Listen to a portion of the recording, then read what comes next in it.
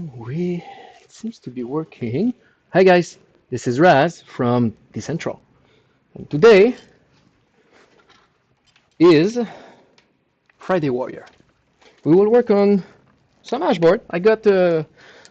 Right now I got one S17 Pro, the S17 Plus, and mini L3 Plus also.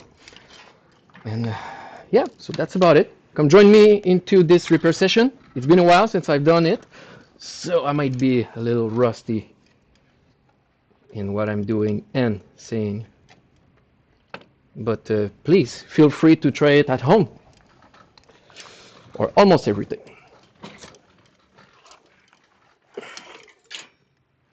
Okay, let's start with this one. Oh, there's already some people here. Meshal is here. Nice. Bowser, glad to meet you. And Nacho Bueno sends. Hey, guy. Hey, everybody. Please tell me if you heard me well. Joe, if you can confirm. So Jonathan is trying something new. He's trying to torture me today. So he added a new function that is called whip. So, but I am not hearing it. So you can try it, but I will not feel anything.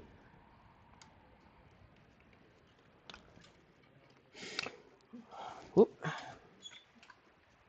So what if I'm doing this? What will you do? This one, I need to keep it on to have the sounds working. Oh, so now we hear me? Oh no, we're hearing you. It's my whip you can hear. So now you pretty much everybody will be able to hear the whipping and all the torture that we're doing today. I missed the setting for the whip. It's already starting. Well, let's see how you guys are handling it and how long can I resist to everything like that. Okay, I got this one. A little message from a colleague. That is me, Master Boost. And obviously, if we take a little look here, let's see what I can show.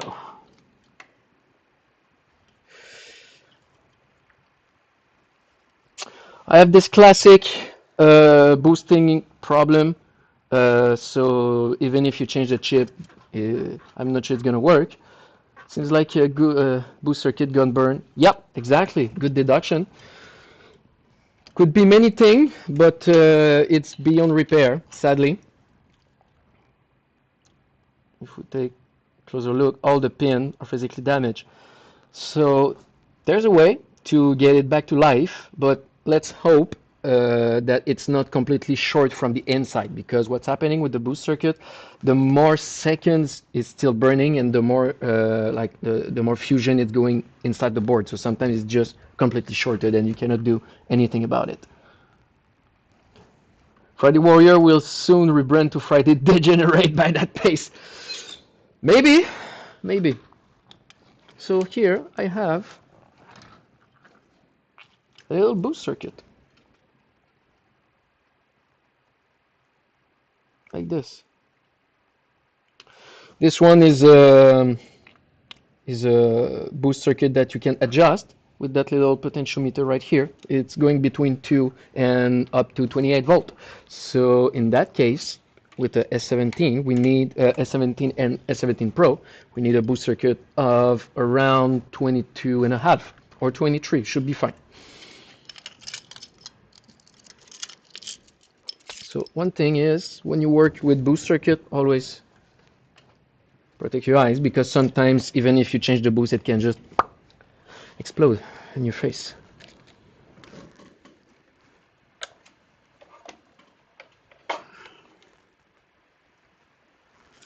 So now I will adjust my soldering iron. What exactly the difference between S17 and 17 Pro? And hello there.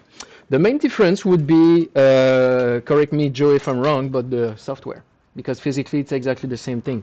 Maybe the chip, also the chip bin might be different, because S17 Pro can go from 63T to from 53T to 59T of hashing, and I think S17 is regular is lower than that.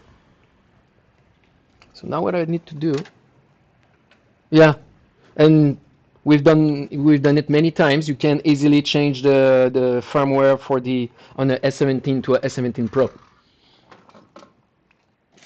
So I will prepare the surface like this.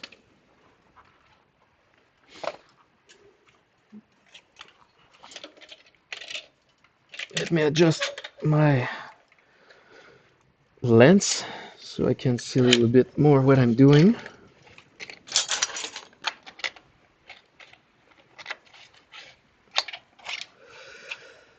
There you go. Good. Yeah.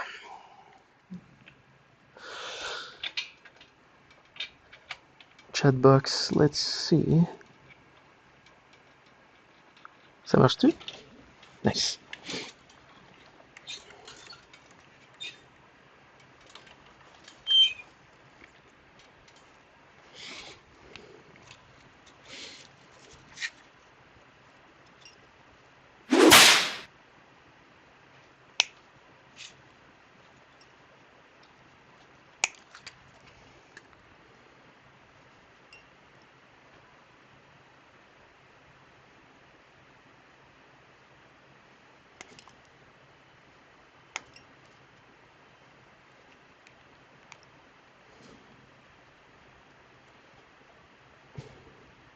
Is it whipping? Oh yeah, it is.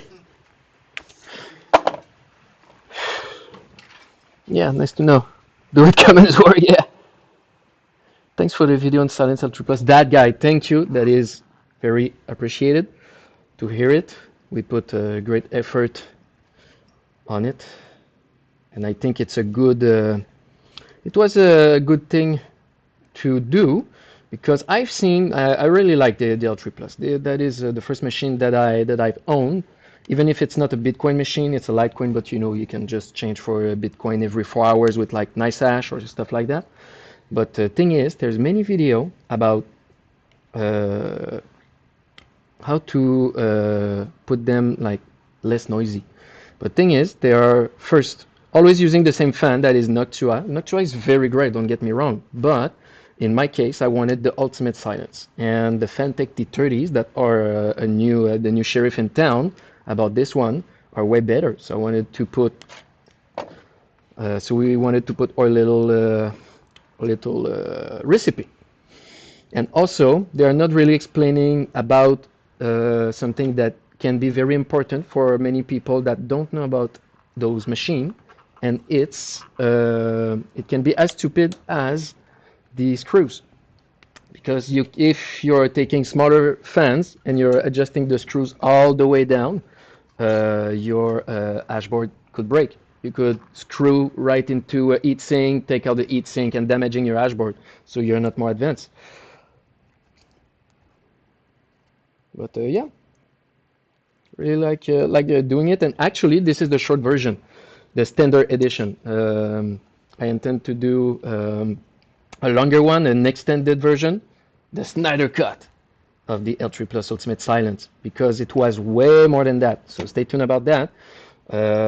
We've tested power supply, APW3 fan change. We've tried, not too much spoilers, but we did so many things. Tested the actual Noctua that everybody are talking about too, versus the stocks fan, versus the T30s, versus even a new model that just came in, the Silent Wing, that are it seems to be a very great computer enthusiast 3000 RPM fan, but they didn't make the cut. So I'm telling you right away. And in the next video, I will explain why. So if you're interested in computer and ASIC, that will be the perfect opportunity. And yeah, X17 generation noise reduction coming soon. So no spoiler yet about that. But yeah, I'm working on many things, and this is one of the reasons why I didn't Didn't do live stream for a while. Okay.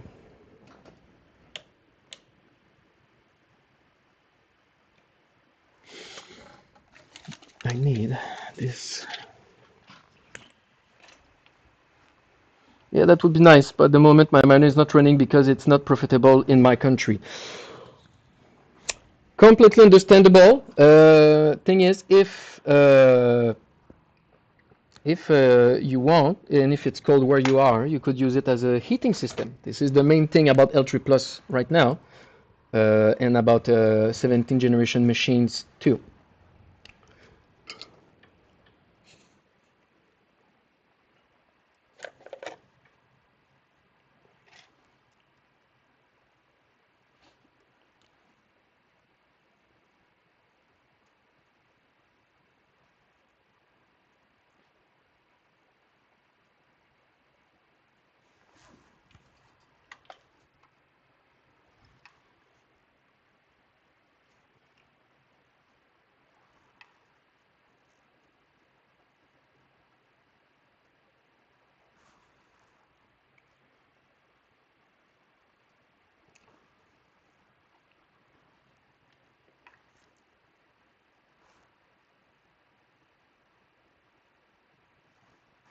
There you go. Now, before doing anything, you always need.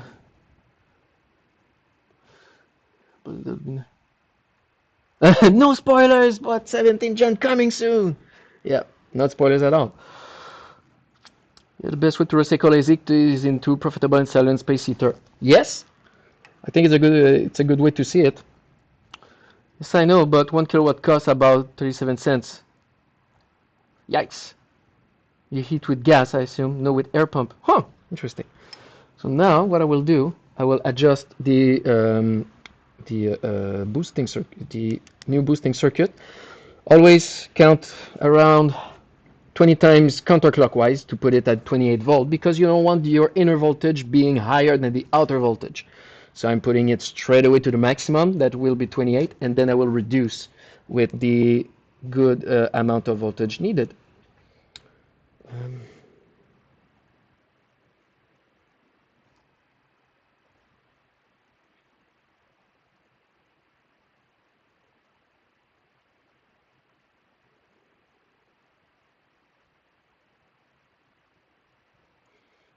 That's about that.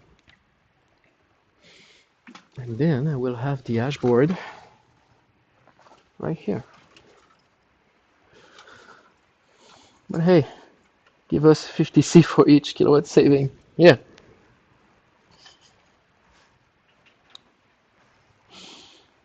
They don't give me any peaks this winter. Yep.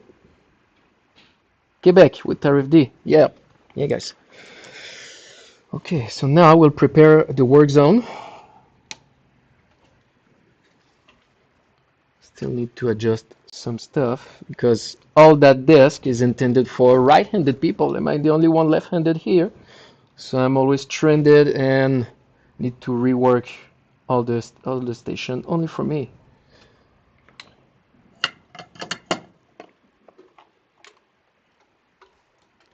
Sorry about that.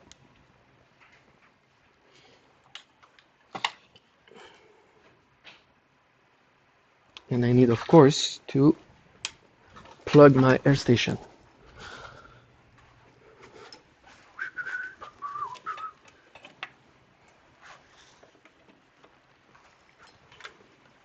Voila.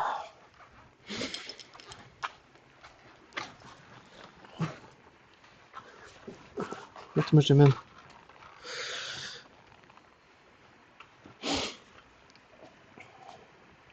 Did you start mining with ASIC or GPU? In my case, I started mining with GPU a little bit, and then I got my first L3 Plus like a while ago, like almost 2 years ago. 1 year and a half.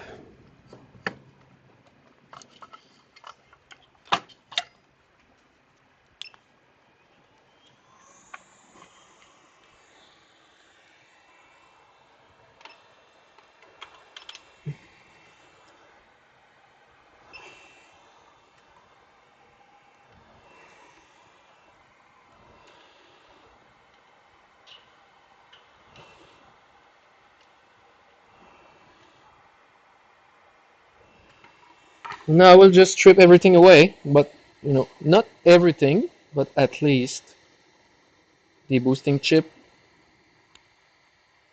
diode, and the big capacitor, the black capacitor, not the blue one, only the black one.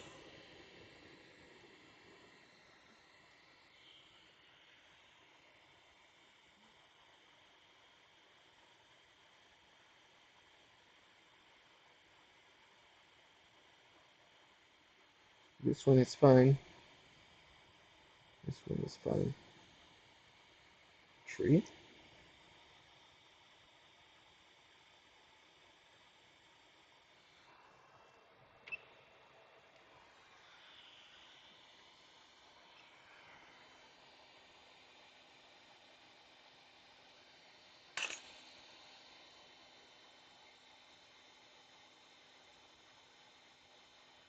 Voila.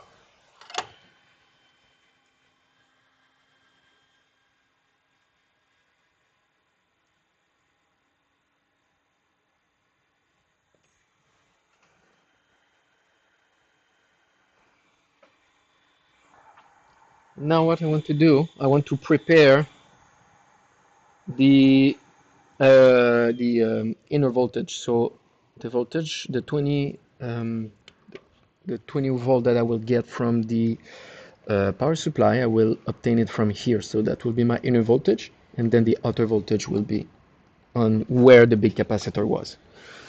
But before that, because that tin that is already on the hashboard is a high temperature one, I will fusion it with one that I already know, and I will then lower the melting temperature.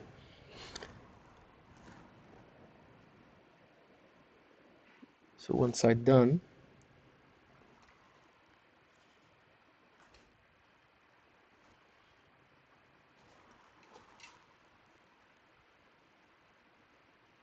Two side done. And what will happen, I will do the same thing with those cables, so they will be ready to fusion with it. But didn't put any flux, so let's do it now. 1, 2, and the third one.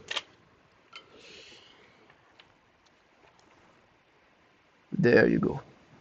Nice.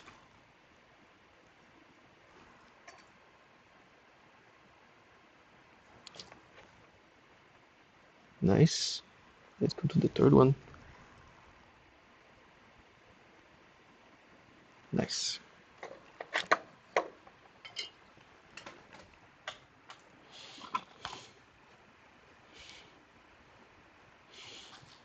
In my case, I started both at the same time, yeah, with the S9 in the make-warp socket, literally. Started with GPU 2, got some 3080s, but they swapped to Ethereum. I sold them. You did well. Then about D3 for testing, mod mining, and then about L3 Plus and S9 just for testing. Very nice. So CS9, they just don't go away. Yeah, definitely. Personally, I don't really like them.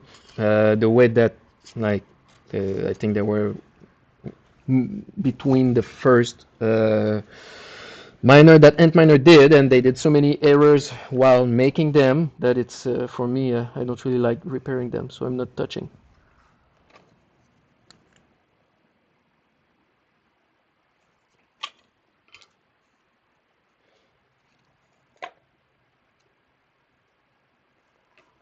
So now the negative and the negative. Oh, reverse. V in and V out. So V in is this sign.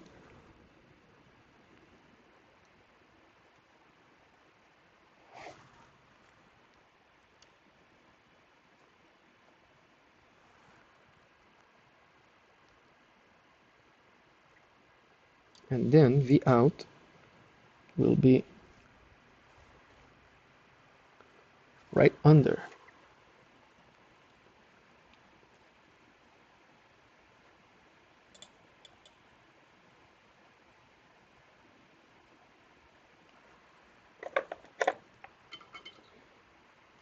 So I can then afterwards just put the boot circuit like this and hiding the cable under it like that. And I will put an electrical tape under it because There's some connection on there, and I don't want any short of whatsoever.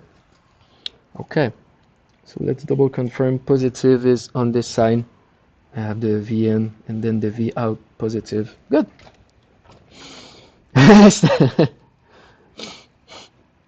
Something I've noticed the whole time I was mining Quebec, there's a lot of Bitcoiner by mining because we all have incentive to learn mining and heat recycle during winter. Definitely.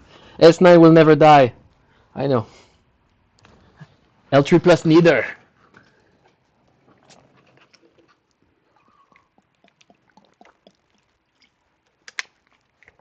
Oh yeah, the Bowser, the S17 that we tried to repair, and you reach us about it. But it's glad that it's getting better and better.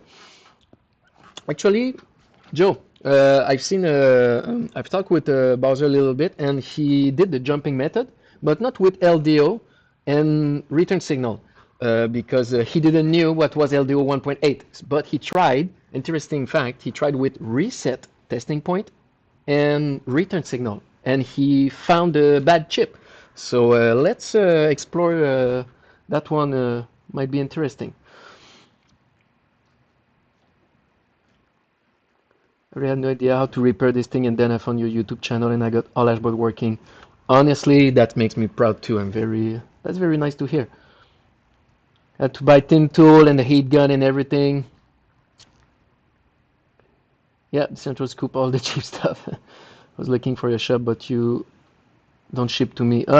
Yeah, we can ship, but it would be indeed too expensive. We do have repair from Europe sometimes. Shipping is often expensive. Yeah. Shorting with. No, I think he jumped the reset signal and the return signal, because from what I've understood, he didn't knew what was the 1.8 LDO that I was talking about, and I might show you later on if I have one. So let's try this board. Yeah, that's indeed interesting. So now let's try this Hashboard. Always start with the negative, afterwards the positive, and then your tester. And when you finish, you go the other way around. So that's the thing with me. I'm talking, and not testing. And if you are followed us, we all have a different way to work. And I can take the example of Ahmad. He's always working, but less talking, you know. And there's Joe that is between.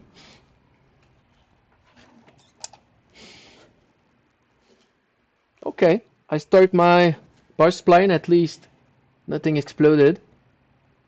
Let's go to 17 volt because this is what um, the Antminer is telling me to go. 17 volts straight away. I release a jumping cable for its voltage injection shortly. Yep.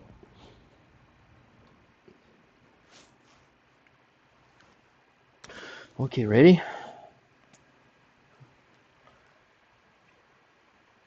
Fuck. Yep. That's what happened. So sadly, I don't know if you saw that, but it's completely shorted.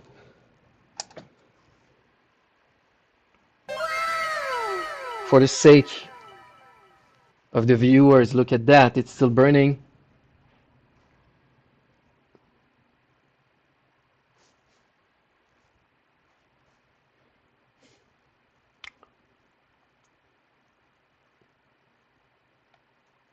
So this is why I'm having glasses for this exact one. Woo! So going in. So what's happening now? My voltage is at 3 volt instead of 17, and my amp is up to the roof. So I don't think there's any way of saving this one. It's too much shorted in the inside, sadly. Fatality. Yep, smoke test. That's what smoked the board. So the boost circuit, as I said earlier, when it's too burnt inside, it's fusion, like inside the PCB and the copper that goes into the Hashboard. So there's sadly not much to do about it. If I'm looking to other parts,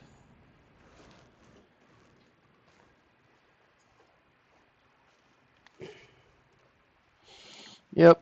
So you have to dig. This is the time to say goodbye to this hashboard. Yeah. Can you dig the carbon out? I could try, but from what I've tested already, there's not much to do afterwards. But while being here, let's find out. Whoo!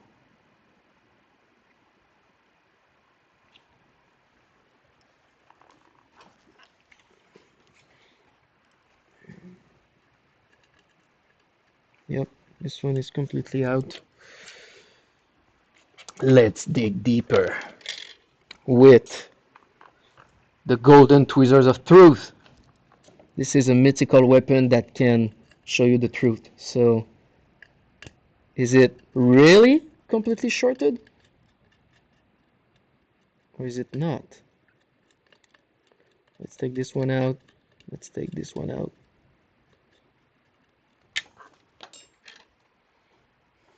I want to clean my area.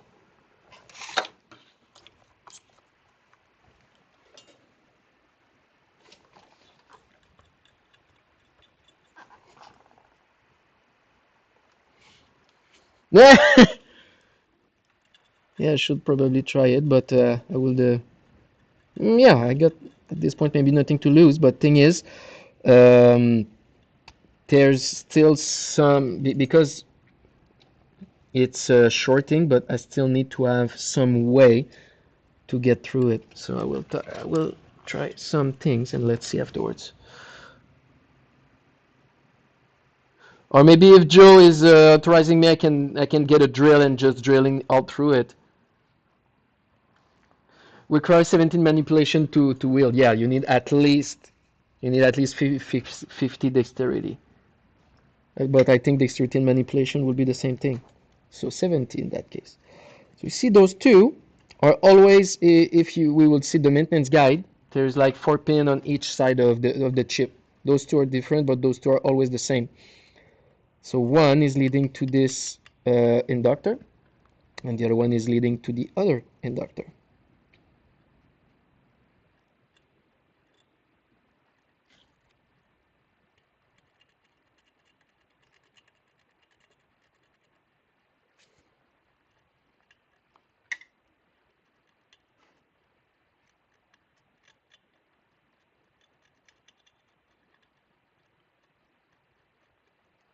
Okay.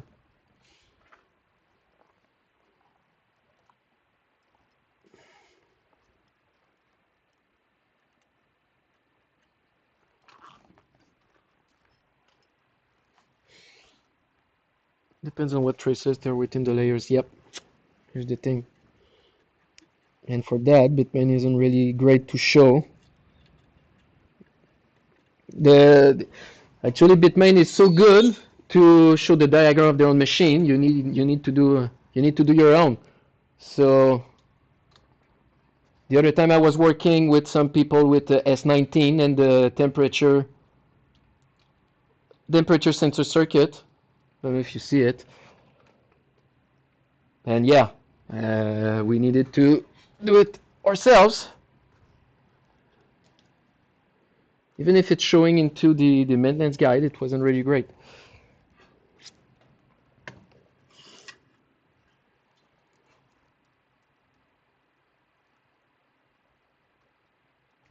Sorry, I got difficulty with my camera. This is a right-handed camera. This is why I have difficulty.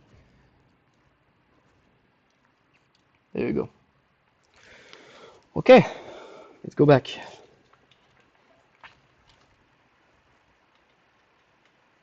Let's see what's happening with this one. So it's already more clean.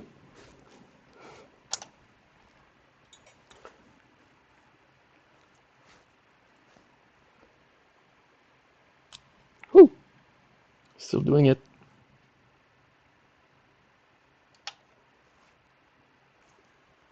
So it's burning all the way through here.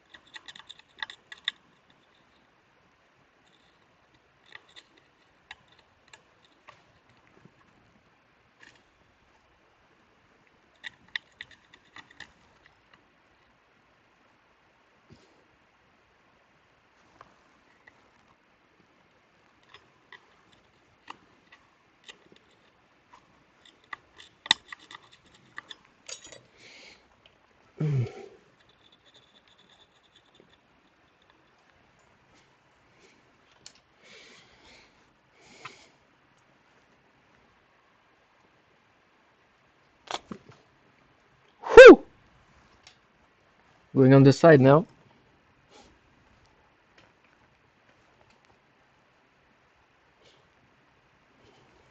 Yeah, 21 volt. Don't worry, I'm always turning off the power supply that when I'm testing. When I'm digging under here, I can go way deeper.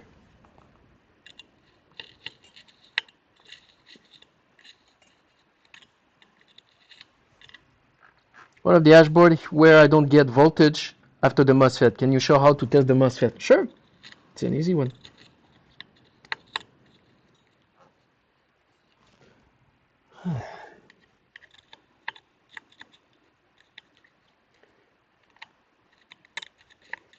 Don't know if you can tell, but I'm going pretty deep right now. I'm like 3 layers down on.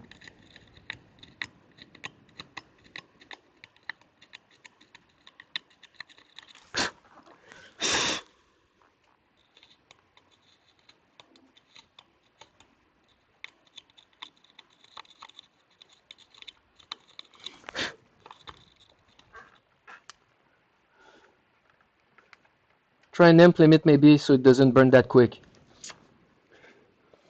I think it will be the same result. How can I sell the command? You need to be in the live stream more often so you can learn them by heart. Oh, I think Joe got one.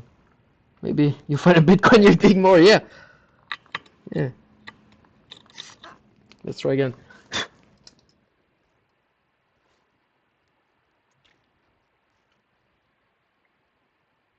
Woo! Well, that was a good one.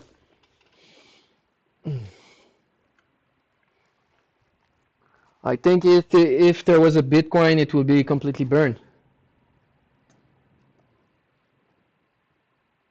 Oh my. Yeah. At least I tried. Or maybe, Joe, do you authorize me to get a drill and go through it right here?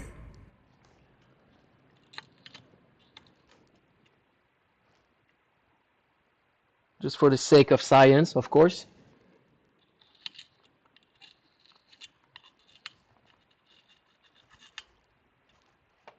Going back.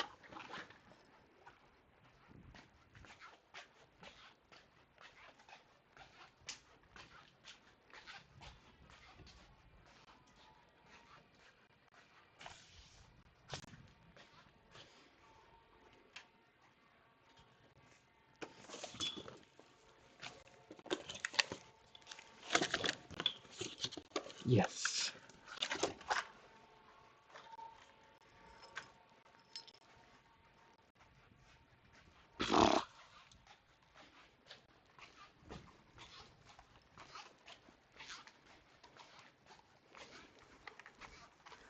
You know, it's those little things when you have no idea what you're doing, but you just try until it works.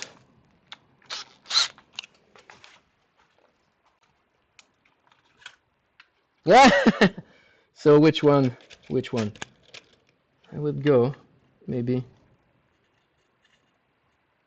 Oh yeah, this one.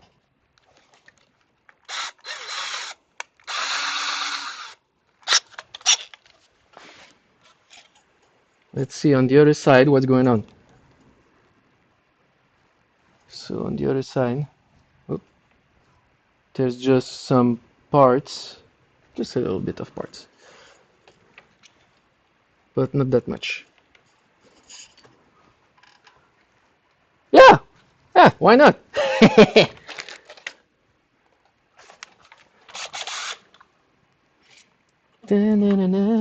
Whoop.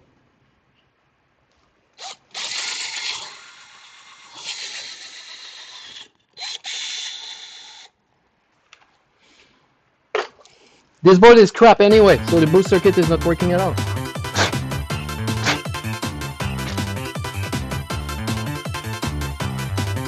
There you go. What does it look like on the other side? So there's one capacitor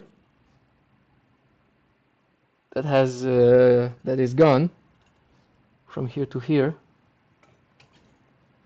But you know, Let's test again.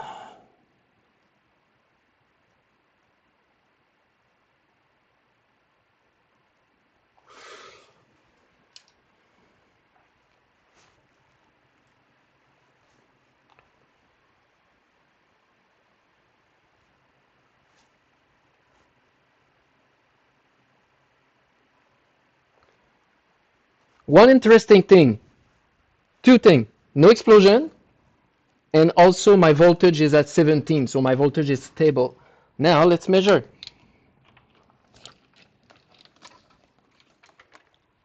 You might want to update the glasses for face shield. Actually, I think we got some. I should have, you know, that welding thing. So here, do I have my voltage? I have, yeah, I have 17. And here, but here I have 0. Completely 0.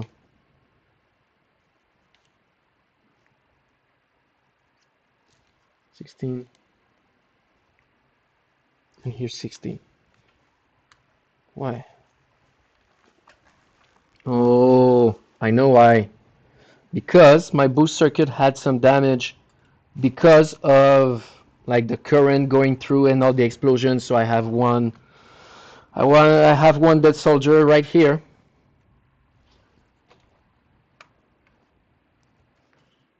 So this is why right now there's nothing going on. If it's work and someone asks you to repair, just drill a hole in the board. Yeah. Put the microwave and broil setting for and broil setting for 2 minutes. Yep. Yes. So this one now there's none more sadly. But you know I have other warrior to spare.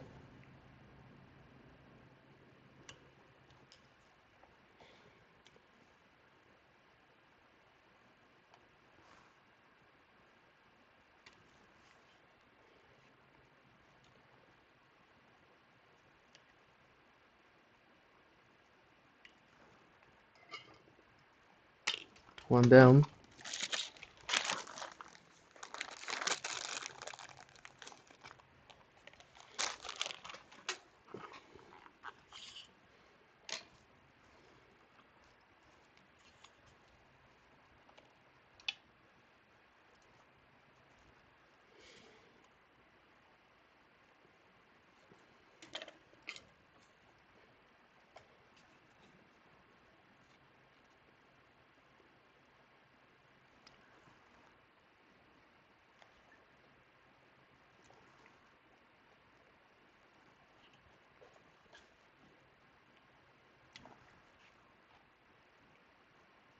Oh, there is the little capacitor that I found that was disappearing. Okay.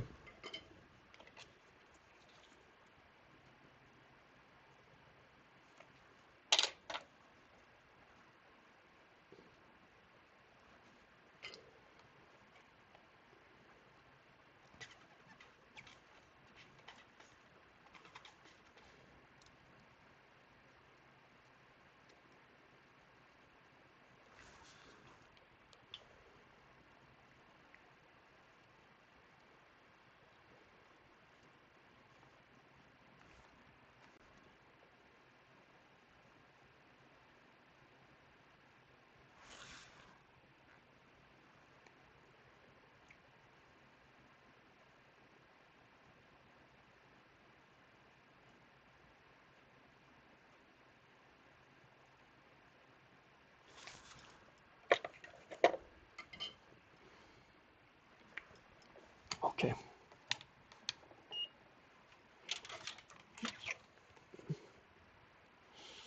It's been done to remove carbon and just was to be jumped, so we'll be surprised if it was possible. Yeah.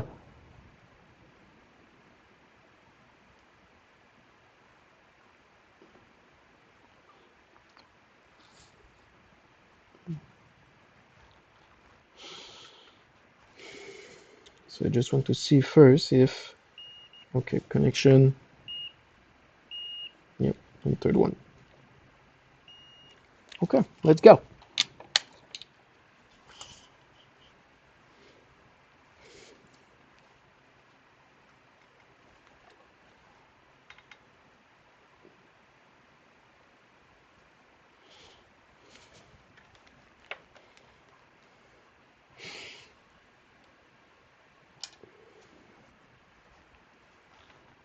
Ready?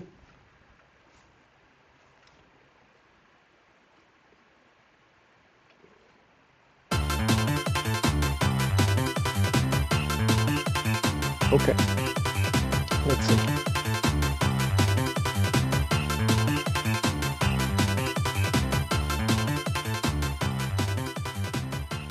$17 volt, 16 here. And it's a normal thing because I didn't adjust it right away.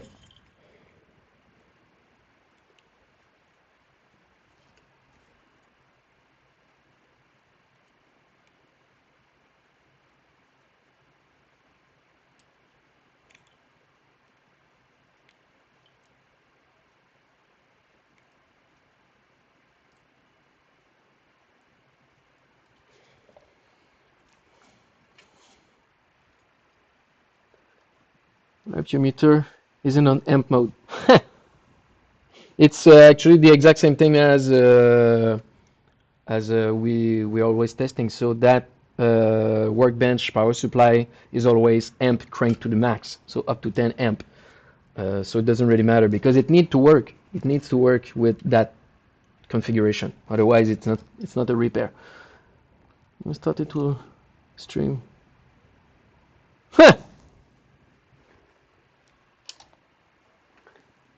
Okay, round 2.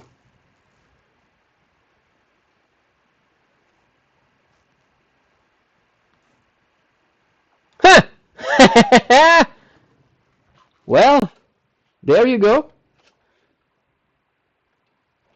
Full ASIC.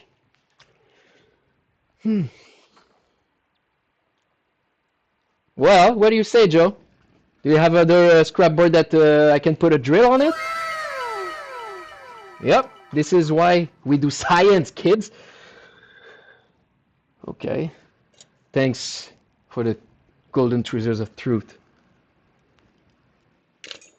And thanks for the guy to push me a little bit through it. Well, whatever. If I'm doing advanced test, let's see. Okay, I still have an issue, but at least my boosting circuit seems to work. Now if I'm testing,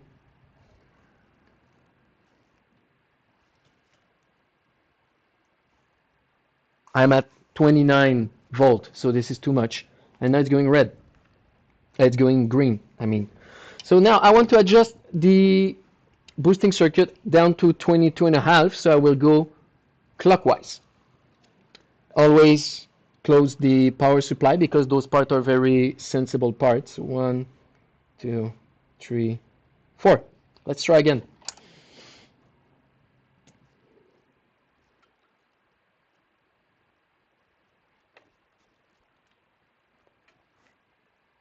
Okay.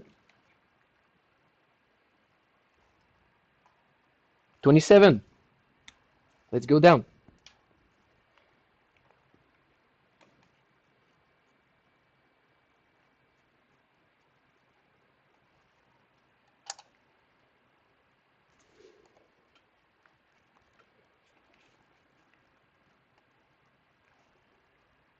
$22.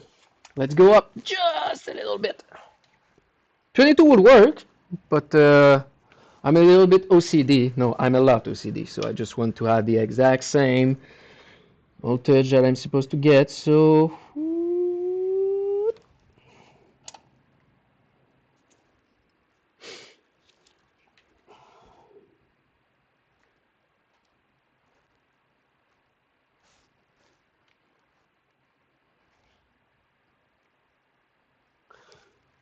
okay, 22 and 15.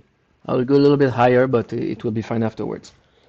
Now advanced test is working, so probably that the voltage was too high, or maybe the board is getting hot. So this is why now it's working. But it needs to work at least when it's cold. Thanks, man. Thanks. Yep. Now you can even put it inside a binder. I think Raz has some magic in his hand. Dexterity, man. They're not calling me Booster Master for nothing. And also this is my lucky charm, you know. I got this little boosting always with me, just in case. and it seems to work. So now I got my two magical items, the golden tweezers of truth and the boosting circuit amulet of power. Yeah, we're always joking like this. It was interesting, entertaining. Yeah, absolutely. What a good and cheap tester. Already answered. Pakubiti is a good one. If you had to ask, you cannot afford it. Yeah, but it's a really good investment. Right now, the universal test fixture. We actually just tested it this week. And we never tested it really that much before. And thing is, it's interesting. It shows you some values, but you need to work with it as a secondary tool. You need to have at least another type of tester and at least testing into the machine like Vnish or Brain OS to compare. Because only Bitmain tester, I don't know how you do. Yeah. Okay, let's put tape on this one. I'll go up just a little bit again.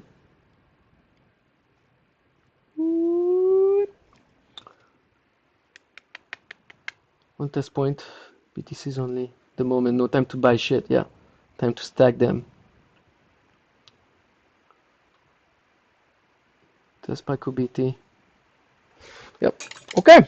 This one, let's pull it on the cooling board. I have right on the side, and I will redo the test afterwards. And let's see. Okay, all the things are here. Good. Second one.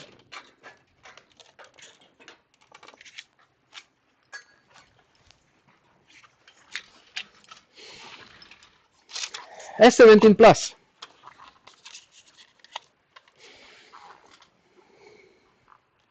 I need to go in a higher voltage. One thing, little trick. When you work with many hashboard, you might always have a reflex to put the testing probe always, the voltage probe always in the same way. But, you know, always get the black one closest to the IO port.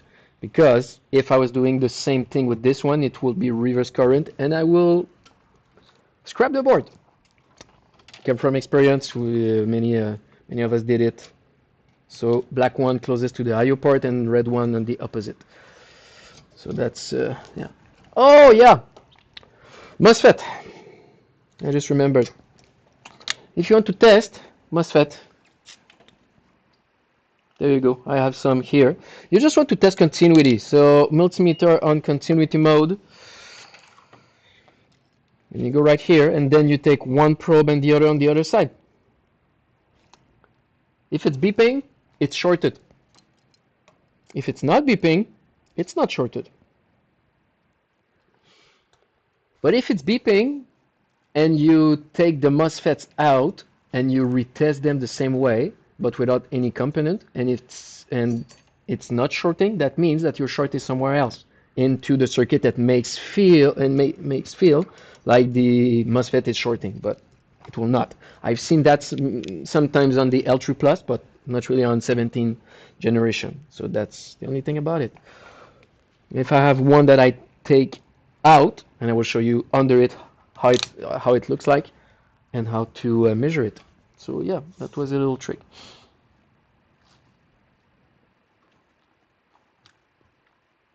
S17 Plus, your favorite? Almost. My favorite is the L3 Plus, but S17 Plus, it was, I've worked quite a lot with T17, and I was so nervous when the first 17 Plus I had in hand, but now I can say that I'm almost mastering them as much as the L3 Plus, and I'm very glad that I did. Actually, I have way less experience than many people in S17 and S17 Pro. The testing probe are not the same, and if we compare, if we make a little competition, I'm pretty sure Jonathan would be like 2 times better than me on this one. But you know, if we're making competition, I will probably hide some boosting circuit problem in his stack, and then I will take some advance on that end. Let's see. 17 is legit a nice board to work with because it has so many ways to break. Yeah! I mean, the pattern test can only do when you put back in the miner. Yep. Yeah, chip pulling only, no hashing, you mean. And if you're beeping, it just blew up. Yeah. My pleasure. I prefer working with Vinish. Yes. Yes, L3 plus all the way. Let's test this one at 19.4 volt. 19.46. Great.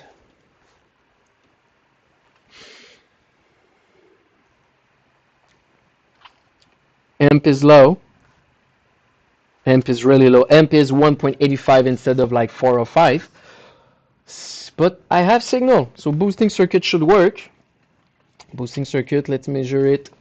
If you want to see first, do you have voltage into the hashboard? If it's going through, you measure the inner voltage right here.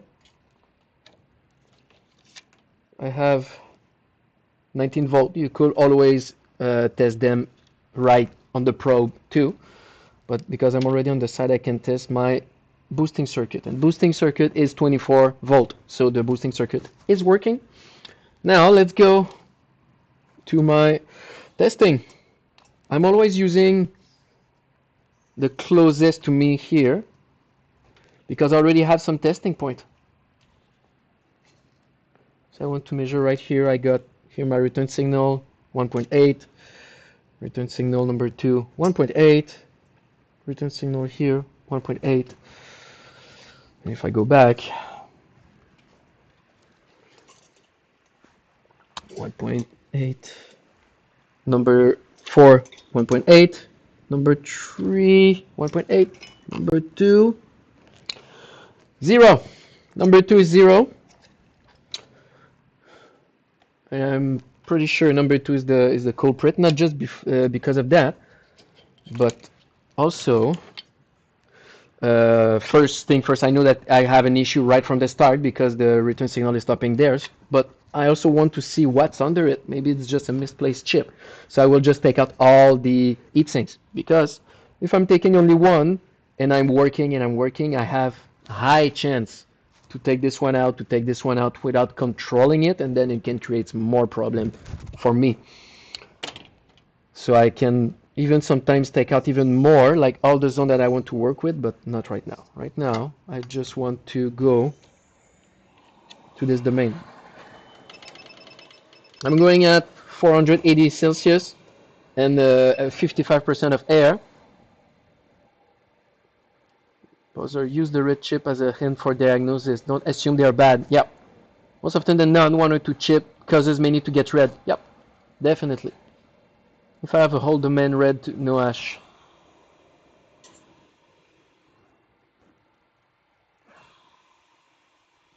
Oh, you see already I got a weakness. Chip number 4.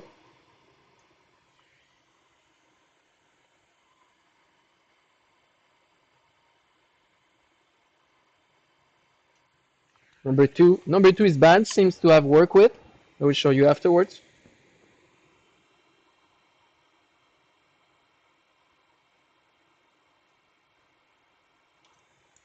And number 1. Number 1 seems to have been worked too. Let's take a look.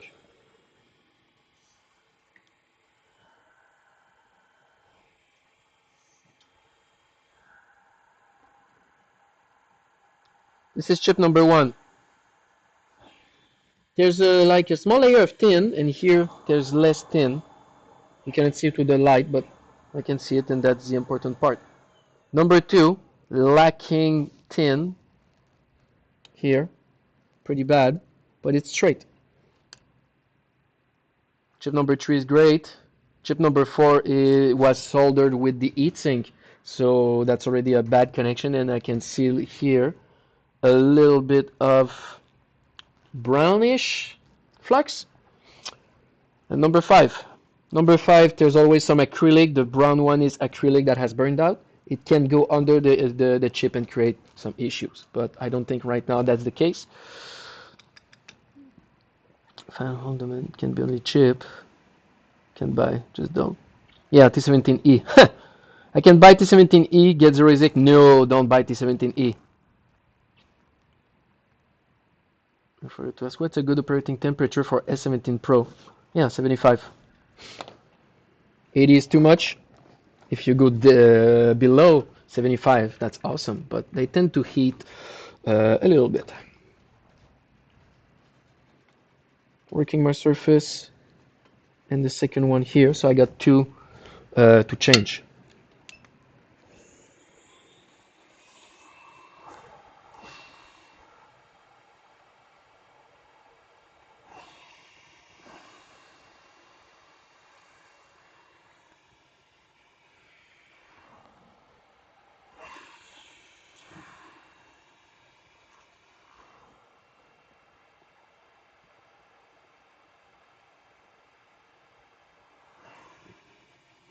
Yeah, there's always one more hot than the other. That should be fine.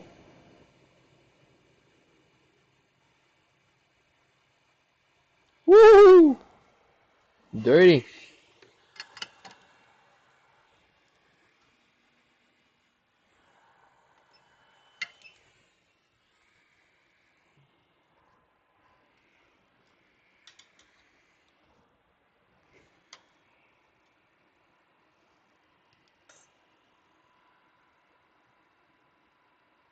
There you go. I can probably put this one back. I just want to clean a little bit first.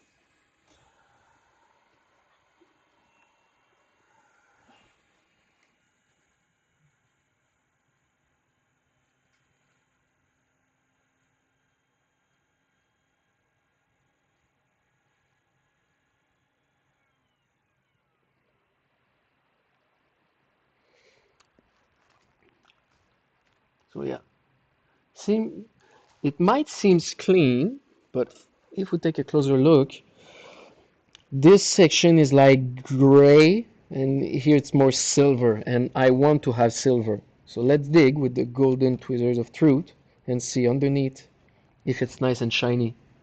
And it is indeed, so it's like if some oxidation was going to happen between the chip and the hashboard. So now we'll heat, and I will rework that section. Because you want it to be nice and shiny.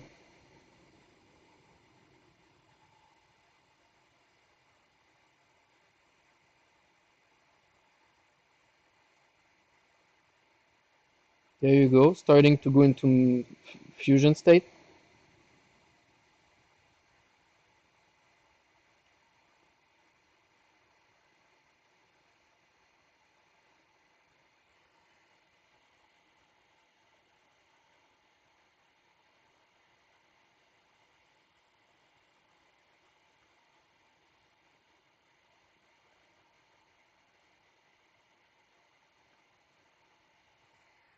There you go. It's already more shiny.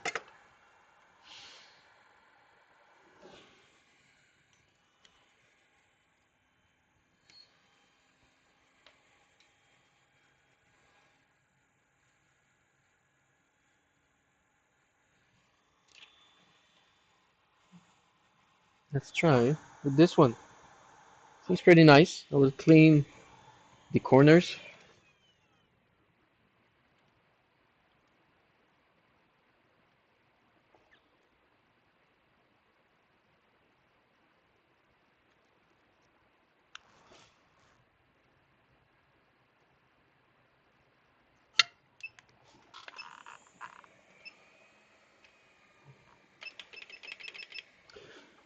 So when I want to take back to put back a chip, I want to go slower than what than when I was taking it out. So earlier I was at 480 and 55% of air. Now I am at 450 and 33% of air because I want more control into the welding, and I don't want to create a thermal shock for the chip.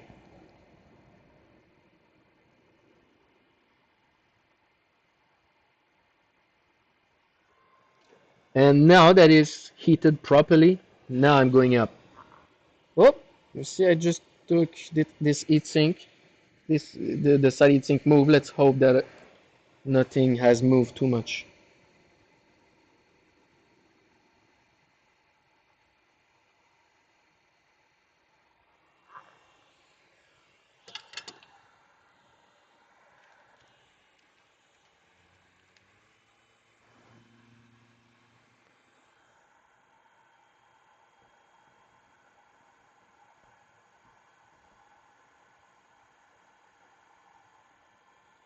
As if I see this, remember my first chip I replaced. I mean, I did so much wrong there. If I think about how I have to laugh about it, yeah, it's better to laugh about it than crying about it. I remember my first chips. It took like not a whole day, but it took many hours to try to get it right. And even when the chip was getting right, I afterwards saw that all the resistances and capacitors were all gone.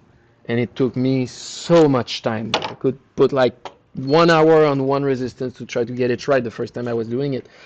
And now I could do the whole domain, taking out all the capacitors and resistance and put them back in 5 minutes.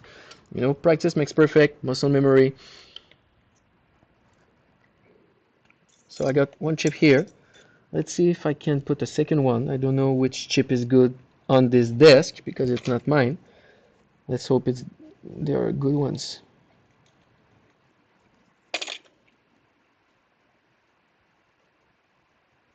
There you go.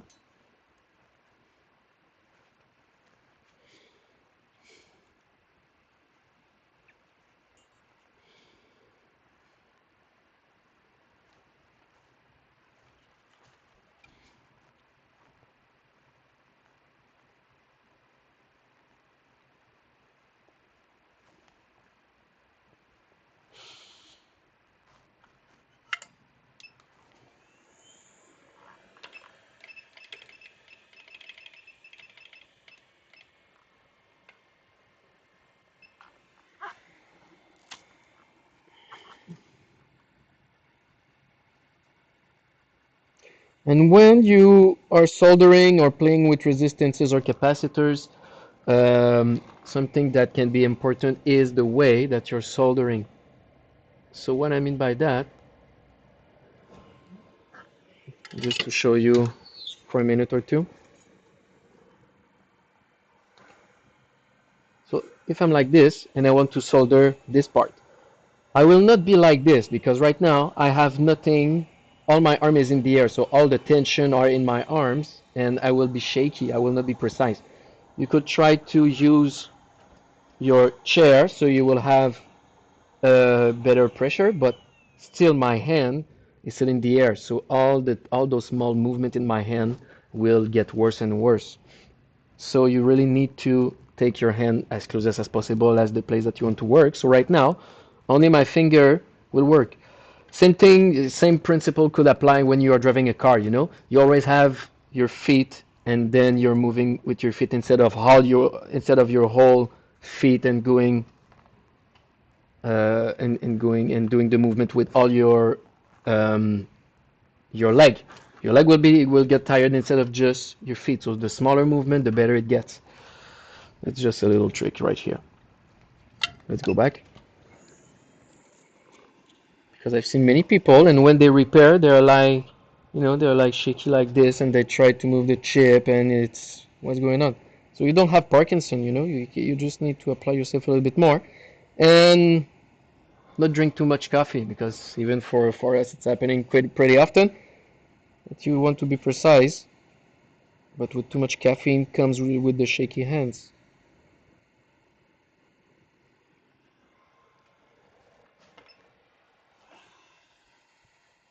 As Uncle Ben said, it's Spider-Man, with great coffee came great shaky.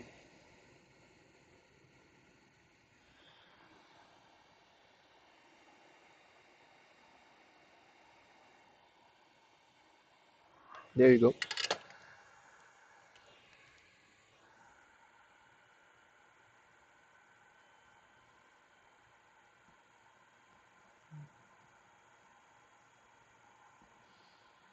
I thought, shit, how should I replace chip good? And yeah, also push some resistors away. Yeah, good for trinkets and maybe real rare stuff can find local.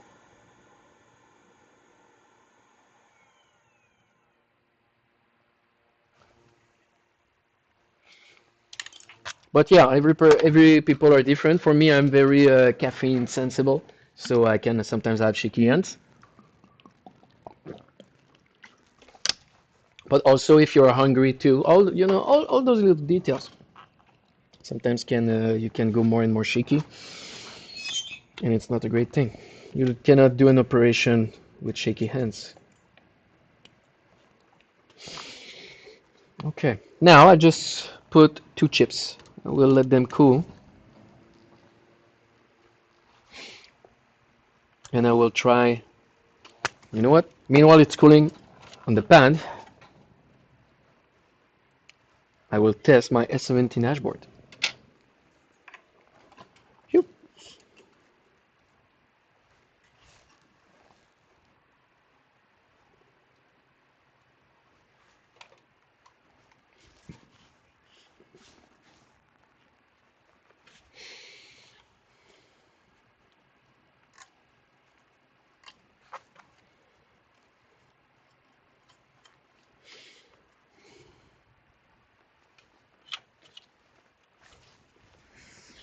Just in case.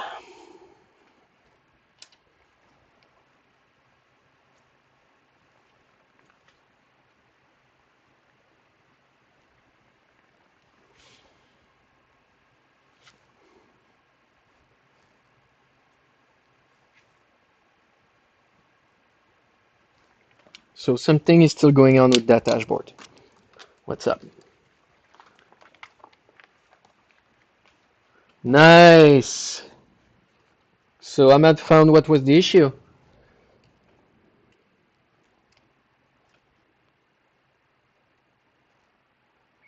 Okay, I'm right now I'm looking at the return signal while being in advanced mode because many times it can show me great things.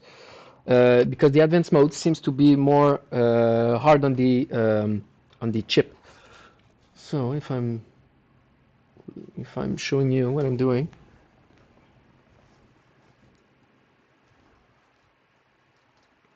and here we have the voltage. It's I know what's wrong with it. It got a hole in it. It's just a scratch, just flesh wound. Okay, multimeter, you can see it. Nice. But it's gonna be in reverse. But you know, when you get experience, I think you guys know already the values. So let's go in advanced mode to see what's going on quite fast because the more that the board is heating, then the value can change. 1.8, 1.8, 0.8. Let's go up.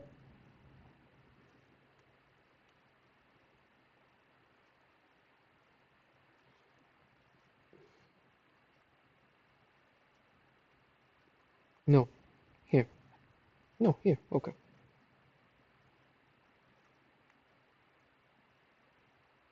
0.8 right here. Always have some difficulty with those testing points.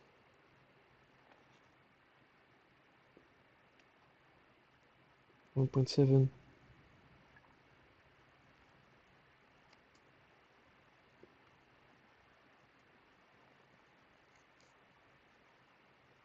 3.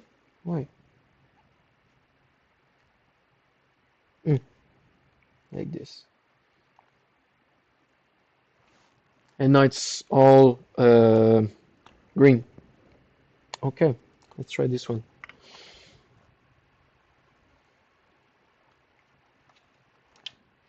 Now I will test the diode values of the chip. As Bowser learned, those values can tell if a chip is the connection of the chip is good or not. 11, 0.4, 0.1, 0.1. So the quality of the connection is great, but might be the chip that has issue. This one.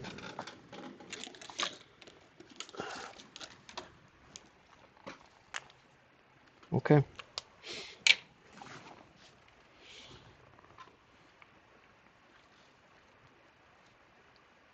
Tested the MOSFET, they're still good. Nice. Maybe the EEPROM is bad because I get this error. Reset, peak fail. So are you working on a S17? Or S17 Plus, I don't remember.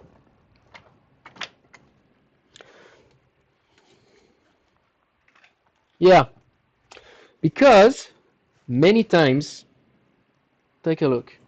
When you go to the boost, when you go to boost circuit, when you go to the PIC, they are so close to each other that sometimes you could see a little short between one of them.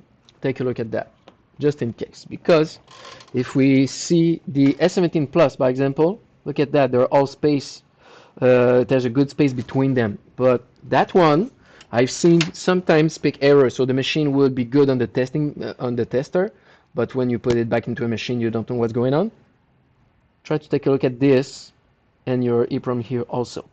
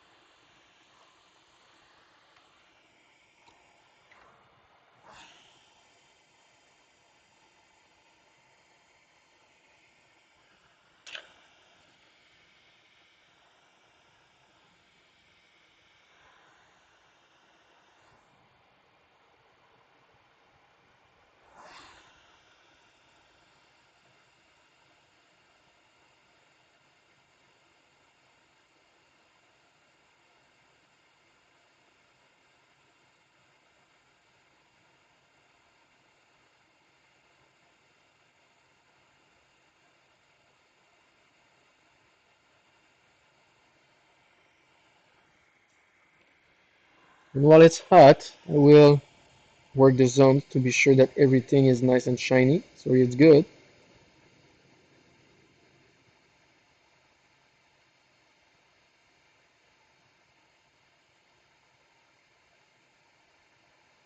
And now here it's good.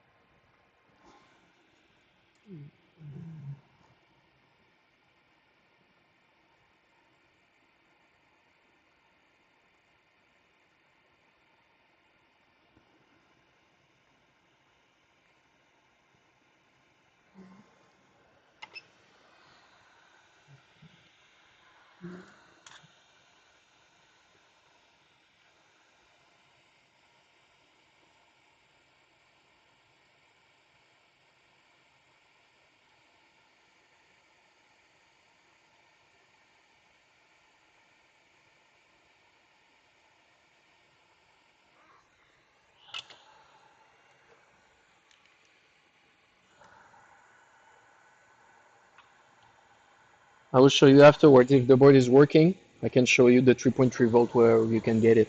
It's not complicated, it's mostly just because I don't know it by heart. You just need to test it with your multimeter. No worries.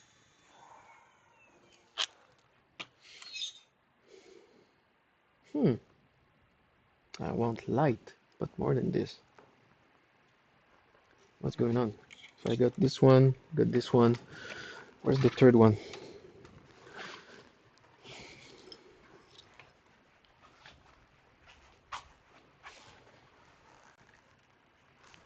Ah,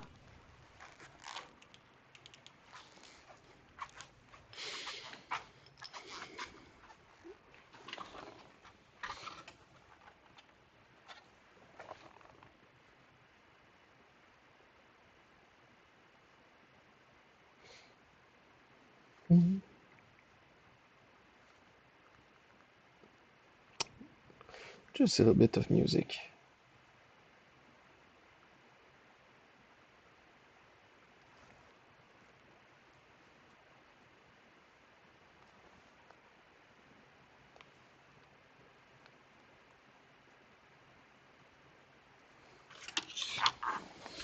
Okay, let's put this one on the cooling board and check it again.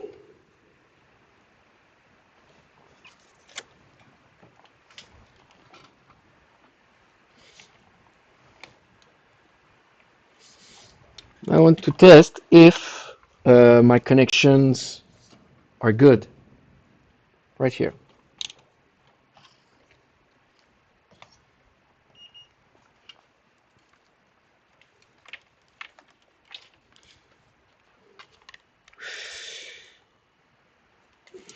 Starting with this one. So when you want to measure the diode values, most of the time when you want to measure voltage, it's always black on the chip and then the red on the testing point.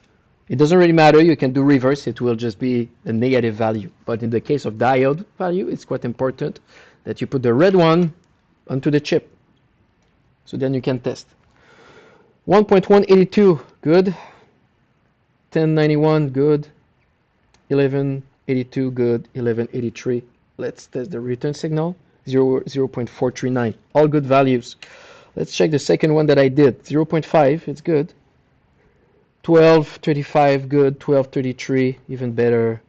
Perfect. 12, you really want to reach about 1233, like 1.220 plus minus 25. But if I got 1189, it's fine. If I would have 1.0 or 1.3, that would be too much. That's the thing to know about about the diode values. Now, the diode values means that the quality of the the quality of the connection between the chip and the hashboard is good. Now I want to test if it's actually working, because it doesn't mean that my connection is good, that the chip is good.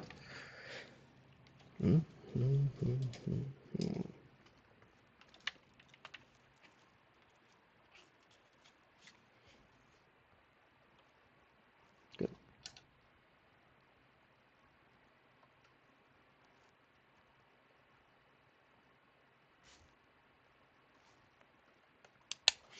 Let's put back into voltage mode. My amp is already better, 4.72 and full ASIC. Let's see if my advanced mode is great. No. Why? Let's measure now in volt mode. Let's see return signal. Return signal 1.7, 1.7, 1.3 and some variation, 0.7 and some variation, 0.7 and some variation, and 0.7 and some variation. So starting from this one is getting weaker and weaker. Let's now see clock signal, or even better. I will go into the mode that we call no pulling chip. No pulling chip could indicate me the stability of the connection. So you see now this one was 1.2, but now it's 1.7. This one is 1.7. This one is 1.7. So now everything is fine. Why? Clock signal 0.8. 0.8. 0.8. 0.8. 0.9. Let's measure BI. 0. 0. 0. 0. Let's go back into the regular mode.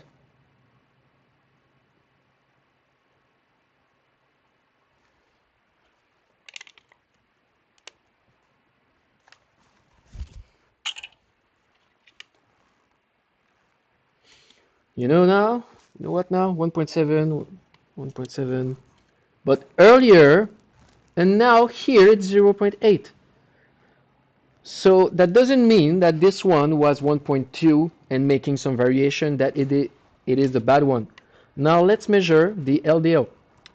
Are the LDO well connected? And speaking of them, I remember that Bowser had difficulty to see them where they were. So there's two LDO, 1.8 and 0.8 on each domain, and each chip have an entry LDO and an out in LDO and out LDO.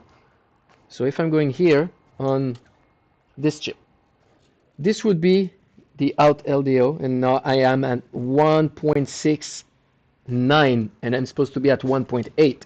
If I'm going back to the first one, and this is really how you measure them basically. So I have here into the inside of the capacitor. So here I'm supposed to have 1.8 and this one 0.8. But now I have 0, 0.7, 0, 0.7. So let's go back to the first one. Because the LDO are under here and they go through the first one that is not actually the first one, it's the chip number 5, but it's the first one of the domain linked to the LDO. Second, third, fourth, and fifth. So now I'm measuring here LDOs 1.8 and 0.8. Good. 0.8, 1.8. Good. Now the entry of this one 0.8, 1.8. Let's see the output 0.8, 1.8. And now here 0.8, 1.8, and the outsource 1.681. And let's see the first one that is actually the last one, 1.6. So starting from here, from this one, I have a little loss of power. That's not a big deal, but that's enough to create issues with your Hashboard. And right now, I have issues with my Hashboard. So the chip might be bad.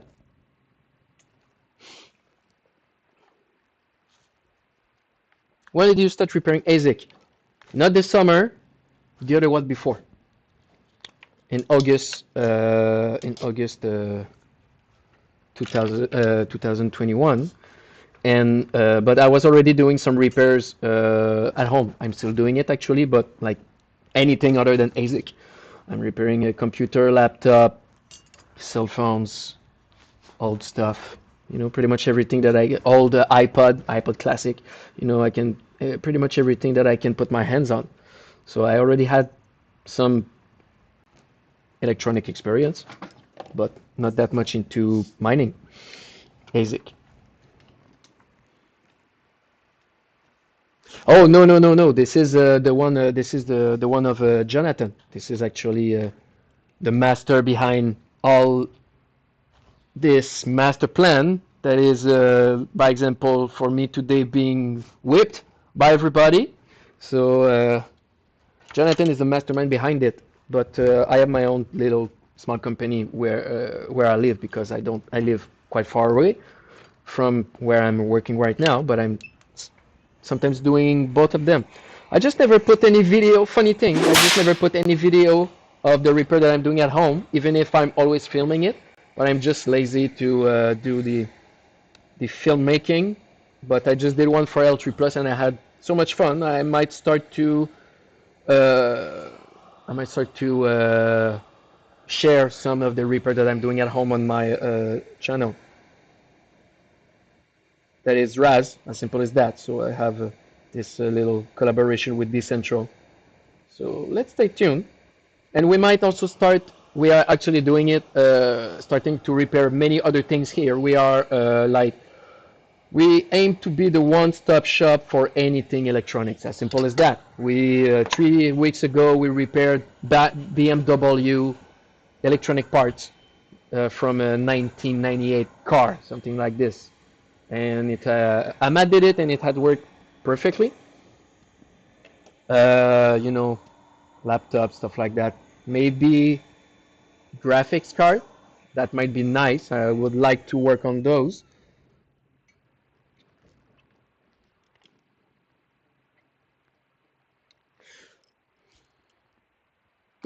Whip. Can you change the P mic of an old Nexus S? Thing is, when I was repairing, when I am repairing cell phone still, but it's been a while, I was mainly changing the part. You know, motherboard is faulty, I changed the motherboard. Screen is faulty, that is the most common one.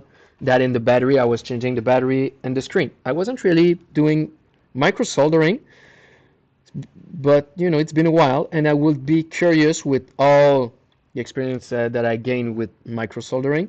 I might be curious to testing it. So, well, if you are sending it, it will be my pleasure to try it. And I have this mentality that what's bad gonna happen? Is it gonna explode? I have glasses. Is it not gonna work? Well, it was already dead. So same thing with the S17. What worse could happen other than flaming explosions? So yeah, I don't intend to explode any Nexus S cell phone, but I might be trying it if you're shipping it. We'll share the other brand YouTube channel when it's all set up. Yes, starting soon. No spoilers. Power management IC. Think that. What's wrong?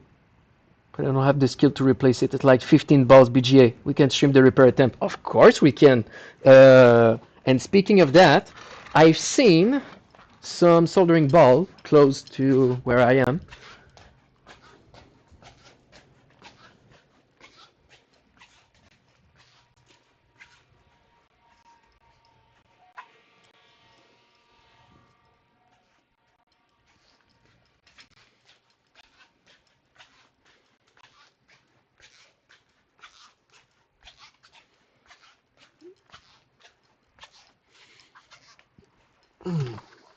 You know, many kits of many sizes. Yeah, I've seen in one of the desk here. These are small soldering beads. You know, that we could use. So yeah, ship it. Bring it on.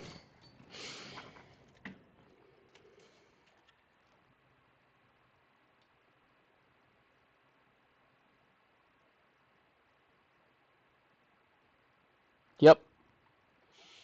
About spare boards and tried to desolder from the spare. That was a mess. Yeah, definitely. And also micro soldering and heating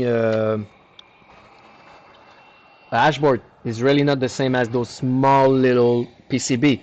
Those one are much more fragile. So yeah, that would be a hard one because it's outside from the actual experience that I have with Hashboard, but I'm still curious to test it.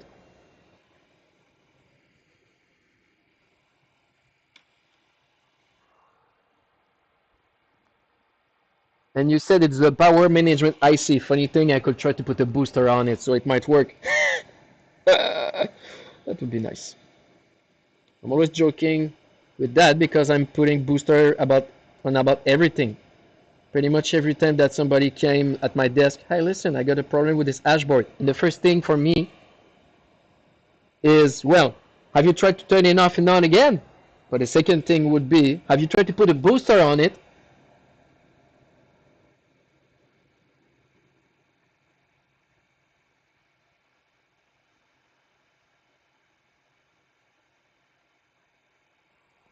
Might be better, but I still feel that there's a bad connection. Hard and I'm not familiar with working on camera. Yeah. Better than manufactured with booster tech. Yeah, we've seen so many of them. Most of the time on the like the official repair, they're just putting a cable right through it. I think I have some L3 Plus with that issue. Yep.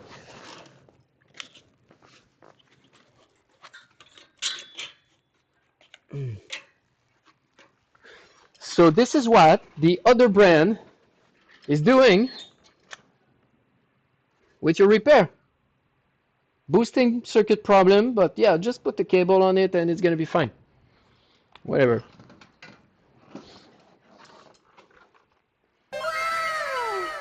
That's a classic.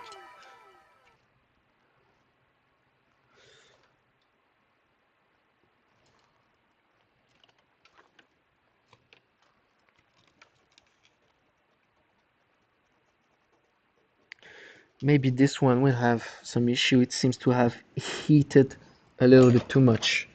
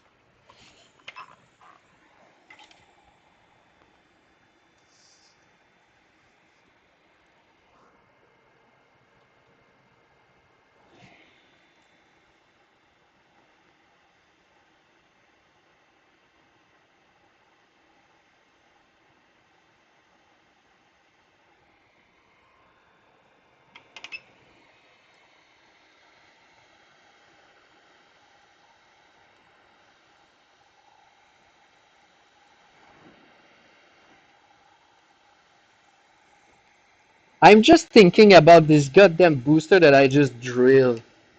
It's so nice that it worked. I'm so happy to have tried it.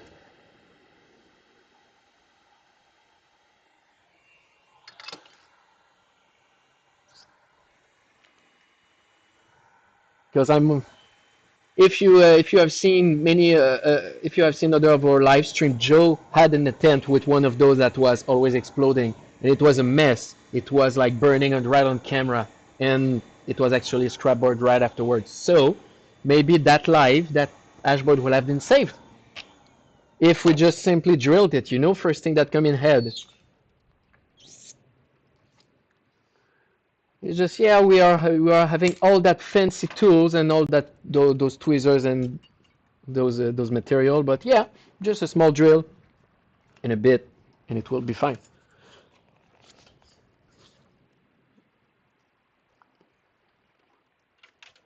We can with a microscope, yeah, which in my case is a cheap USB one, so I call it a camera. We actually have that cheap one USB. This is what we're using right now.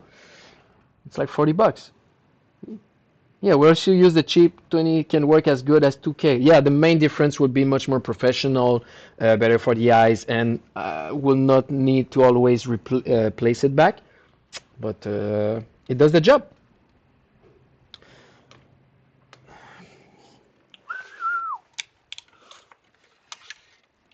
Let's see the diodes. Give me a 17 amplifier, nice. Not the tool. So it's trying to save one from the trash. It's always, yeah, haven't seen this one. It will not be a running gag. But did you drill a hole in it? Have you tried punching a hole in it? Yeah. There was this this comedy show that there were like those those IT guys with the girl, and the IT, they were always, yes, hello, have you tried to turn it off and on again? I think we could have really nice t-shirt and coffee mug about it, but it will be like, have you put a booster on it? So note this one, Joe. I'm ready to invest in some t-shirt.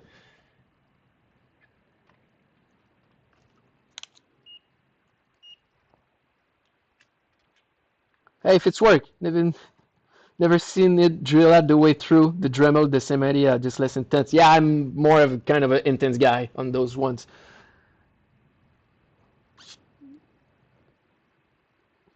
Of course, but not any t-shirts. I want them good quality, not those Chinese cheap ones. You want biological cotton or merino wool, you know?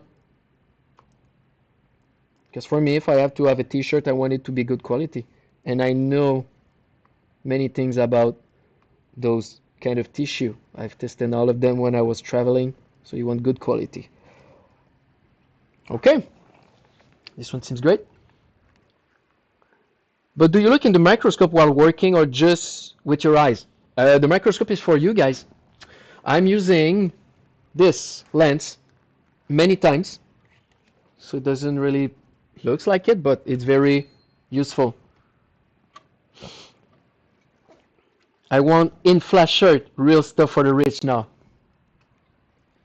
I'm a simple man with expensive taste. I'm the kind of guy that can purchase a cheap L3 Plus and put $350 of RGB and better fans on it. I'm that kind of guy. Put $100 in restaurant? Nah, but put $2,000 on a overpriced graphics card? Well, I'm the man. Okay, let's fire it up.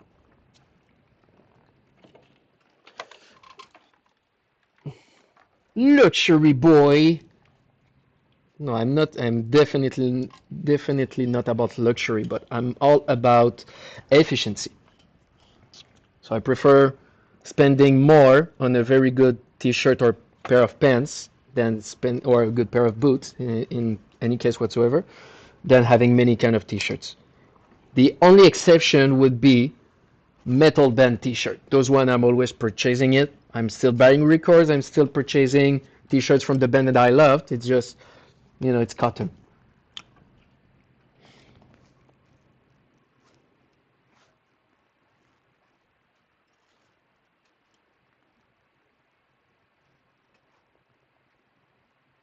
Good.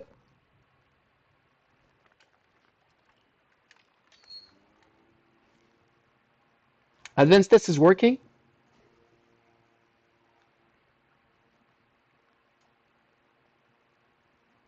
Let's see the temperature sensor now.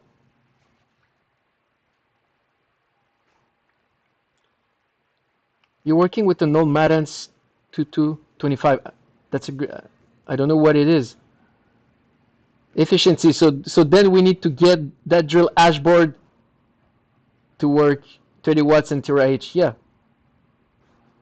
Nice. And let's see the last test that I'm doing. Dangerous temperature. Do you want to continue? Of course I want to continue, even if it's dangerous. I like dangerous. I got my glasses. No worry. I can even stop this one to being cooled down.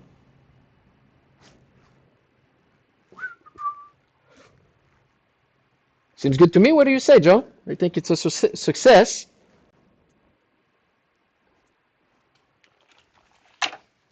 That's 17 amp. Nice, very nice. So you're playing music? And just for the sake of the internet, look, if it's not working, drill it.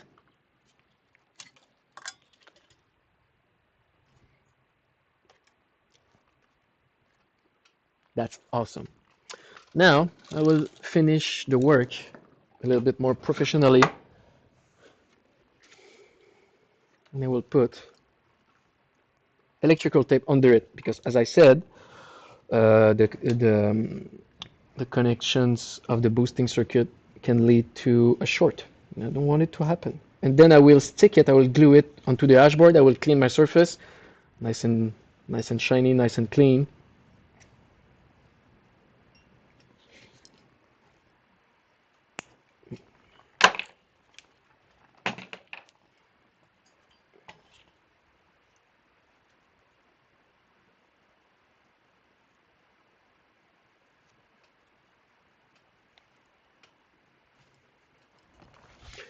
I don't need that anymore. Good.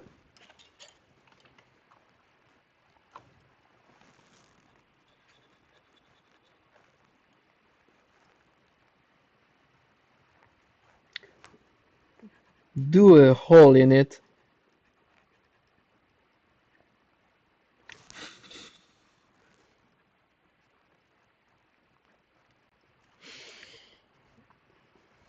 And then, for me, what I will do, it's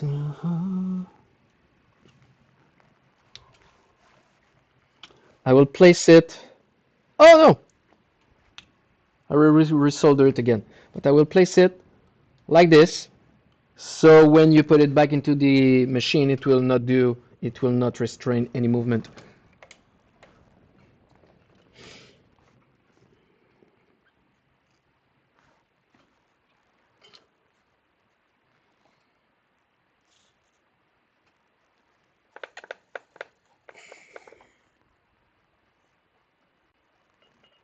Whoop.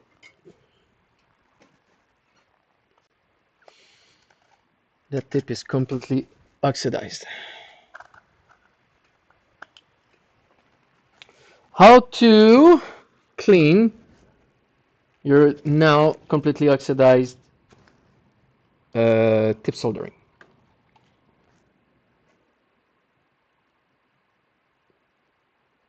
You see this? That's not good.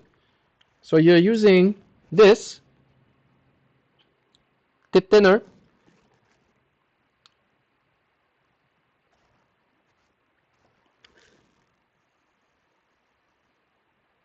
You let it do its magic.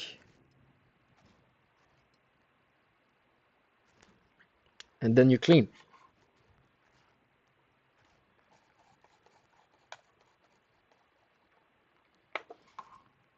There you go. Already better.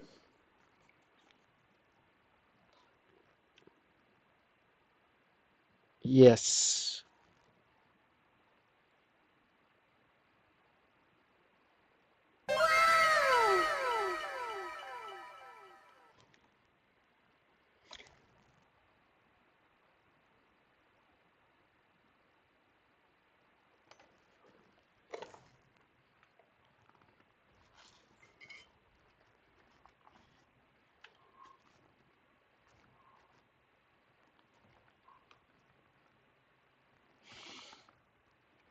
Good. We need a full green TM chip map for finish. Yes.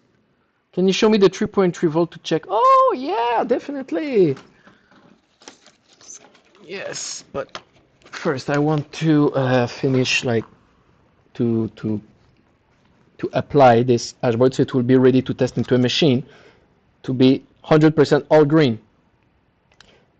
And for that matter, I will put some crazy glue.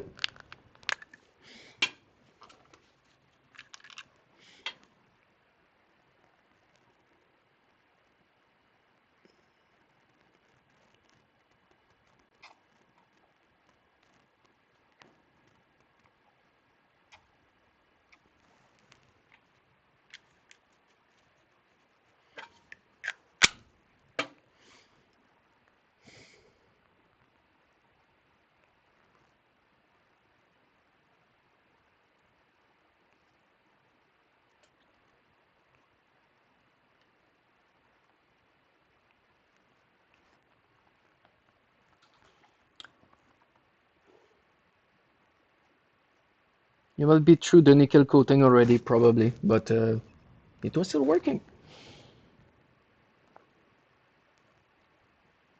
No, more like a stereo. Okay, very nice.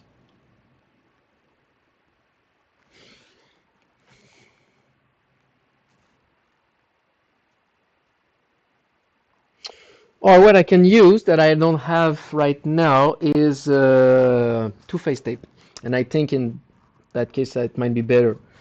The crazy glue, I'm using it most often than not on L3 Plus, but 17 Gen, it's not the same booster. Yeah, it's not working as I'm aiming, so I will put alien tape later on. Okay, meanwhile,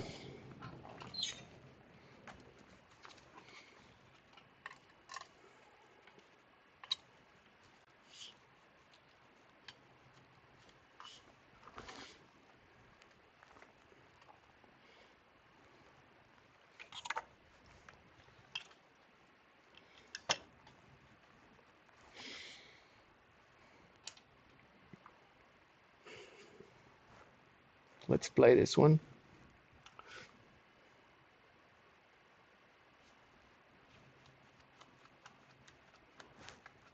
Good.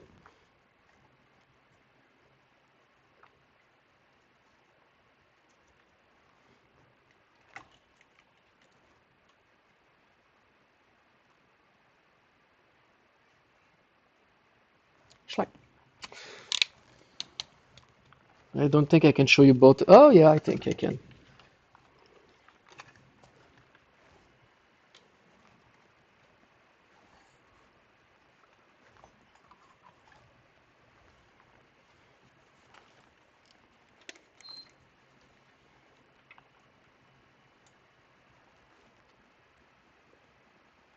And that's about it.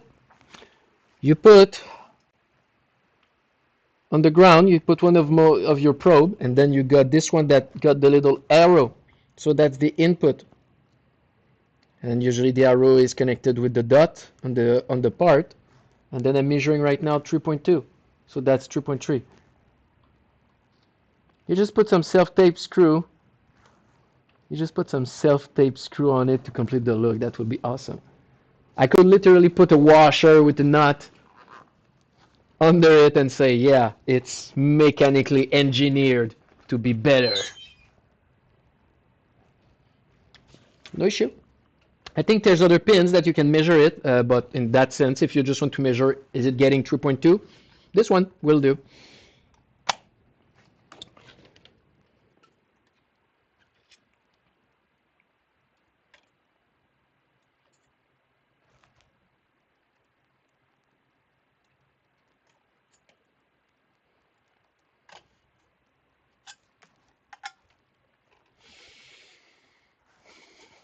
Okay.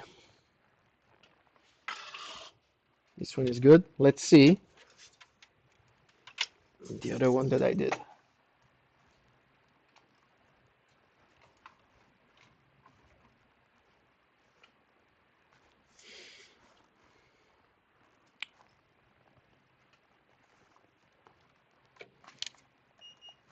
Diode values, let's see. 12, 12, 12, 11, but that's still fine. Excellent. But now, while being here, we'll measure the small resistance.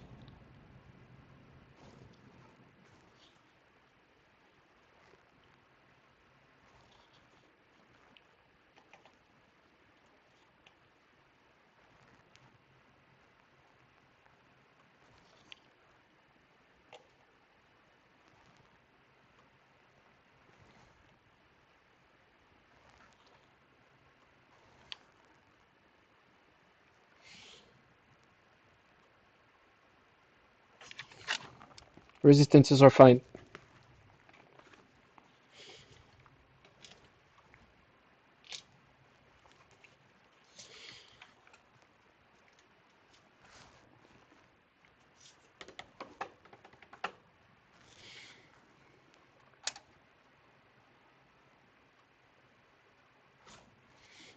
$19.4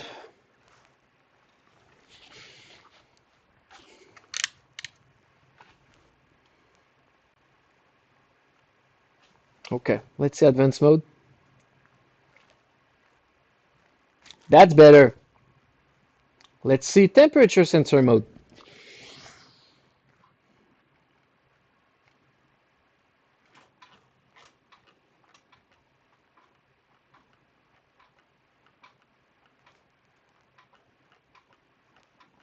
You see my amp right now, so I got 19.62 volt and my amp is at 3.70. So that's a good indication that the board seems to be healthy.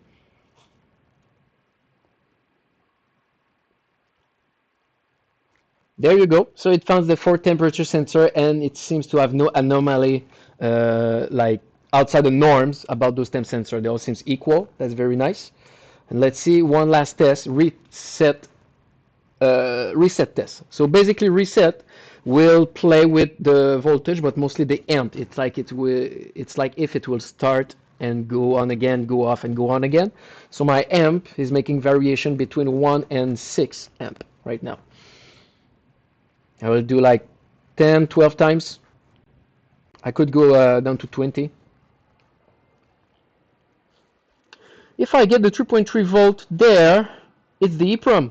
I mean to reflash the EEPROM. I couldn't say because I don't know this bitmain tester error. And for me, I could reflash the EEPROM right away with my ARC tester. If you don't, or if you want to reflash yourself manually, you could use those little picket kit and do it the all analog way. We have I think I sent you this one already. We have a video about L3 Plus EEPROM reflash. There you go, 24. Everything works fine. it's still not a 100% victory. I want to clean the area a little bit first, and second though, I want to put back all the heat sinks, and that's where an issue can occur. Yeah, no harm in reflashing anyway.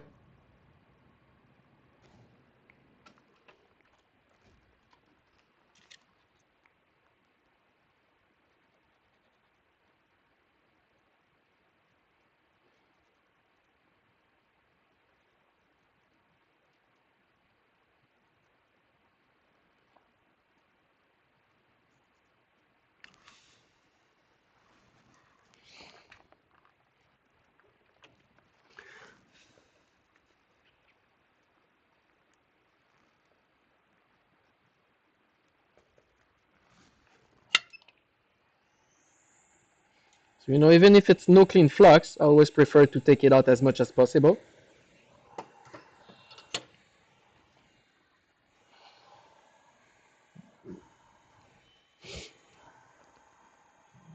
I have a second EEPROM from another hashboard. Can I just change with that one for? Yeah, of course. You can change the same part with the same one of another one. Just make sure that you're putting it on the same place.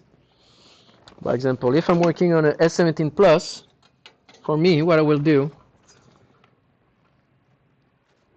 I will have my working or non-working hashboard from one side and the other one on top. And I will just do exactly the same movement from one so I will to the other. So I will take the chip from this one, take it on the side, and leaving it at the exact same place that it was. What I mean by that, if I'm going here, and I took out the boosting circuit. Boosting circuit would be the only example that I'm not doing it, but if I was to play with capacitors or resistances and I want them as exactly as they were, I don't want to misplace them, so I will take that, capacitor like this, the chip like that, the inductor like this, and that one on the side because I took it apart. So just have it placed. We all have our different techniques, but for me it's like this. Otherwise, I think it's going better.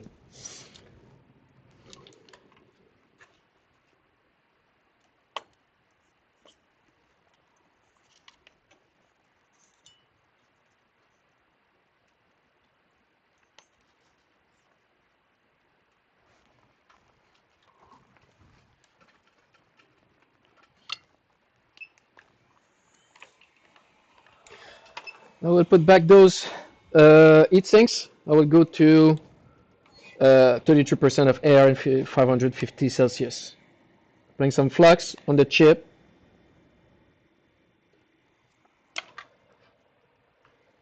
And what I will do,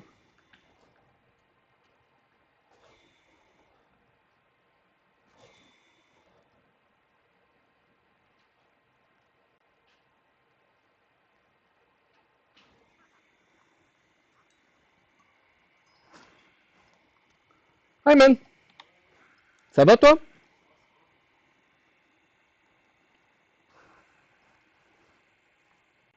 These are mine. Yours, I put them on the box on the side. For your experiments. Yeah, you had the cable, I've heard. My little bird told me that you had the plug. What was the issue? Huh. Of course they did.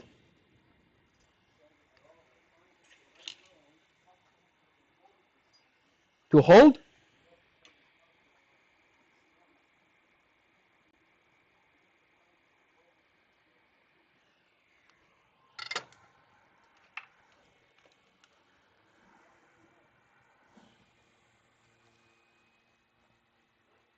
Yeah, it's going very well.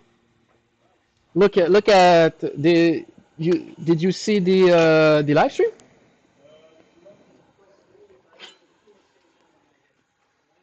You have a headache? I drill it because the booster was always exploding. And then one of the guys had this crazy idea to just drill it, you know, and I've always wanted to do it. He, Yeah, for sure. You need to cut the from the backside. What the yeah, the proper you need to cut. yeah. I need something like this. Go check in the warehouse. I think you Maybe already okay. We need this. confirm with Joe, and I think it will be fine. Good luck, adventurer. Merci à toi. This was Ahmad, the master. Nothing can do it. I have one with mini adapter, just nothing to flash. Yeah.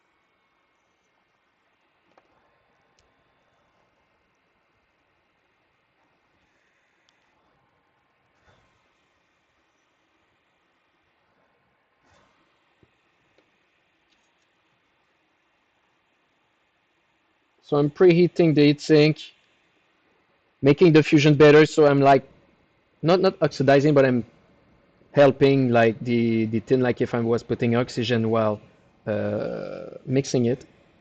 So it's all nice and shiny. And then I put it on the chip.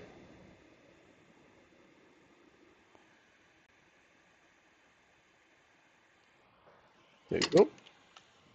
You just have a few seconds because if you heat too much, the heat sink on the chip, it will fusion together and then all the heat will spread in the chip and then goes between the chip and the dashboard. And then when you misplace the heatsink, you're actually misplacing the chip under it and you don't see it. And then you plug it back and it's not working and all those kind of things happens. So this is why most of the time I'm putting them like almost one by one and then I'm testing again. But because it's just one domain and it's easy to go back, I will just put them all five and testing afterwards.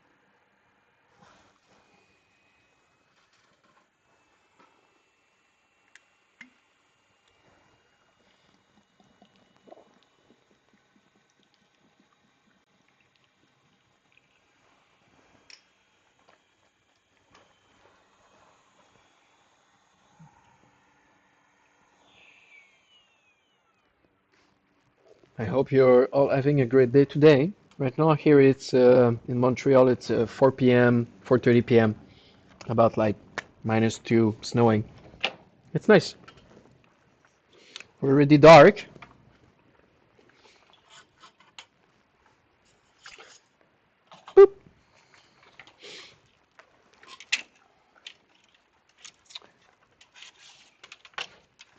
want to test it before to be sure that everything is okay.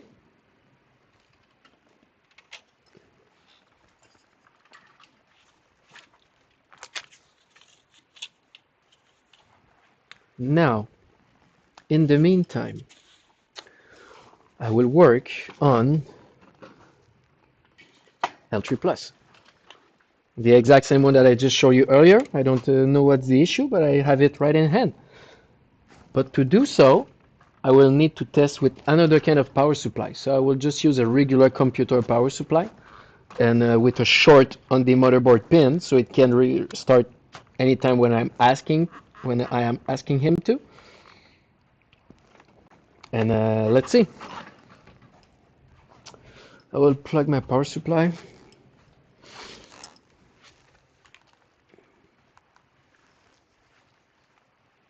Oh yeah, second one.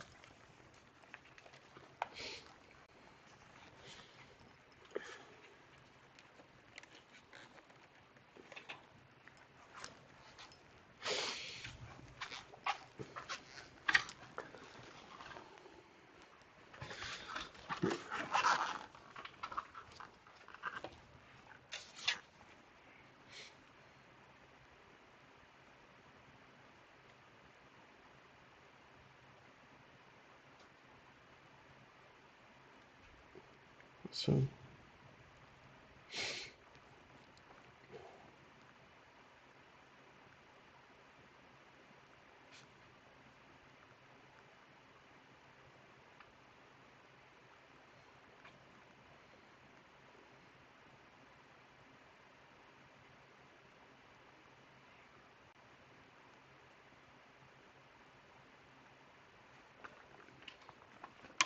I was writing to one of the guys on Discord because I know that many of you are working with or interested in many type of Hashboard. So, for example, Bowser with 17 generation, it's very nice. But there was this other guy that want to know more about L3 Plus. I don't know if he's here, but he will miss the party.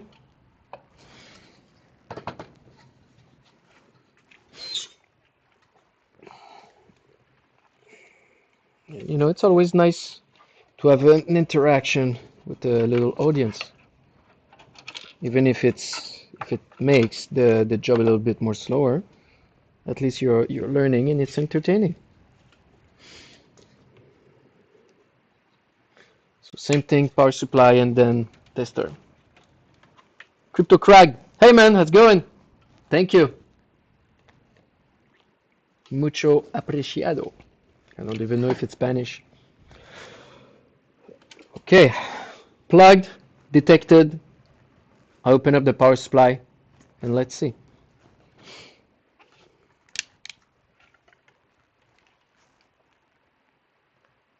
Okay, stopping at 66. What's going on?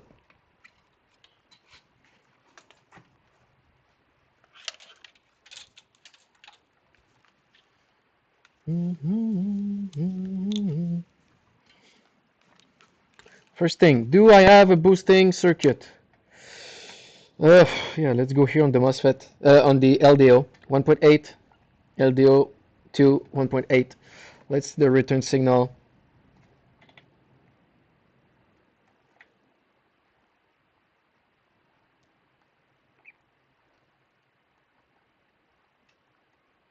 One point eight,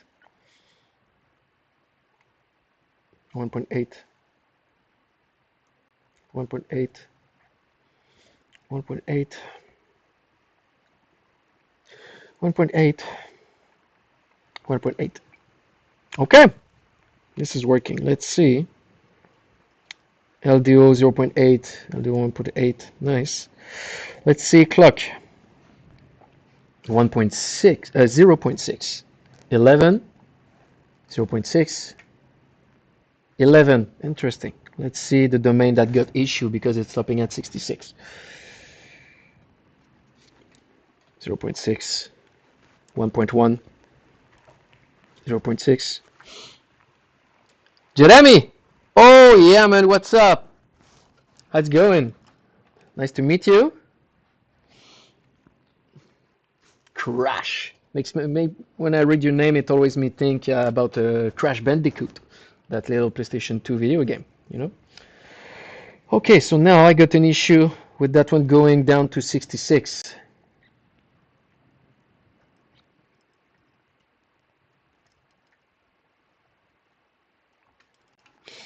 Let's see on the other side.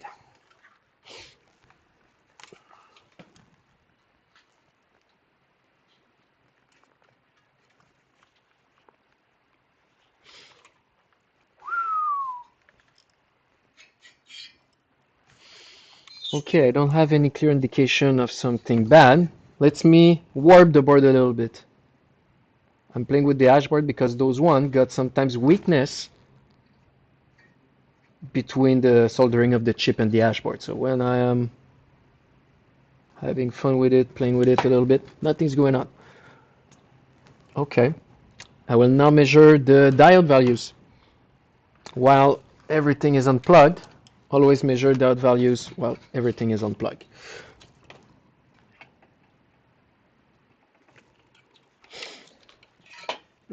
So I already have a boost circuit problem right here. I know that it's an issue, and it might also be the cause of why it's stopping at 66. But first, here, look at this. It's already all dirty.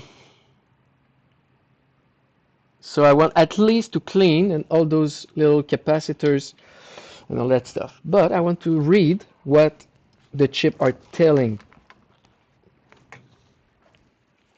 So I'm going into diode mode.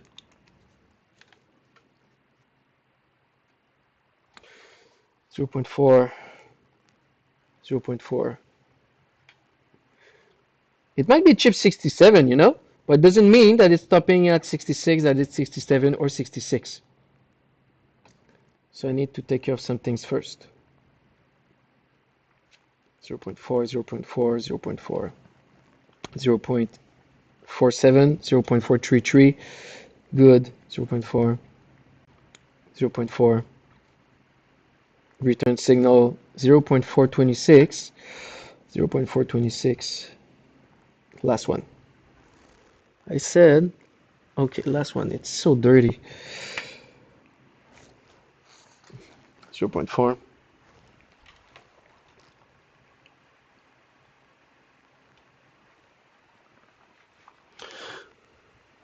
Return signal before the chip and clock after the chip, right? Yeah. What I'm doing, I'm measuring both of them. So by example, this chip.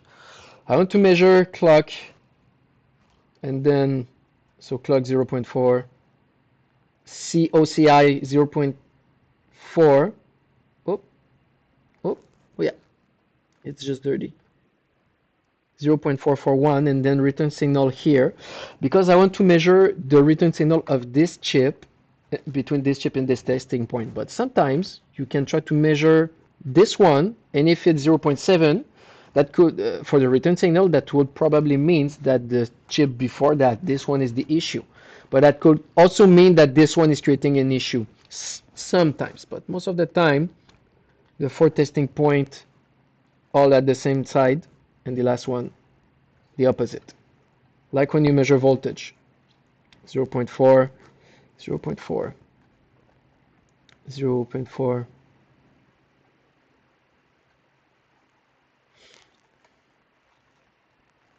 0.4, 0.4, 0.4, and you see if I am measuring the last one I got 0.6. Oh, give me the last chip. If I'm measuring the upper side, I got 0.7, 0.698, and that's normal because it's the last one. That's the only thing you need to take care of. Okay.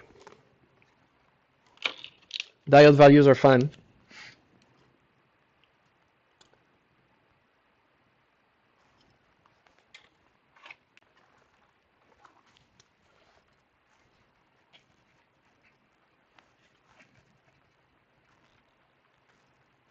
Do I have something else? Like a toothbrush or something?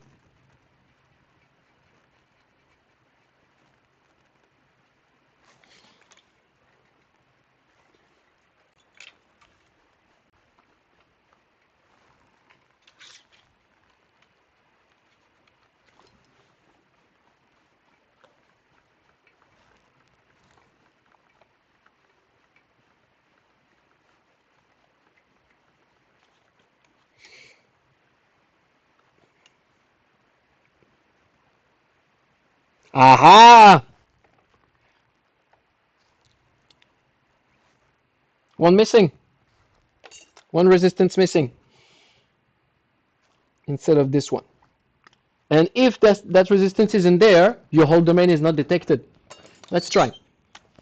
If I remember, it was already there, but meanwhile cleaning, it has been gone. So that means that maybe the quality of the connection wasn't great.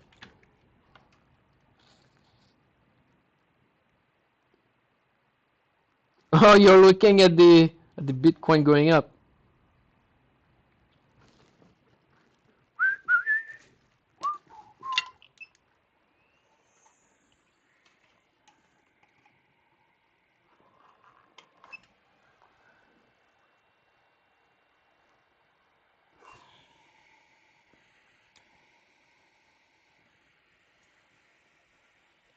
So now what's happening?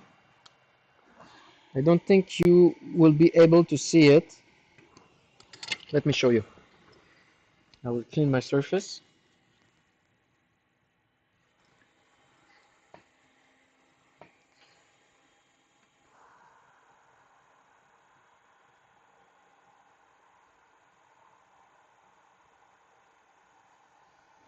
So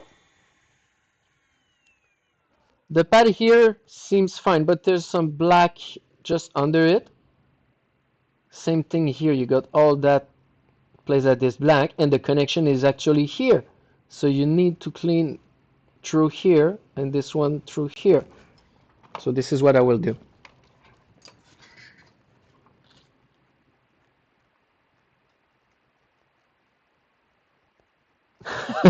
Not a financial advice.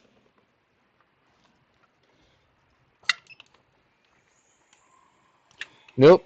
There's no financial advice here, neither a repair advice, because I will advise you to put either booster in it on it or drill a hole in it. You missed that one, Crash. I had a boosting circuit problem with the S17, and I drill it with yeah, and I drill it with a drill, and it worked. So check the live stream when it's over.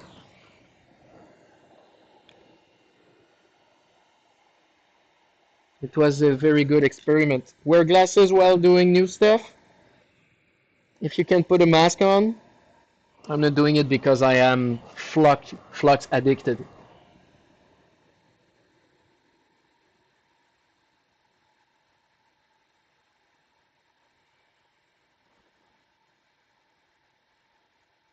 There you go. There was a small pad on top of it, so that would lay that bad connection.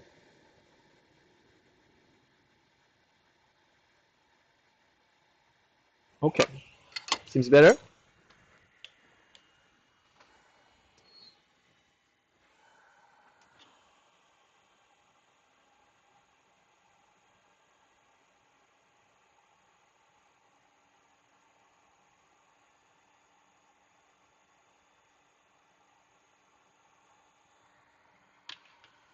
Good performance. One on the rare out there that is doing good actually.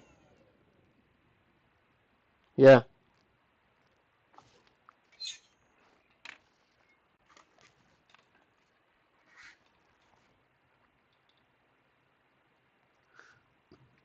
Now it's getting more and more clean. I will redo the pads with my soldering iron.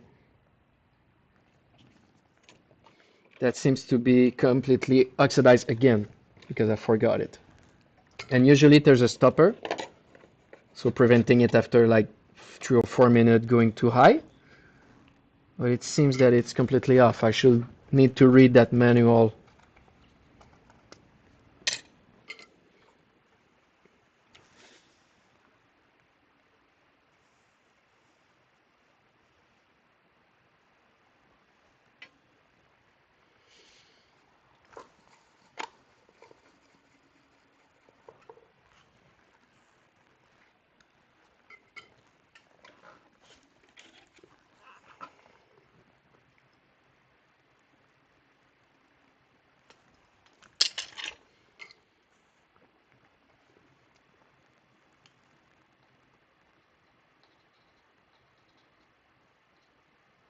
There you go.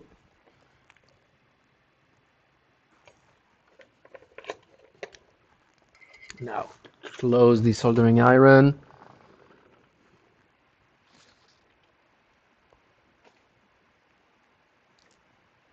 Oh, you got good news, really? You didn't say that you were out. What's up? Did you how many did you repair? Some people are doing it actually. When we are doing repair, some people are doing it at the other side of the world. It's very nice to hear.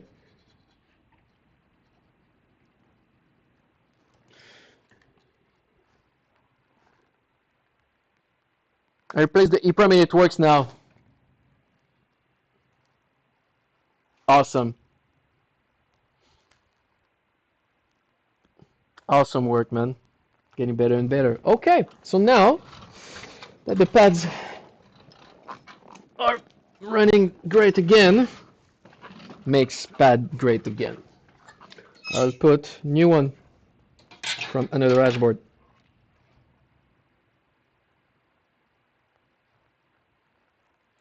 But only 47 ASICs, yeah. I just burned myself a bit buying miners. Yeah, I completely understand that. We all have been there because now they're so cheap. Need to find the issue. Well, jumping wire. And jump, jump.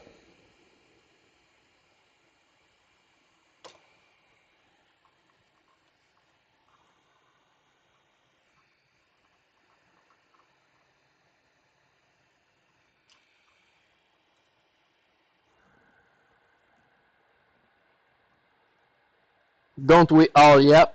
Big recession going in.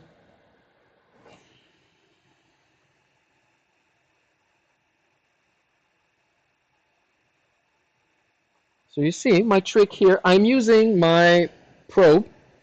I'm using my tweezer like a heating element. So it's helping the melting around.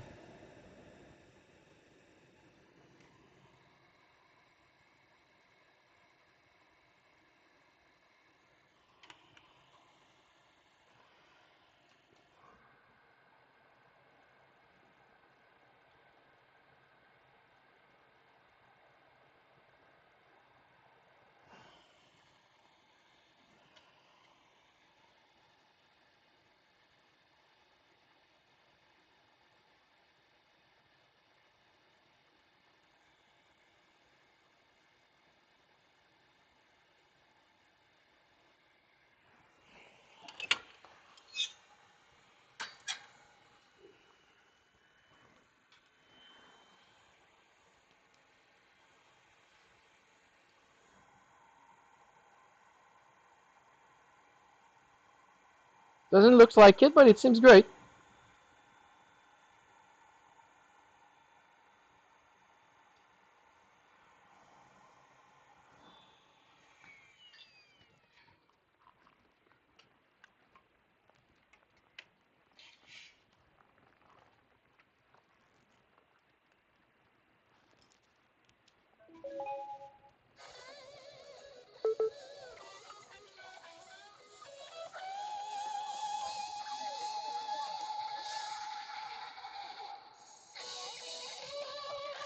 Put you just a little bit of music in the meantime. Let's hope we will not be blocked again and censored. Okay.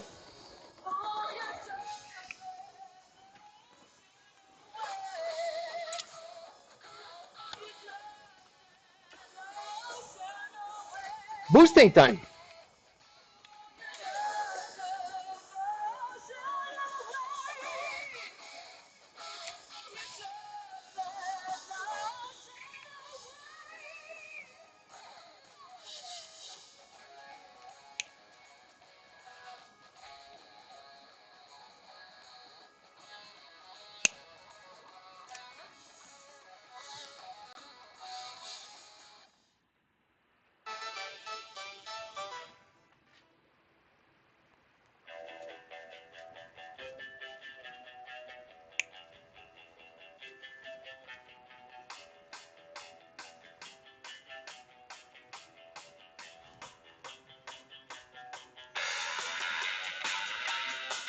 to the stuff that Dejan had again.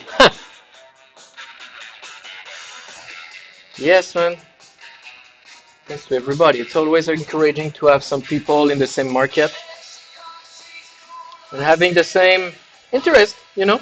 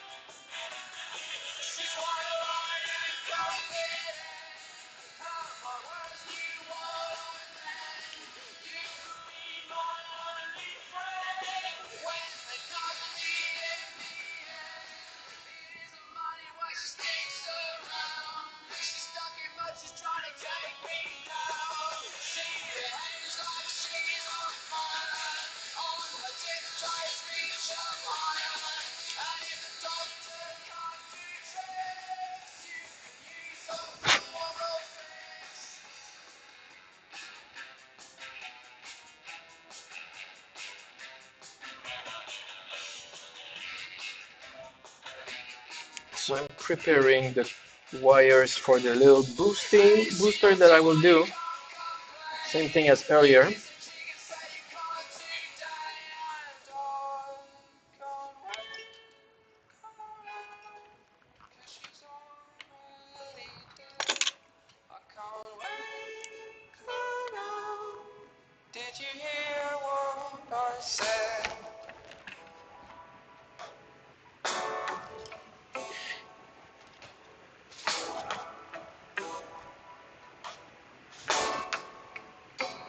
So everything that you see here is available on our shop.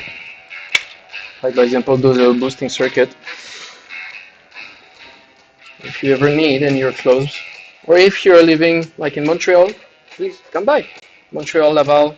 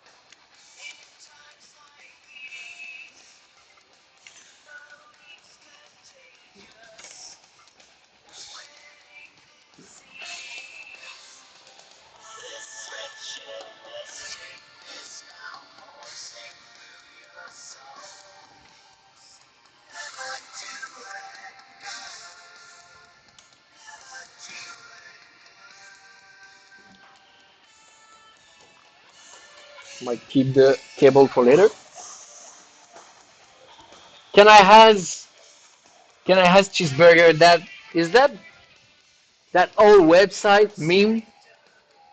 Like, I remember playing RuneScape and going to Can I has cheeseburger, you know?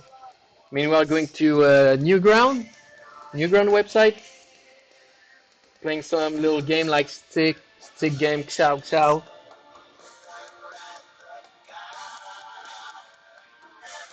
Stick death, yes.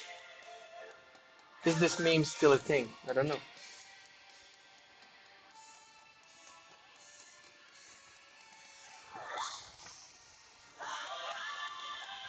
Like the old forums, definitely. Okay, this one is not nice at all. I will just redo it.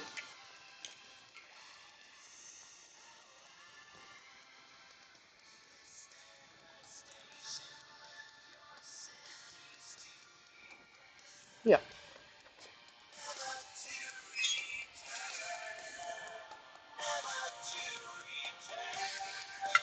I'm taking out that capacitor because whew, because it leads to the 10 volt that I need to have the current for the boosting circuit. So that little cable that I did was jumping the 12 volt from the entry circuit all the way through the boosting circuit. So the boosting circuit will be 12 volt instead of 14.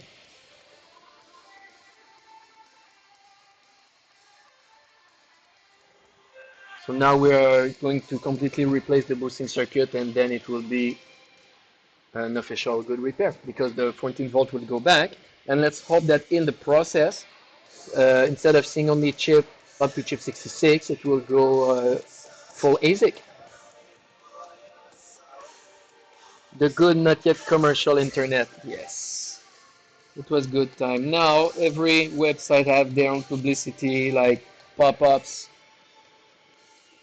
and asking if you want cookies or if they can use your cookies.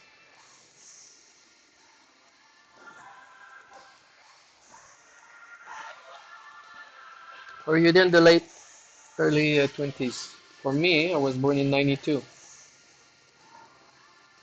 Shy 30 years old.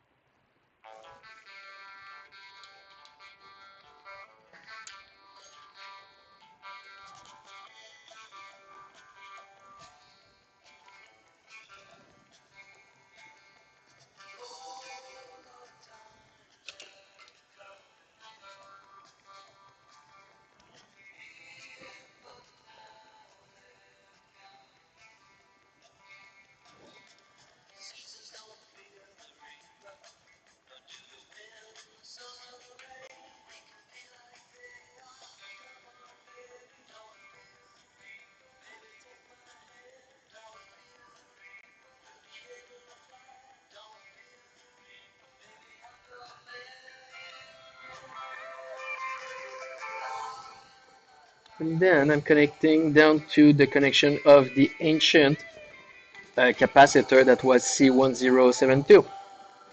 That will be the positive output right here. And that will go through the last two domains of the L3 plus because the boosting circuit is always linked to the last two. Whoop, whoop, false soldering. I don't have a long enough cable.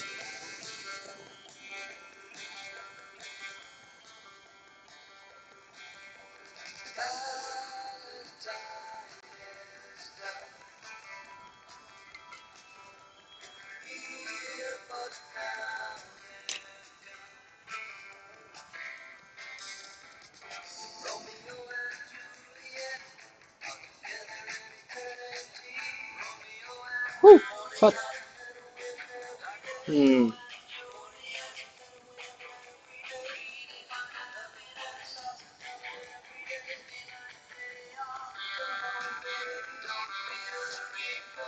There you go.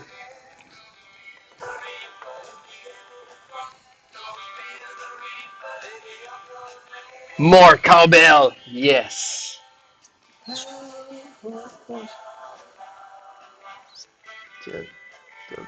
They'll try to push ASICs down. Yeah.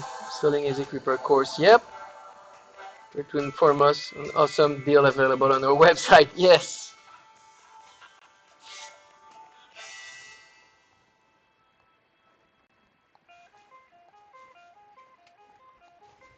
Because of the music copyright, maybe. Last time we've been blocked, but it was like you could hear it straight away from the computer. Right now it's through my earphones. So let's see if Google is nice enough. And I think personally, if we are not playing like Metallica or something like this, they will not harass us too much. Let's hope. Or maybe the live stream will be taken down afterwards and it will be the only thing between you and us and it will never appear again on the internet. So that drill experimentation will disappear into the limbo of YouTube because I've listened to music and I was, selling music to you and copyright issues and everything, of course. The cowbell is international. That's the cowbell song.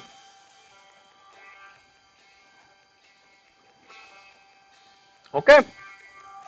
Boosting circuit is done. The little resistance is now done. Let's see if it works.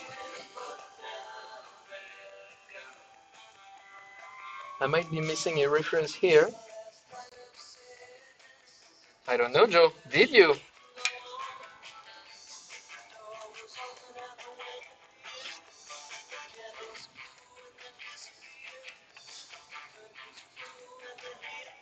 Like this.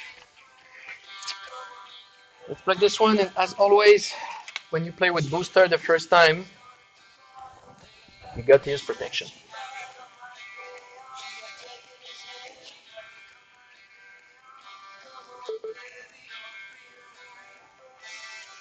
Okay. Good news, boosting circuit is working. Less good news. Oh! Less good news is that it started from 66 and then has gone up to 72. It's a half good news, half bad, because now I need to figure out. Oh, yeah. You see when I'm bending it? So now I'm bending from the left and then bending from the right. Working, bending from the left. Not working, 66, bending from the right, going back to 72. I think I got a chip problem.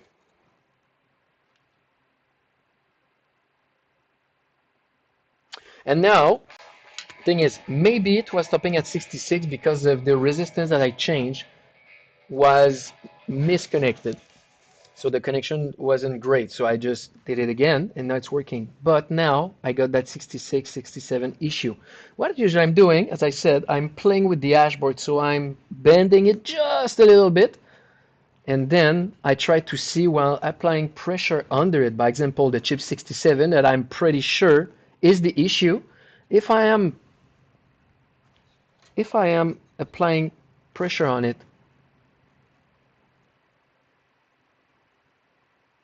72 goes back to 66. 72, still applying pressure, releasing, goes back to 66. I think I found my culprit. Let's see 68.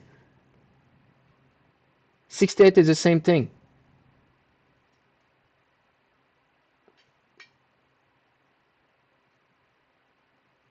I will need to crack open all that whole domain.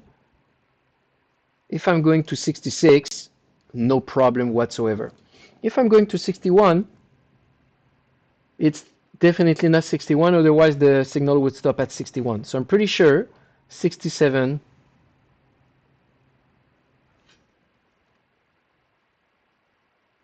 Let's try 67.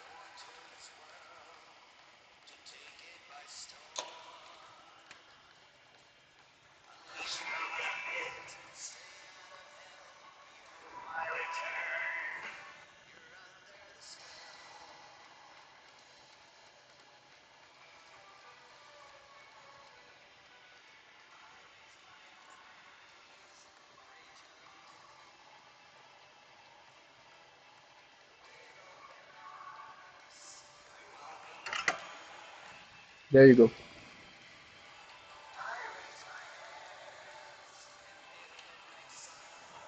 Usually I'm changing the chip for another one, but you know, I could try to have the same one. Might be just a false connection. But also, okay, look at this.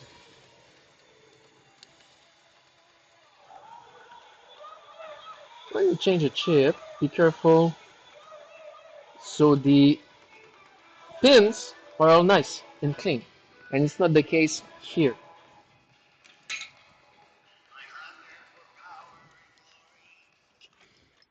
Let's see with the golden tweezers of truth. Here, that pin, it's all black and corroded here, and it goes right here. Same thing with this one, it goes in the hole right after it, this one right after it. And all those, ending with this one, can all lead to miscommunication between the chip and the hashboard. So when I was forcing, while applying pressure, maybe it did the job, but I need to rework them. So I'll try to clean.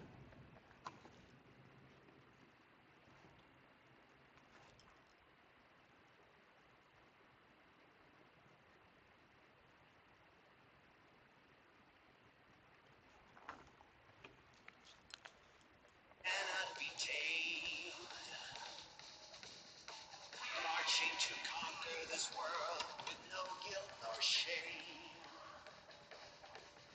Unleashed from the pit, straight out of hell, behold my return. You're under the skin. Let's see if I can do them again.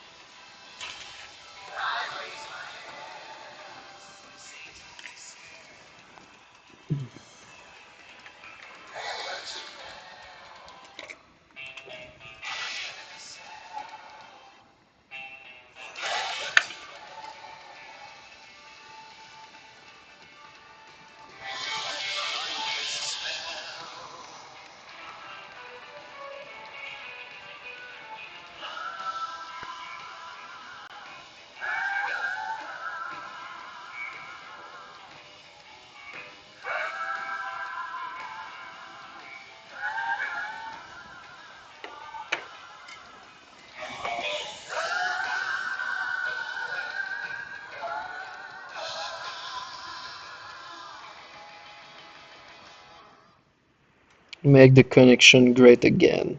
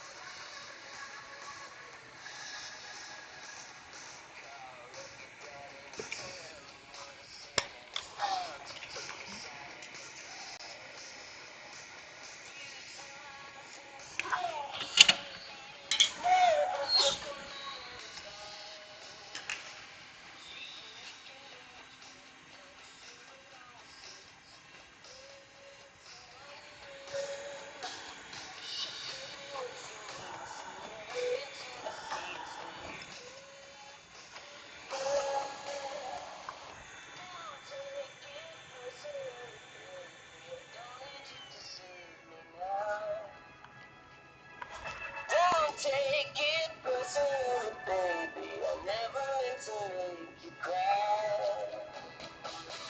Don't take it personally.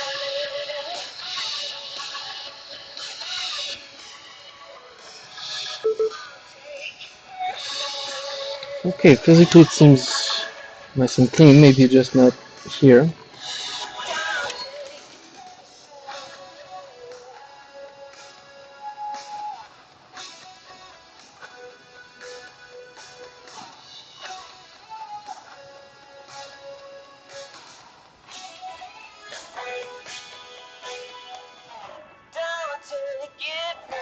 I don't know neither. I'm on YouTube Music and it's completely random.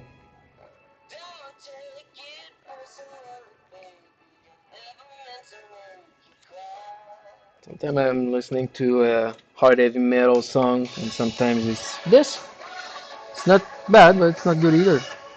The academic. Hmm. I like the distortion in the voice, if we can call it like this. Let's try to put the same one back.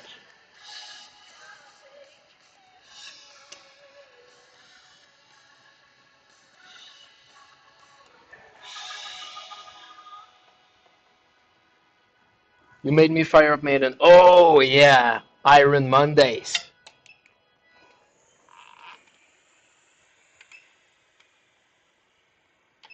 I was listening to it right now, but Iron Maiden, I think they can, like the IA can recognize the song 1,000 miles away, so I will probably the live stream will 100% be blocked.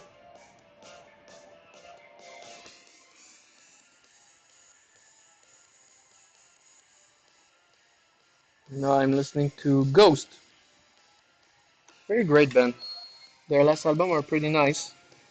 They're getting as popular as even maybe Kiss. It seems like they're the new Kiss of the generation.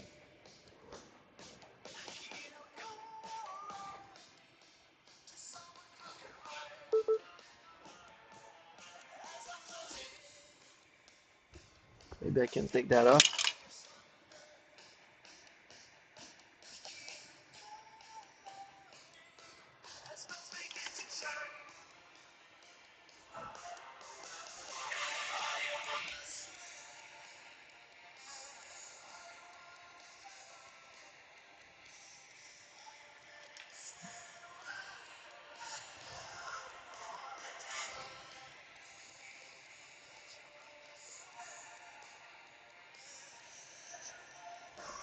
Good. So all the excess is now in small bubble.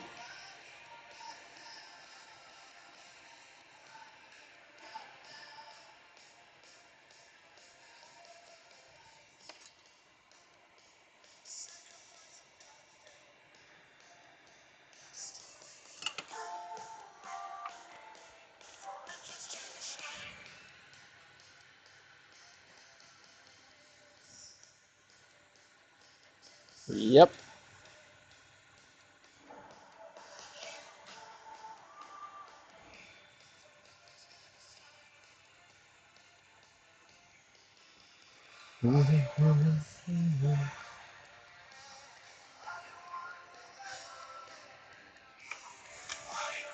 Nice. Meanwhile, this one is cooling down. Let's test back that S17 Plus with the heatsink that I just put on.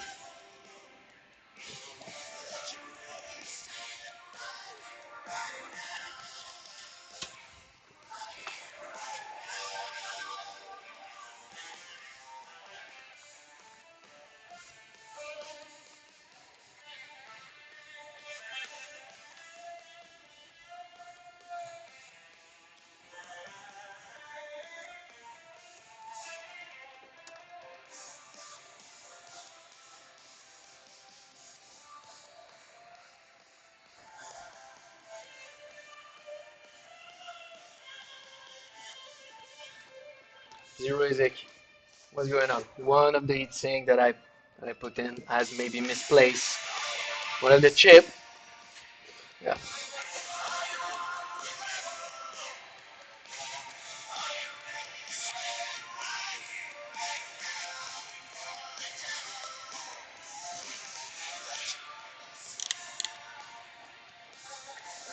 Amp is at 453, so it's not a big deal, but just want to find which one it is. Return signal 1.787, 786.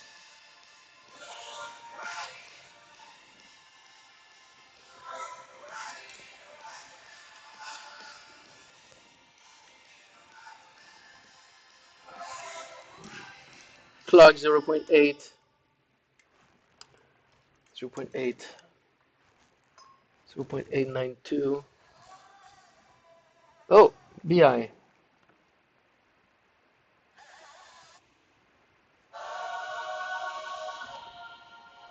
Oh, Ozzy Osbourne. BI 1.8. BI 1.8.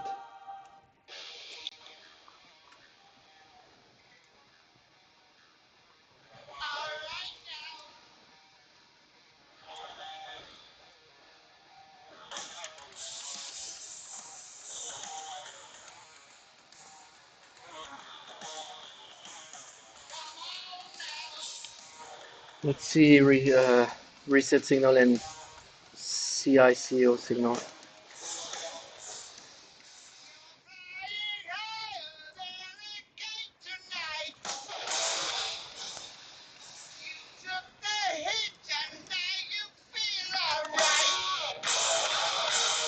Oh, here my testing point. Oh, never mind.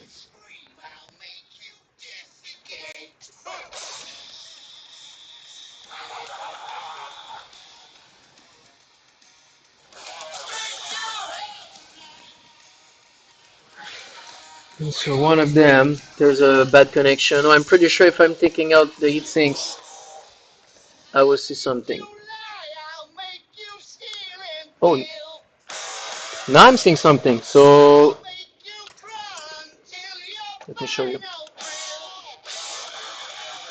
Everybody covered Maiden, yeah, definitely. Here, I'm supposed to have one LDO 1.8 and one LDO 0.8. Here I got 0.8 and 1.8 of the chip 1. But if I'm going to the in source, here 0.8,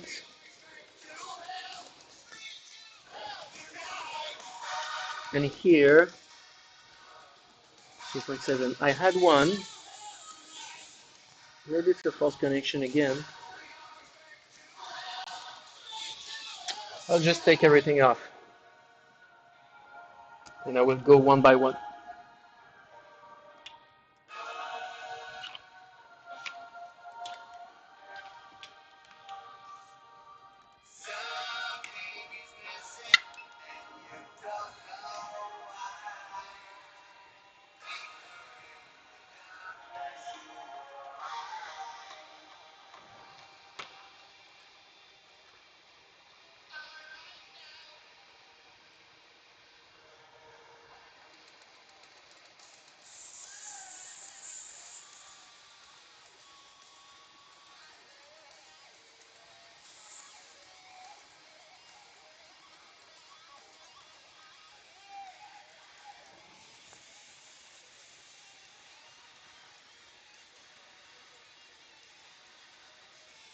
Or maybe putting back the heatsink did a solder ball, so it did a short.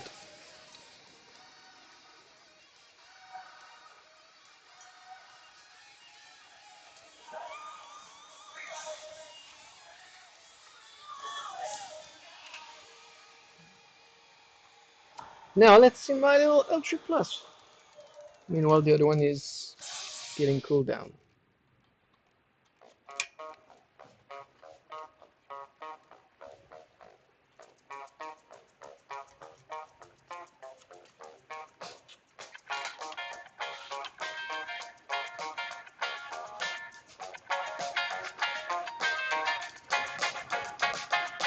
Newspaper gon' lose it. The teeth in the sky conduce it.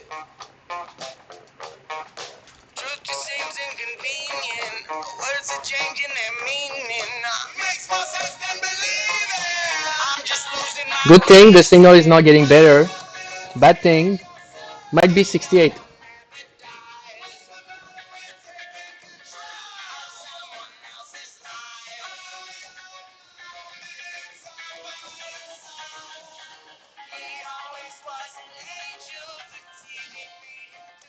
Always a pleasure, the guy.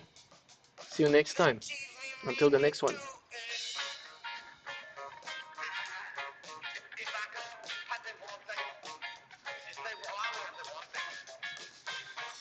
No, might be the chip that I just installed.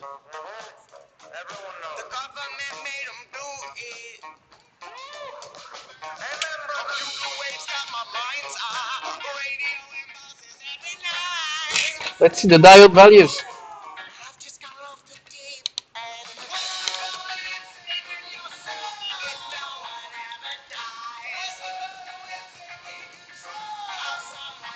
Zero point 0.4, 0.4, 0.4, 0.693. So the chip that I installed is not good, or the quality of the connection is not good.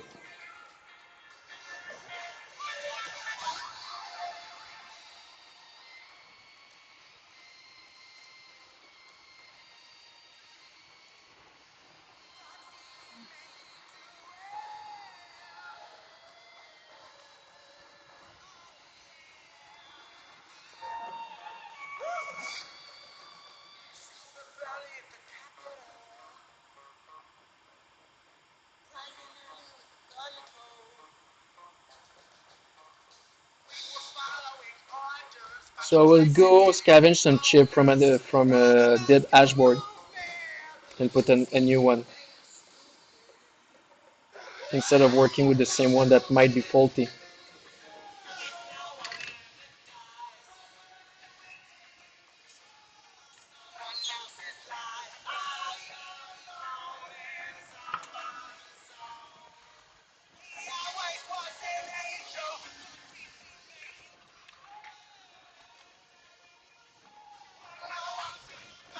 Scavenge.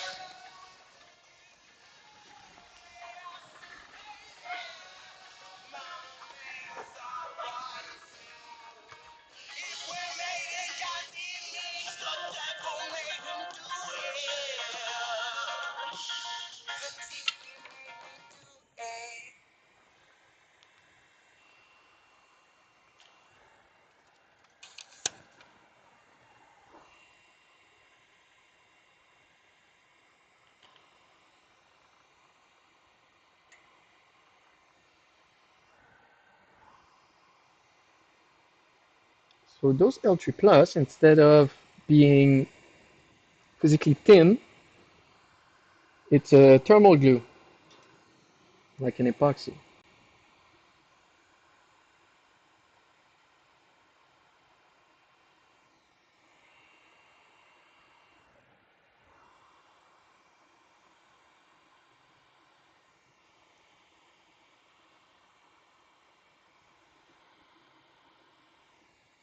Like this.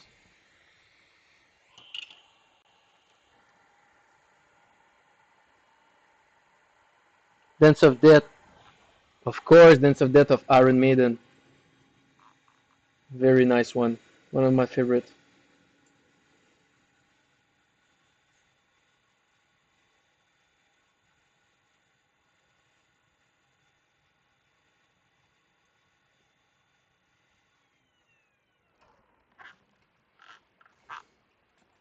Okay, now what you want to do, you want to clean as much as you can the thermal glue on the chip, but you don't want to unsolder the chip.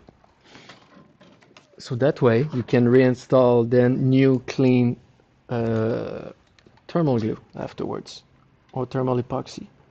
For me, what I'm doing, I'm heating way less, like 30% of air, but instead of being like 450 Celsius, I'm going to be at 230. And I'll use a blade like this, scalpel. I will start with my tweezer and clean the corners. and I will use that one for attention.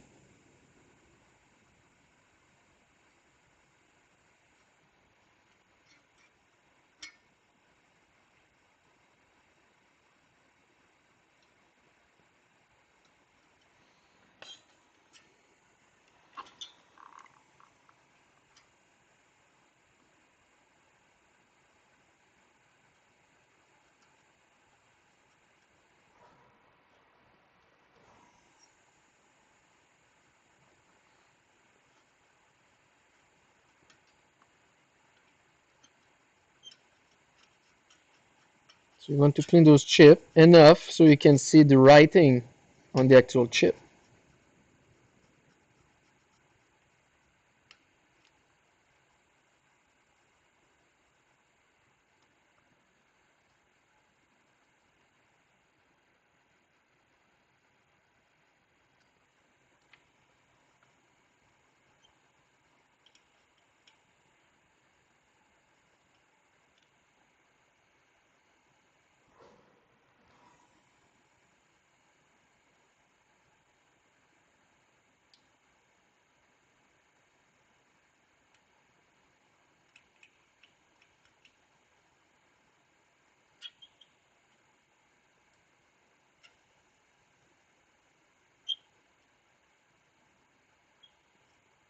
I could work with new chip, but having older chip, like not really older chip, but chip that you can scavenge, is technically easier, I found out. The signal is good. You don't need to retin them most of the time.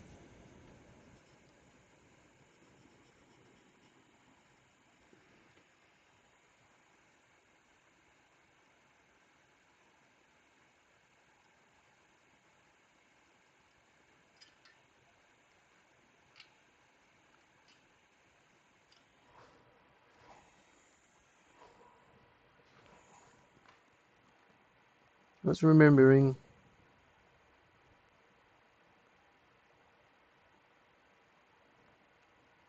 just a mood and a few words, then that's good. So are you staying or do you need to go? If you want to jam. But yeah, Iron Maiden is very great stuff. And they're still rocking it. I don't know if you heard their last album with the writing on the walls being one of them.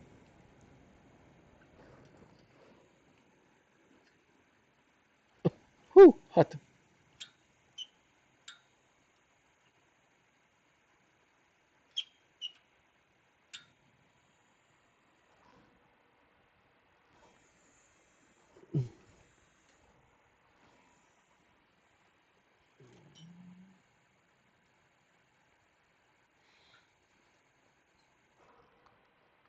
I think right now the appropriate song would be Should I Stay or Should I Go?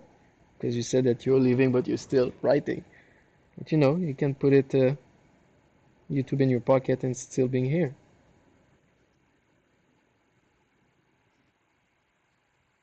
Should I stay or should I go? Down, down, down, down, down.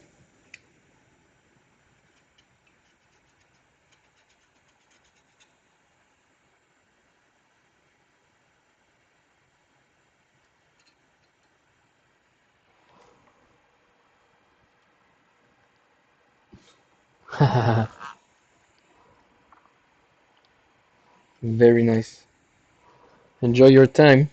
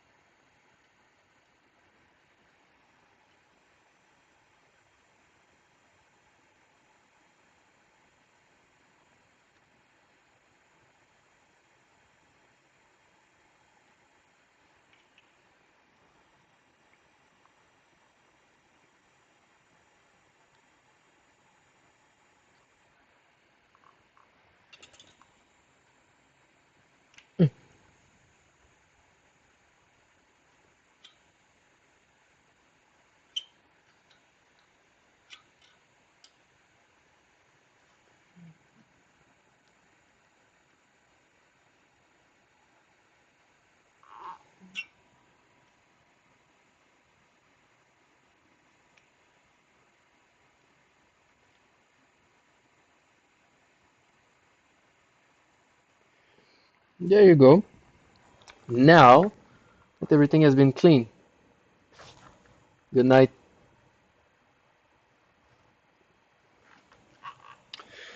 Now that all the chip has been cleaned, I can finally take them out. I'm heating to 55% of air and 470 Celsius. Don't worry, those chips can take a heat.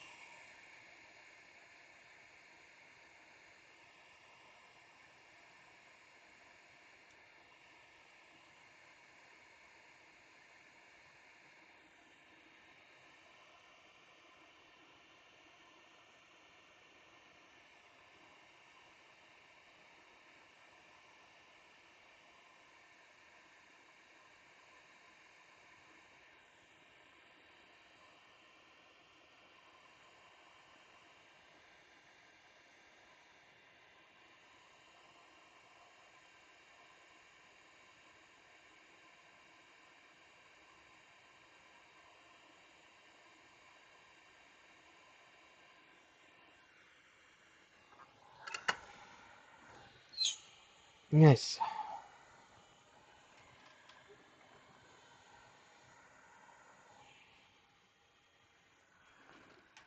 Now let's see.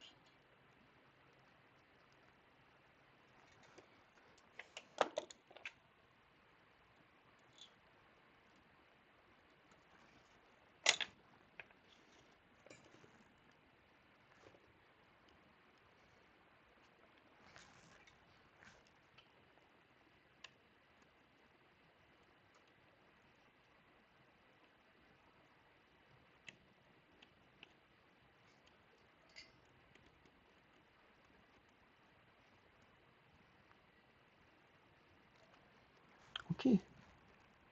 Chip seems nice.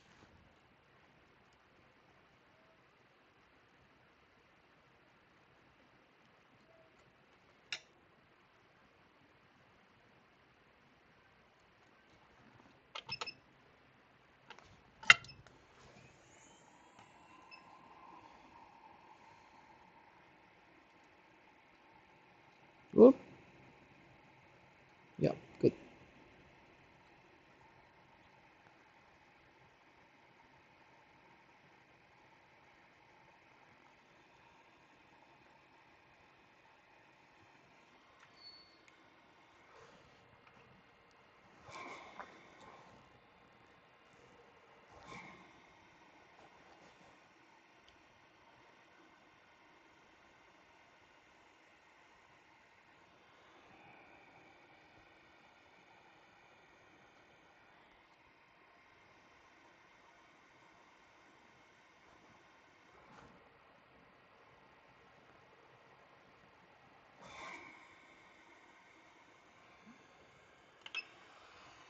Let's go up to 55% of air.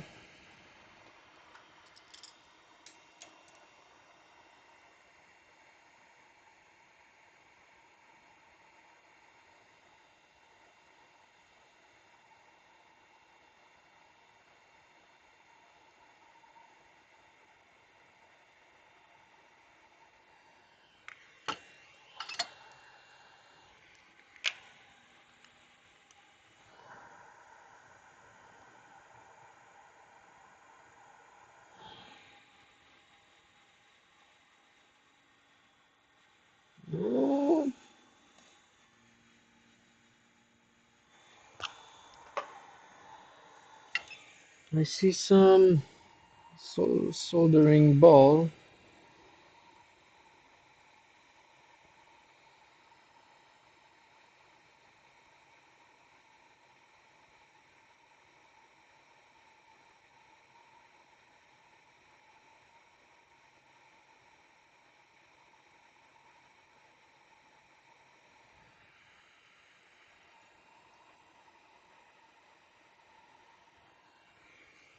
And it seems like one of the pins is too much corroded to have solder on it. So this is why the soldering ball was easy to remove. Let's see. Otherwise, I might just put it on the side and try another one.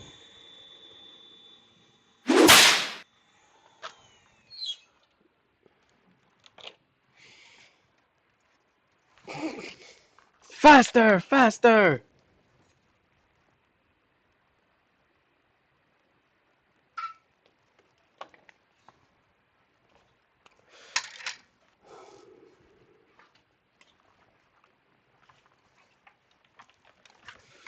What does that S17 Plus can tell me now? I'm pretty sure it was just a heatsink issue.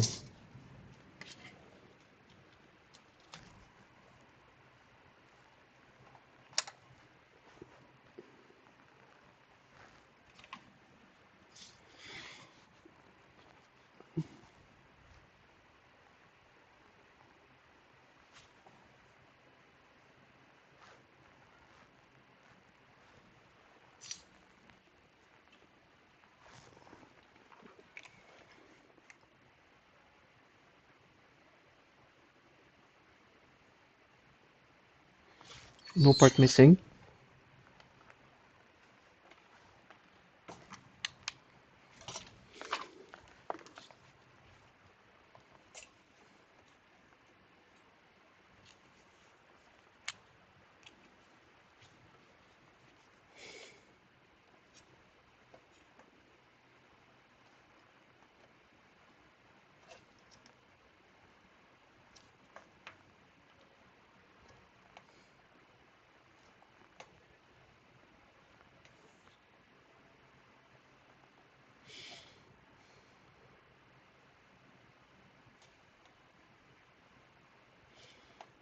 BI is always on.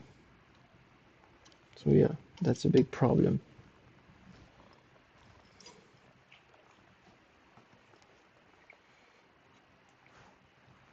It's on up to the end.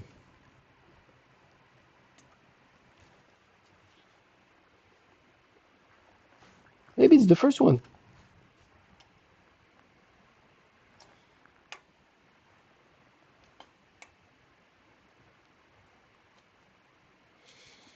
I didn't change the first one, but I took out the heatsink, so maybe while I was putting it back, I have an issue.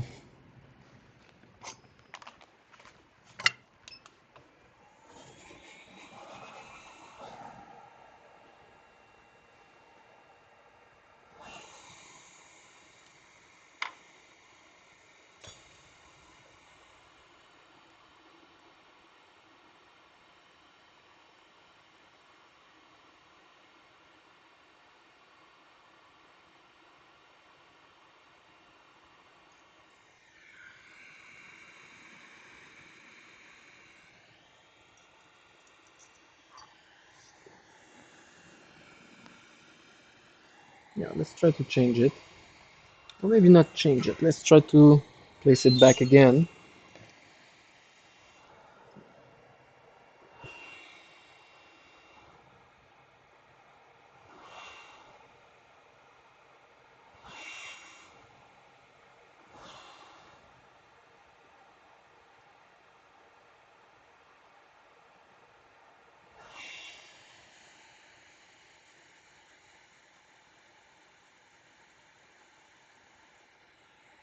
Oh!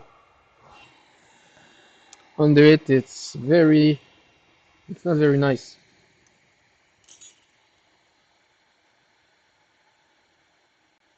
Not nice at all. So if it's not the issue, would have been an issue eventually. And if it's the first one, it might create many problems afterwards. Because if you don't start well, well, it will not end well.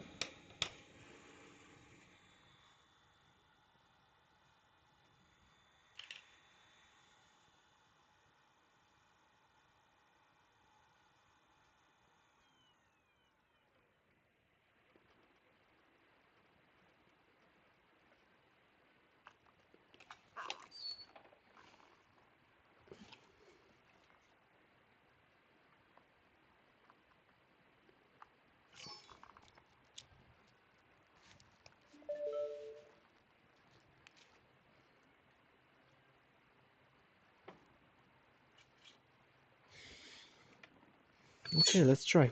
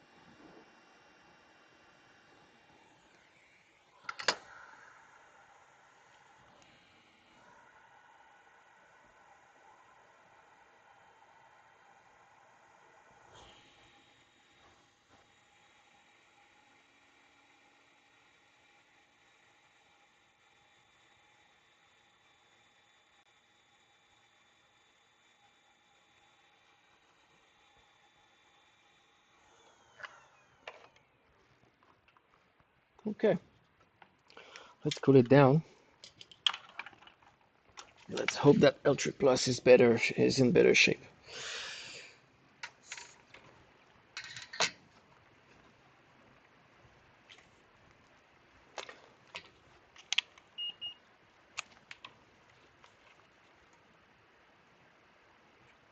0.4, nice, 0.3, nice. 0.4 and 0.4 the last one, so it's better. Return signal 0.4. Let's fire up this boy.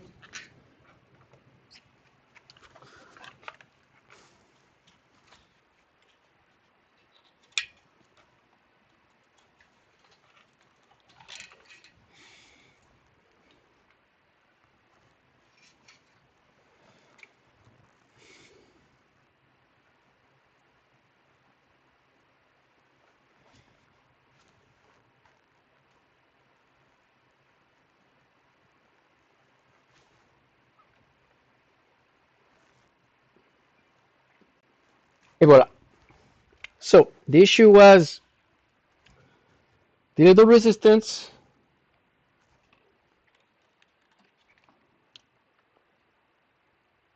The little resistance had a false soldering, so did it again.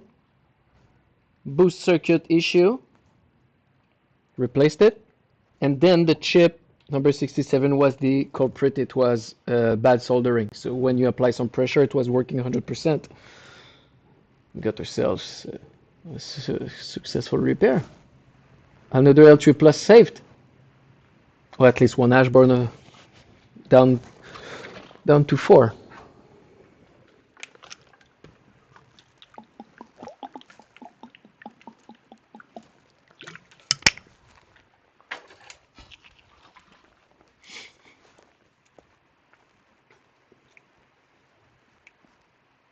Nice. Now this one I will put it on the side, and I just need to apply either thermal glue or epoxy, thermal epoxy, same thing. Good. I'll just clean the surface area so it will be ready to apply later on.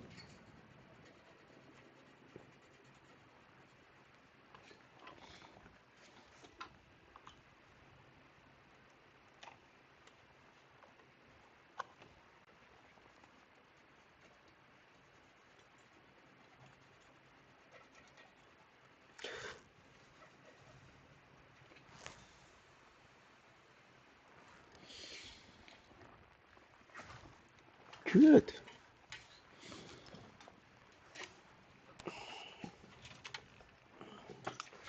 What does the S17 Plus says?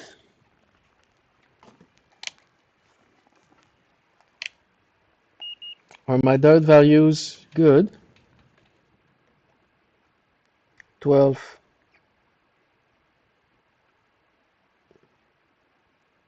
12, right on.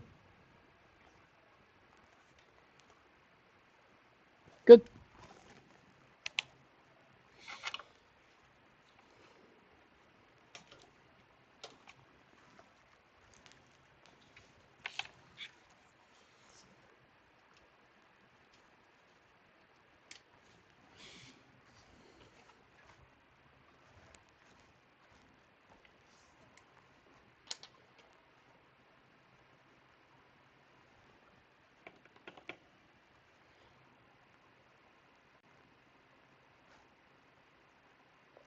It was indeed the first chip. So the first chip was indicating a BI 1.8 straight from the start, and it was showing 0 ASIC. So I probably either burned the chip or misplaced it because of the heatsink. That happens sometimes. Just that being the first one, it was harder to diagnose.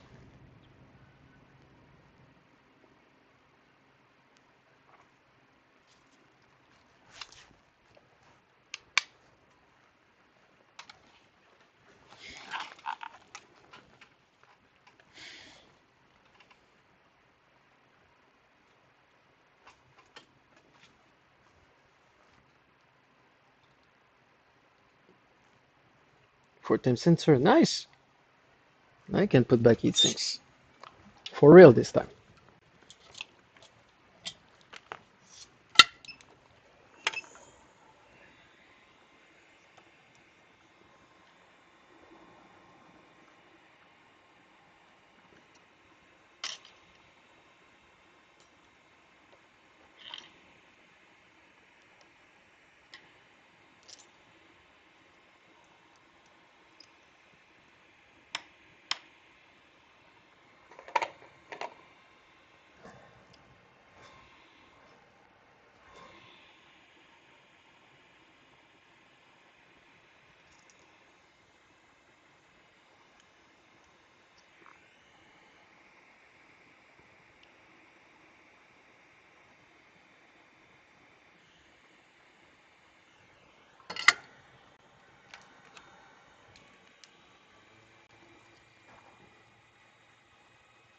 I'll start with the 2 first, test, and then put the 3 last.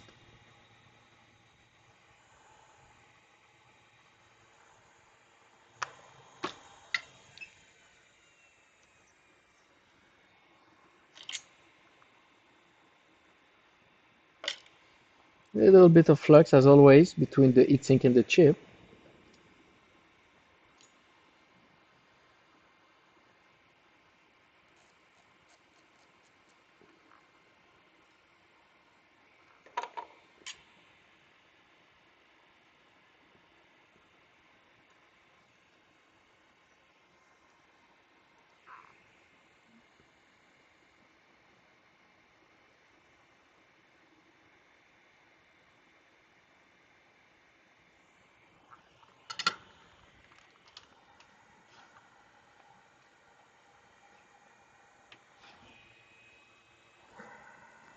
Hi, Joe. Do you want to check with the guys if they want to order something to eat?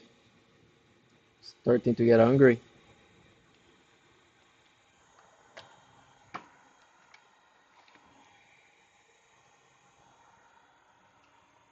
Let's put this one on the cooling station.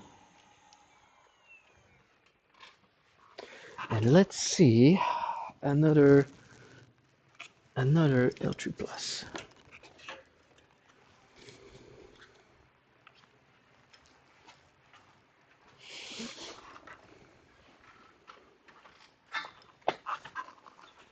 Right from the start, I can tell it's very rusty.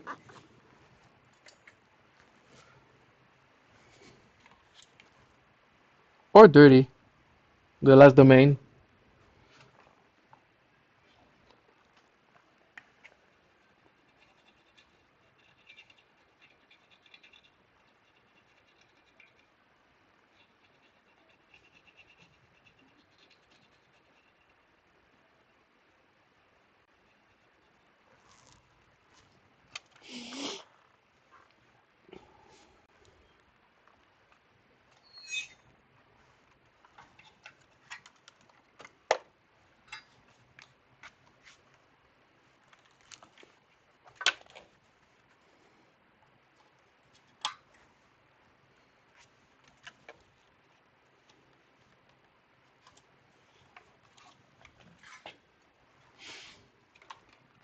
Let's see what's going on with this one.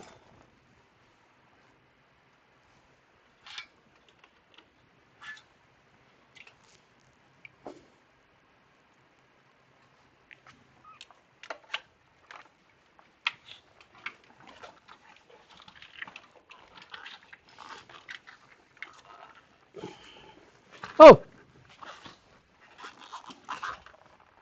Stopping at the last two domain.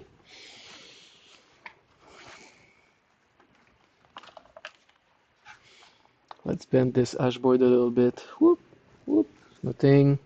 Let's apply pressure. Nothing. Visual inspection. Let's see those resistances.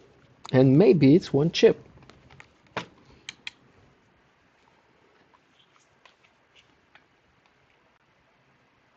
So right from the start, my return signal is not even 1.8. Let's measure the LDO. So LDO number 10 is 1.8, that's good. Number 11 is 0.7, and the other one is 0.490. I don't think it's a chip because the two last domain have the same issue. I'm pretty sure that's actually the two last LDO that are the issue. Or let's go back and measure the boosting circuit.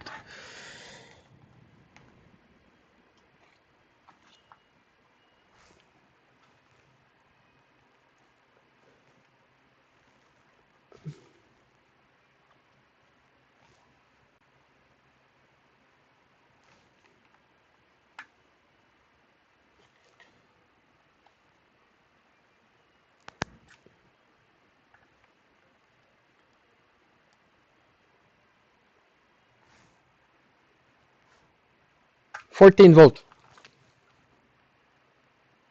boosting circuit is good. Let's change LDOs.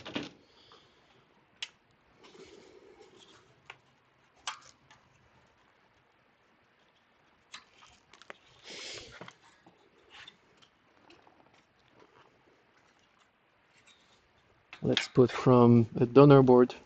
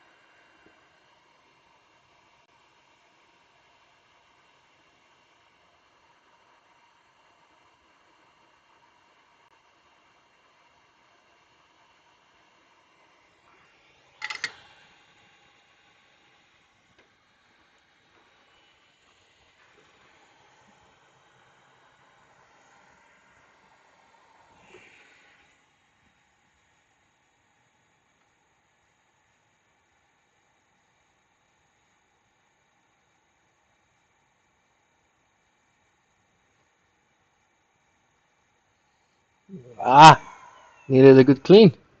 All right, 2 on 2.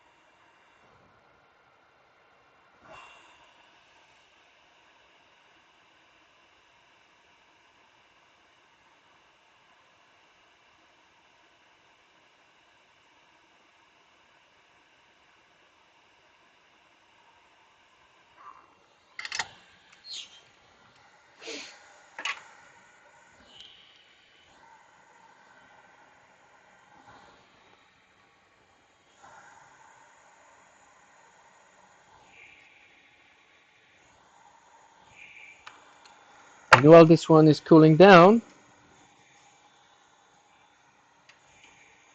let's see S17 Plus.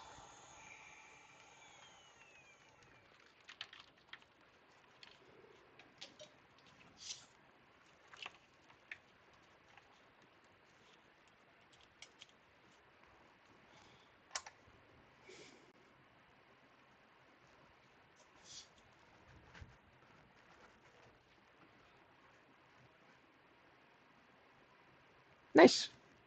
Still working.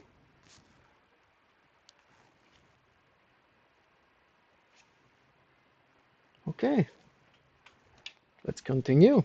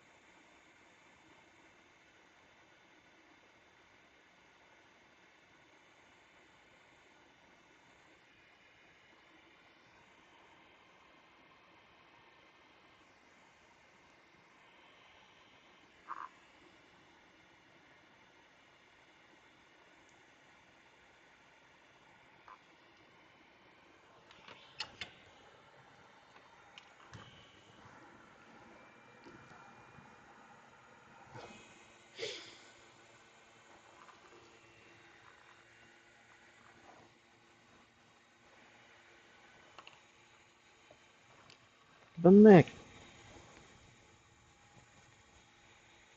Moi, j'en ai pas.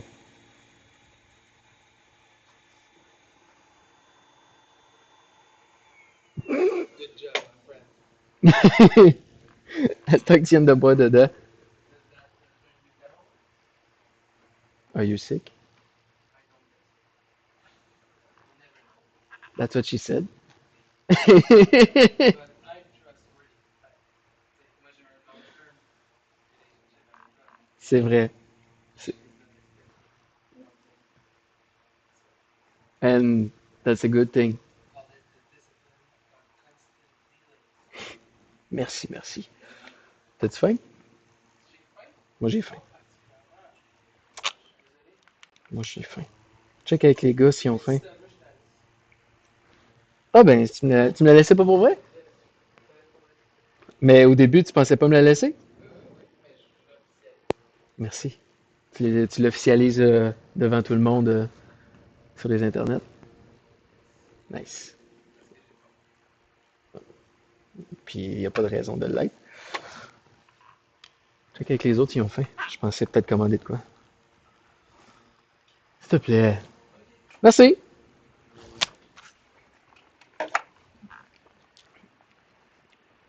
All right. Meanwhile, this one is cooling down. Let's test the other one and take a little sip of this Friday Warrior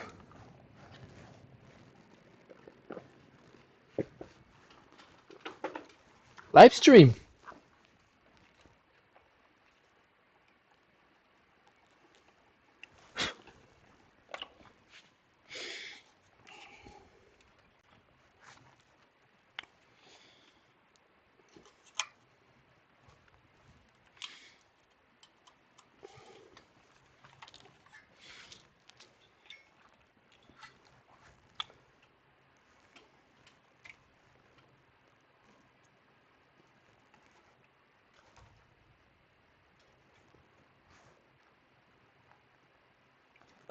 Still not working.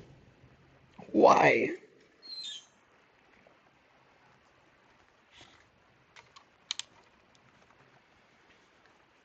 LDO, what's happening with LDOs?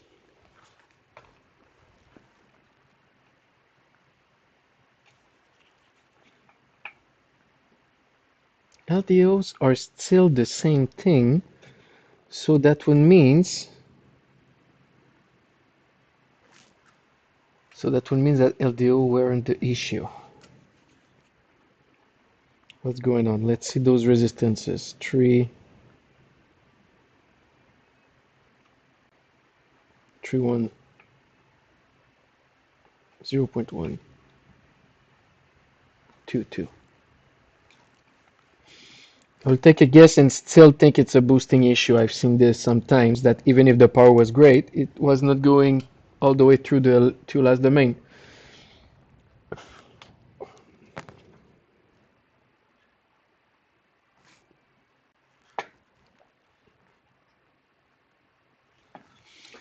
But first, let's measure those little resistances of the two last domain.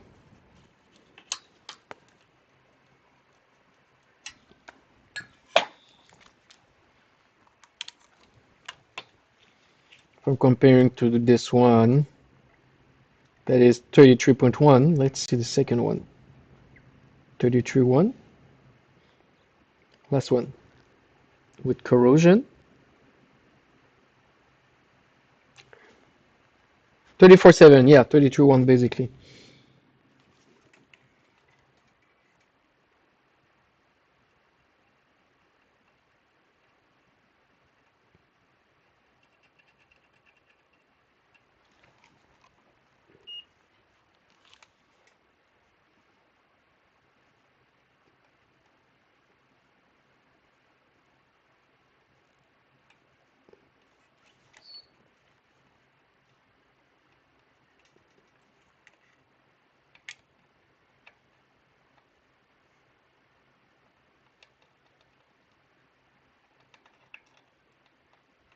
Nope.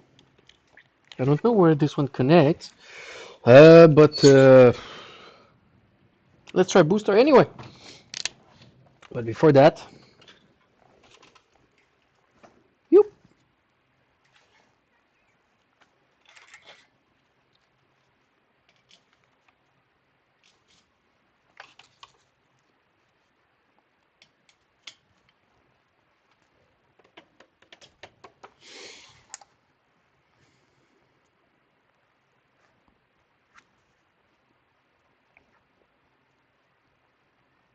amp seems great. Board seems great. Advanced test. Advanced mode is working.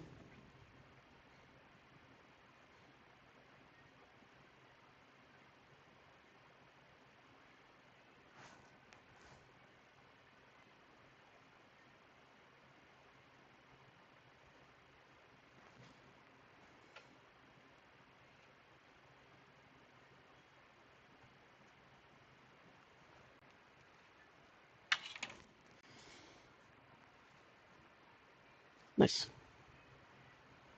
Temp sensor found.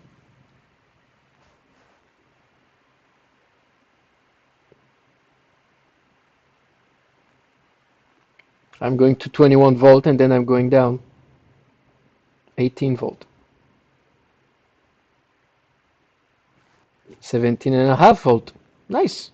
I'm going up and down just to see if everything is nice and stable, and it seems to be the case. Just checking about the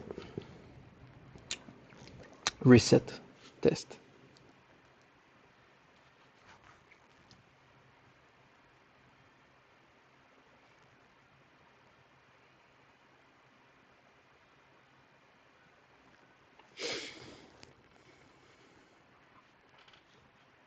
Nice. Well, we got ourselves another good working dashboard.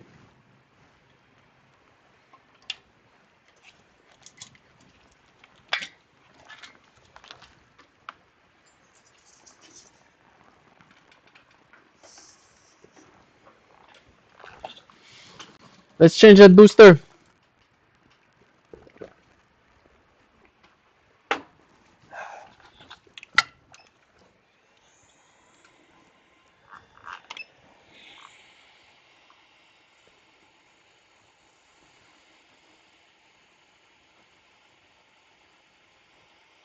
Could be that the LDO that I changed were bad, but I would be very surprised because the value were exactly the same.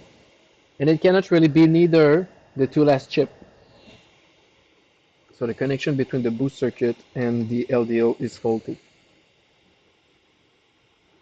And it's not neither the small resistance because this one seems nice and clean. The connection are great, the resistance values are great.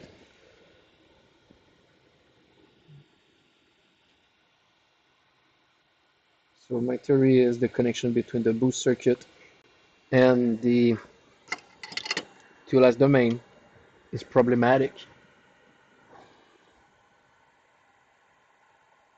And there's so much acrylic and everything, many times it goes under the dashboard, under the boost circuit, and making problem like this one.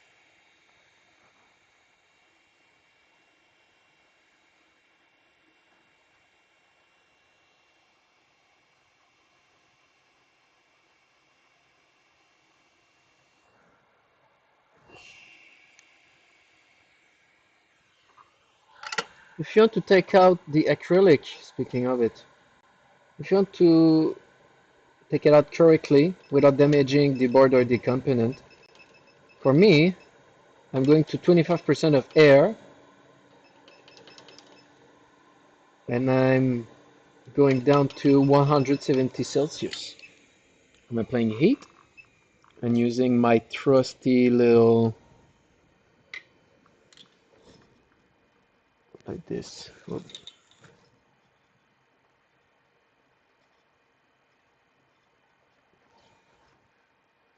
I'm using my trusty little spatula that we can call. I'm just scraping like this.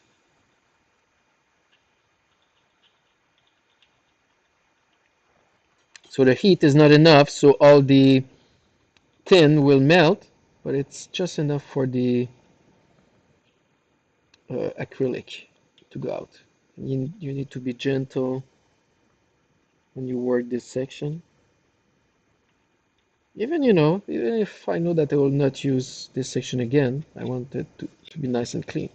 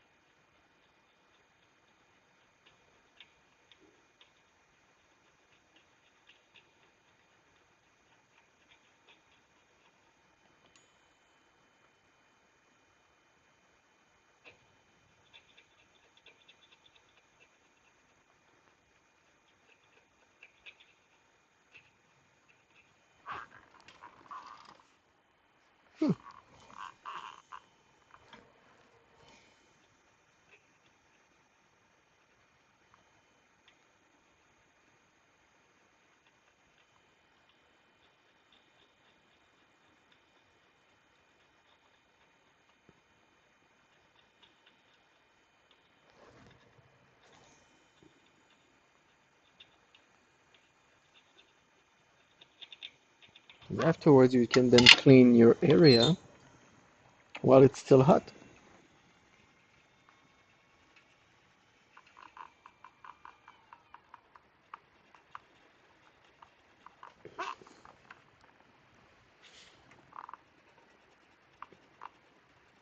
There you go.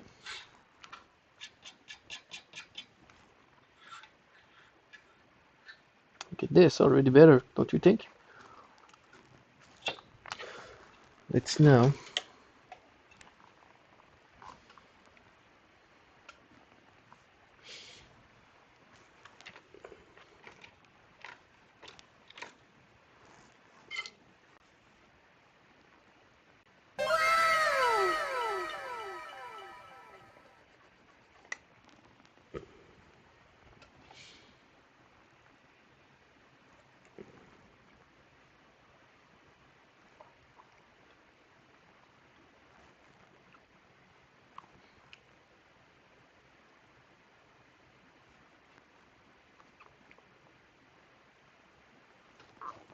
I'm preparing the zone, and then I will prepare the boosting circuit.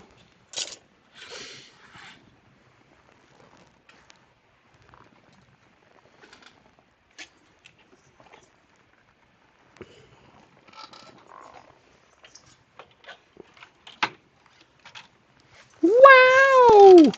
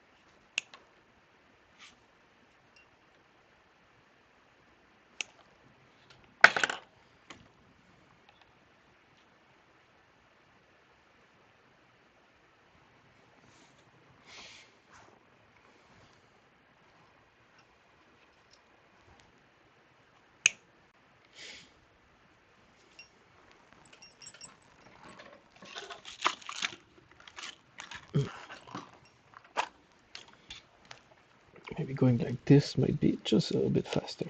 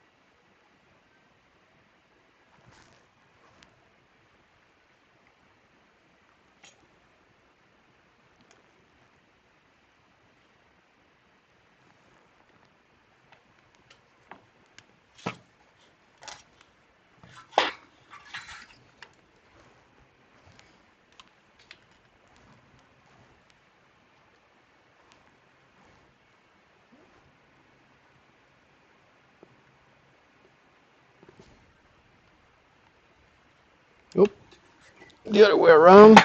Being left-handed, it will be easier. There you go. Voila.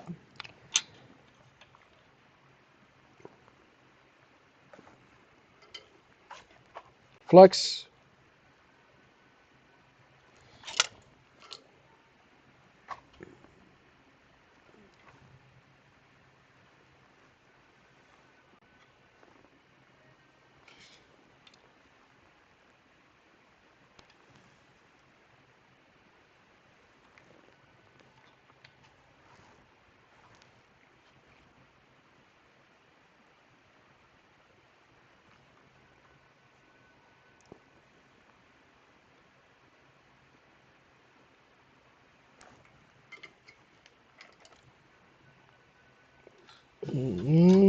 Nope. I want a better connection, so I will twist my wire just a bit.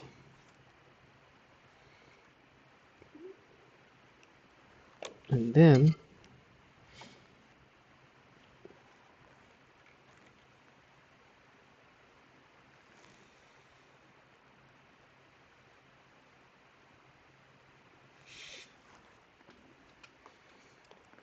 a little bit further, I don't want to short anything.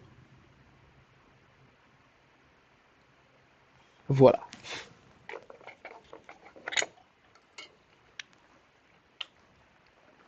Okay.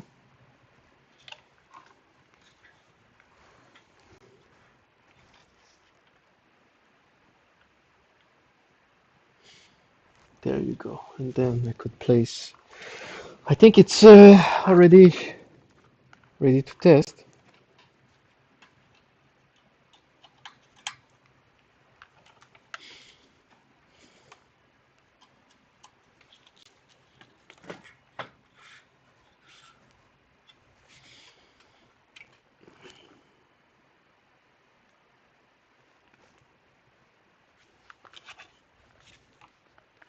Boosting circuit is working. I see the little light, and then the two last domain are working. So in theory, not even need to test it. I know it's working. I know. I know those are L3 plus. I felt it. So I changed the two last LDO because the value were 0.6 and 0.7 or 0.4, whatever. But the boosting circuit had a great value. But it doesn't mean that the value of the boosting circuit is great, that the connection between the boosting circuit and the two last domain is great. So that was the theory. I changed the boosting circuit altogether, and now it's working. Very nice.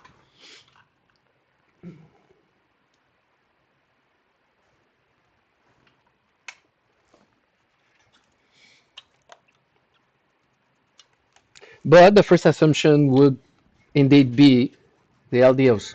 So even if you do it on your side and you change the LDOs for the same one, and by the way, if you change those LDO, there's 12 domains. The 10 first are linked to the step down volt that is 10, but the boosting circuit, the 14 volt, is linked only to the two last. And the LDO are not the same. So if you're to change them, don't take from another board, don't take the LDO from the 10 first because these are not the same. So only the two last are the same for every hashboard that I just did. But that also means that the two other LDO that I changed might still be good. So I will probably keep them on the side for another repair.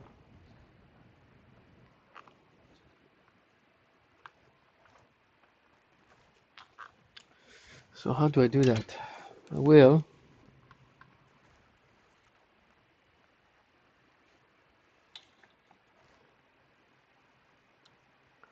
I'll clean those little LDOs.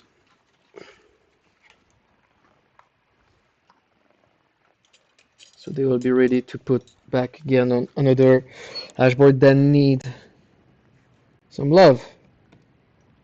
Well, this one has just gone to the nth dimension, but also that one. So I just lost one already. Well, happens sometimes, but also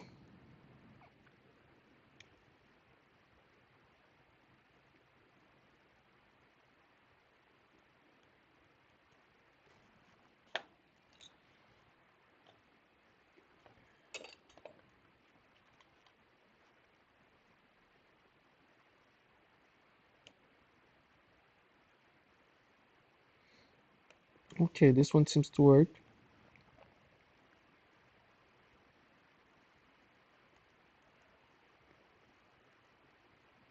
There you go. Okay, one good. Oh, the other one is here. Nice.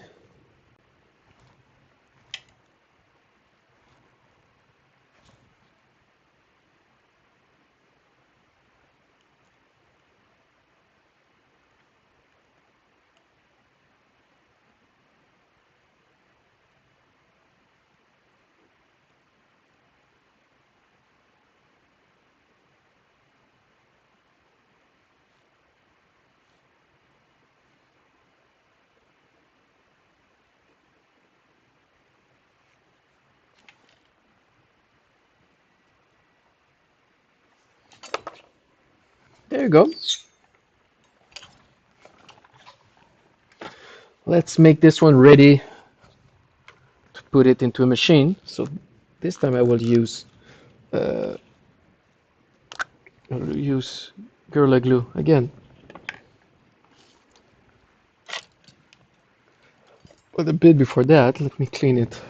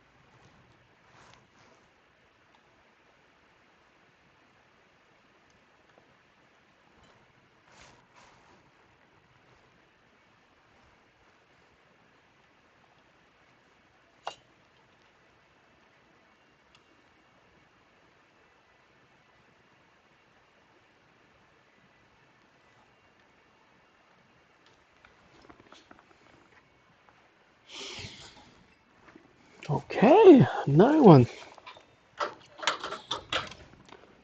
Let's test.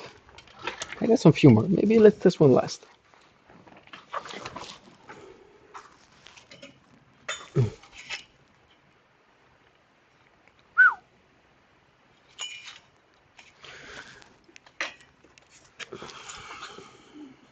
This one.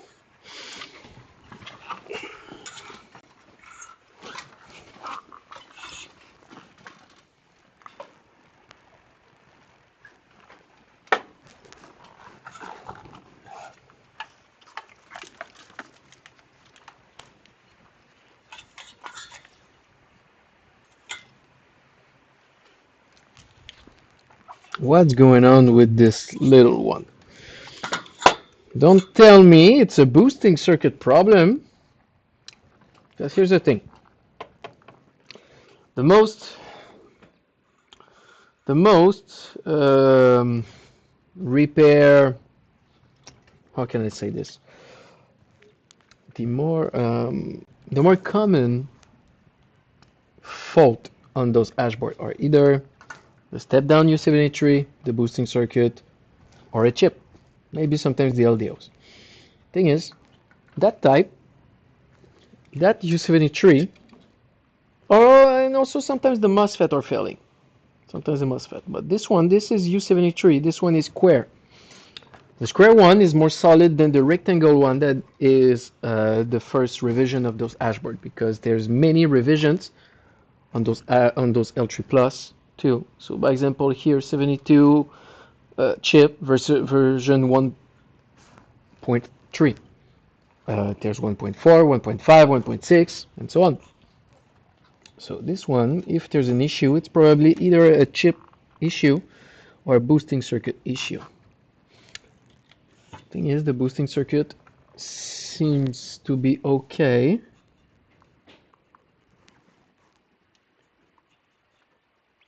I mean, physically, the acrylic isn't like too much of a strange color or anything. But my assumption would be either boosting circuit or chip problem. What do you say?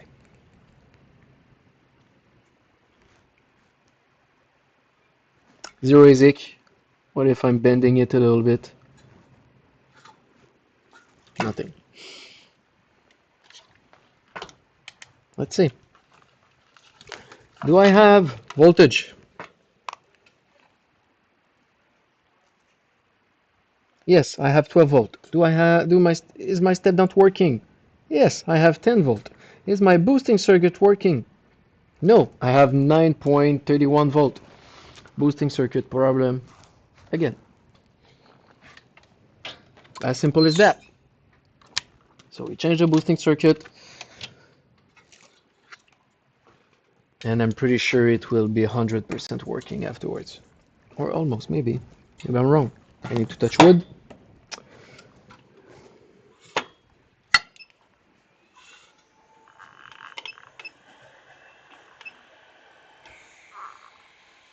But it's as simple as that to diagnose.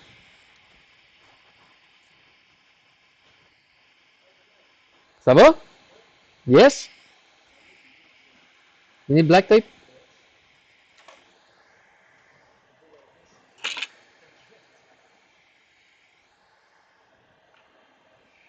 Can you bring Gabriel for me? Yes. Thank you.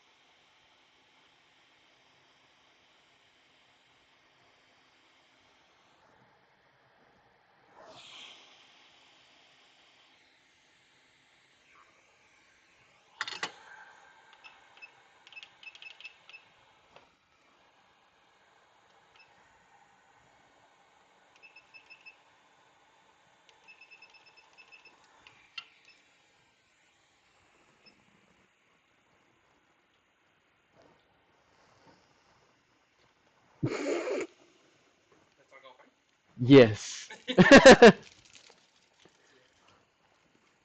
Thank you. You're welcome. That's Bon, Fred, je suis allé faire un tour, là, justement. Oui. Et j'ai un, deux, maybe, un probablement oui. Puis je pense un autre maybe. C'est qui ça? Anto, c'est oui. Anto, c'est oui. Andé, c'est probablement. André, je me souviens plus, j'ai pas pogné. Nick, c'était genre, je pense pas. J'ai pas Joe, c'était d'argent. peut-être. Joe, c'était peut-être. Puis Alex, c'était peut-être. Alex, ouais, parce que l'autre est parti. Ok. Cool, man. On se commande quoi? I don't know, moi je suis pas tendance de commander. Du B12. Tabarnak. Où ça? Check avec les gars, moi je suis prêt. Ok. Aïe, aïe,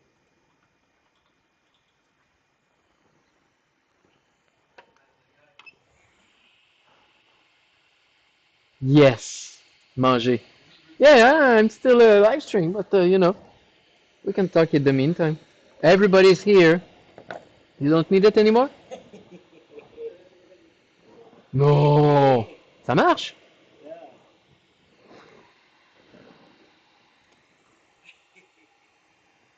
Okay, this is why you wanted. Nice. Impressive. Impressive! Toi, t'as faim? Moi aussi. Mange quoi? Je, je veux pas manger de clé à lunch, c'est vendredi, là.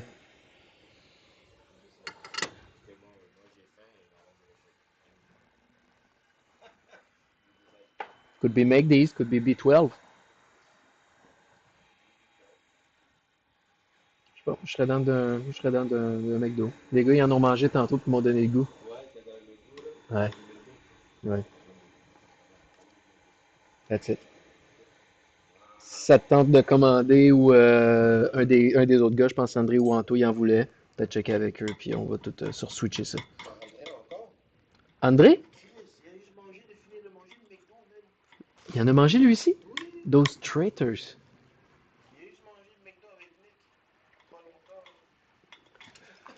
Puis ils nous l'ont même pas demandé. C'est quoi tu veux, du McDo? Ouais! Ok. Et c'est qui va commander? Là, moi, en ce moment, je peux pas vraiment. Là, check avec peut-être Anto, ou si toi tu le peux, je vais te faire un virement. Moi? Non, mais parce que j'ai pas. I don't have no DoorDash, no. Check Anto s'il en veut, sinon je prendrai un break puis on commandera. Ok, cool. Yes! So we were. Oh, that's true. I got those little cookies from Gabriel. I was talking with my coworker about eating something. It's been 4 hours since I am on this last stream.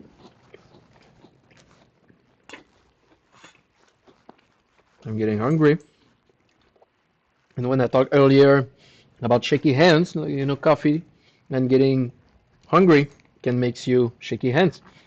So you need to be well fed meanwhile you're doing repairs.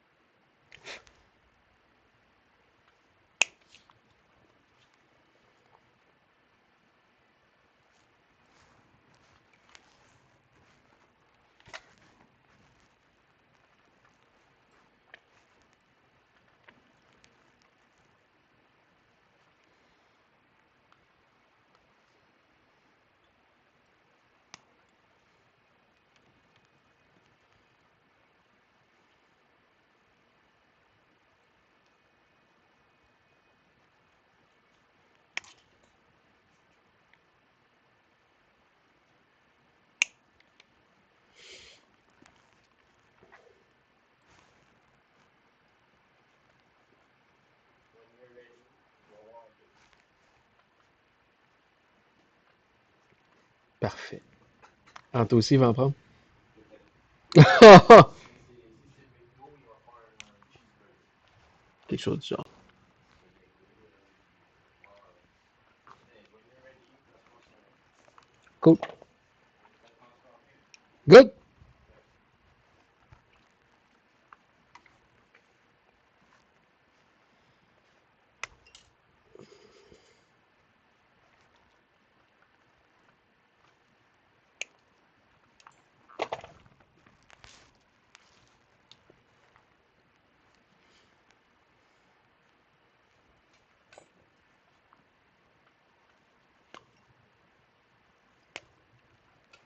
Voilà.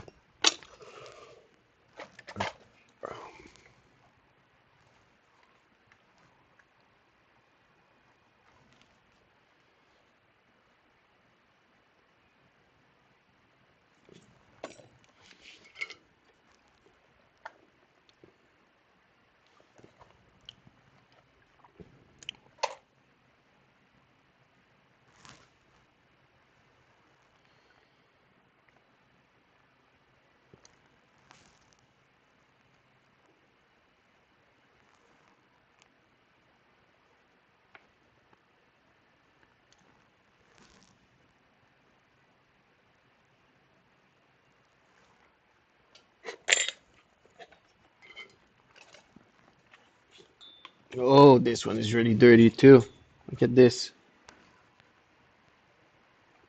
On the heat sinks.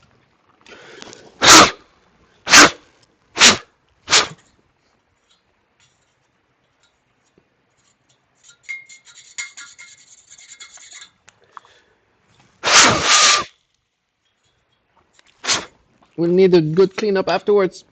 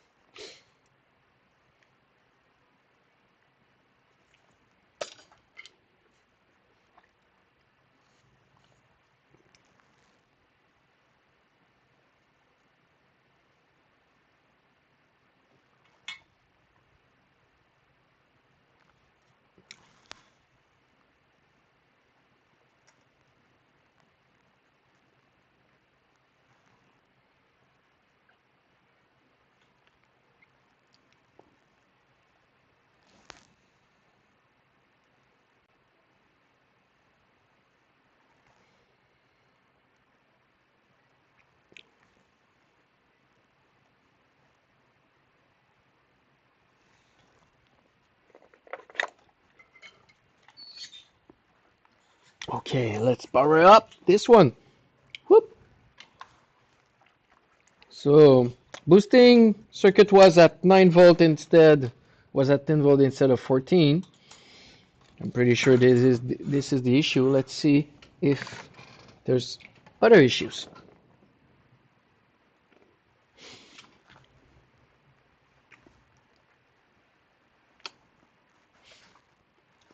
Et voilà.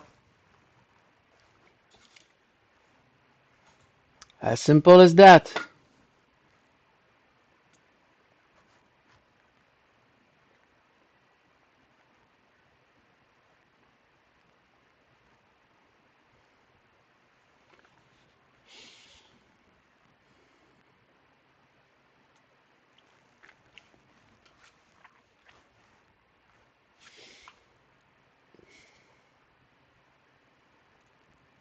100% working.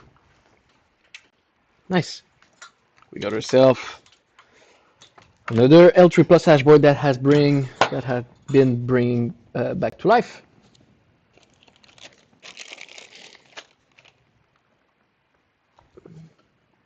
Another one. Let's clean the surface. Let's clean the area. Glue it to the hashboard, and yeah, ready to go into a machine.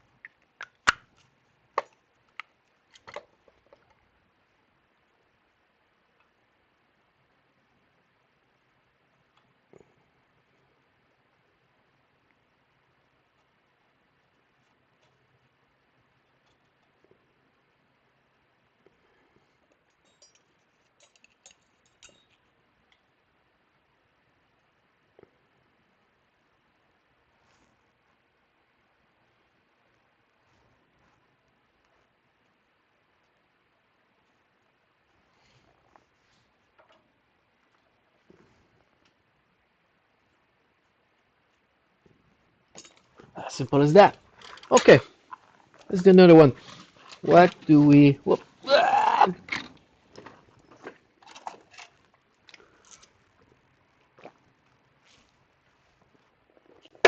Yes.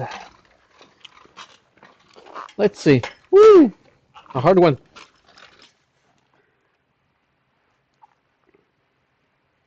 66 is problematic. This one has already been worked on. So I've changed the booster of this one. Somebody else has worked on it in the meantime. I can see easily some flux mark. Okay, you don't see it here, but here we can clearly see flux around those capacitors.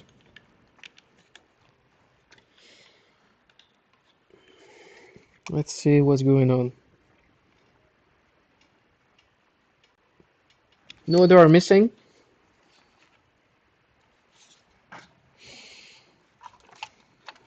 What's going on? It says 66 chip. It's a common issue on those minor. Getting only 66 chip. So I don't think it's a boosting issue.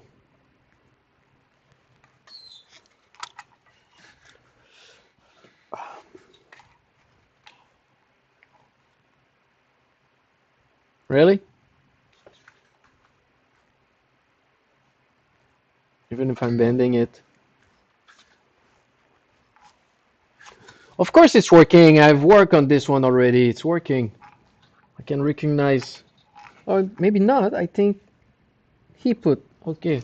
Oh yeah, we have a new technician here that has come back, and he has started to work on L3 Plus. So I have teach him how to repair those ones.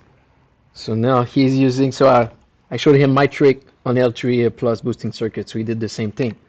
But now that I'm looking at it, there's some differences that we're doing in the technique. Now we're talking. This is what I want. What's the matter? Let's fire it up again. So it's working, but there's one chip that is faulty.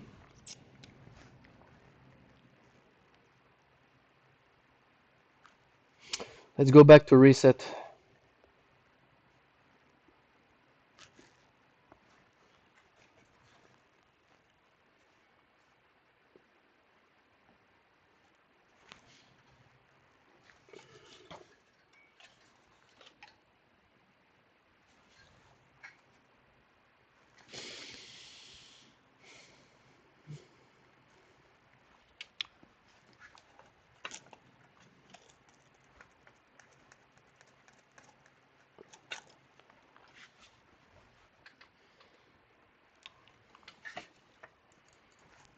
Hi Joe, you still here?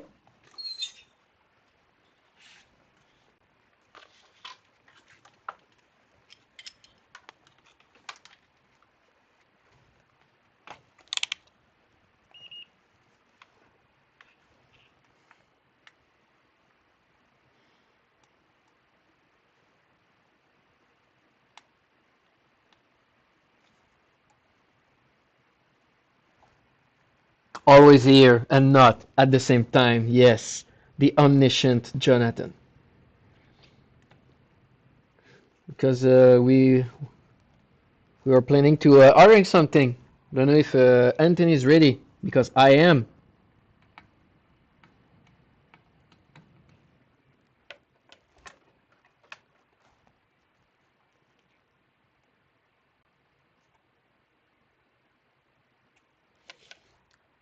But I cannot go. Okay, everything seems fine. Let's maybe just redo this connection here.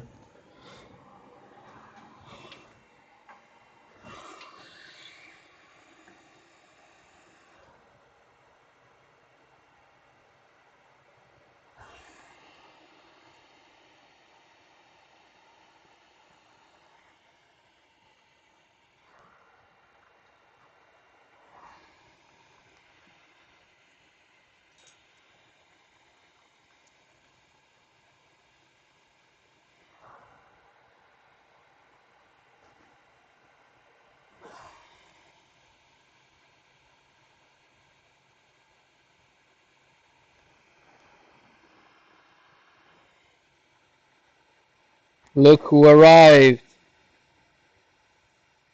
Qu'est-ce que tu fais? Ah? J'ai pas commandé. Mais je veux commander. Can you bring me Anthony? I want him alive.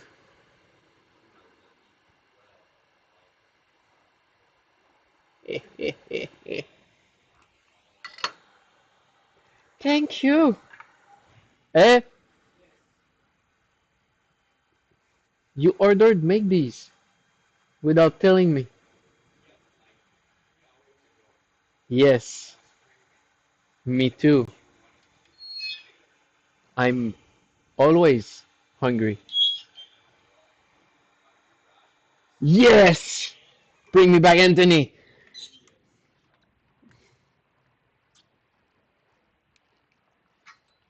Okay, this one just been reflowed.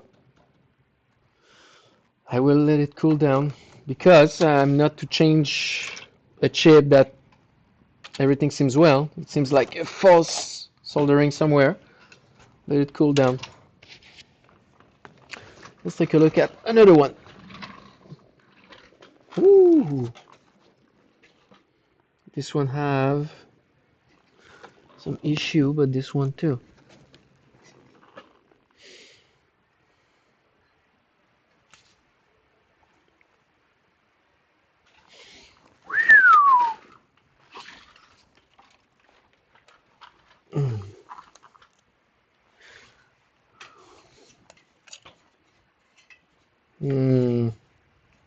Nope, I will not work on this one.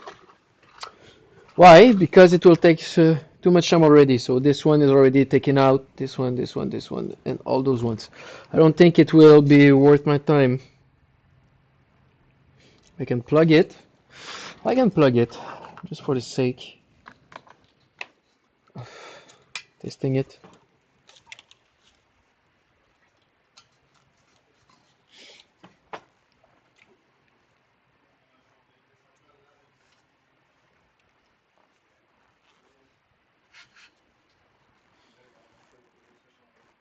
Yes. Moi aussi? Oh, 67. That's fine. J'ai faim, moi. Fait que toi, tu t'attendrais un peu, genre?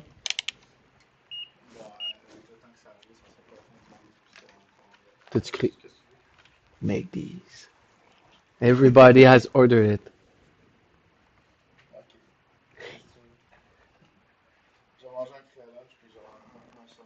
Ok, va créer à luncher, je vais te rejoindre. I think I will finish pretty soon. I will just test this one. And it will... Yes, mais après ton créa lunch?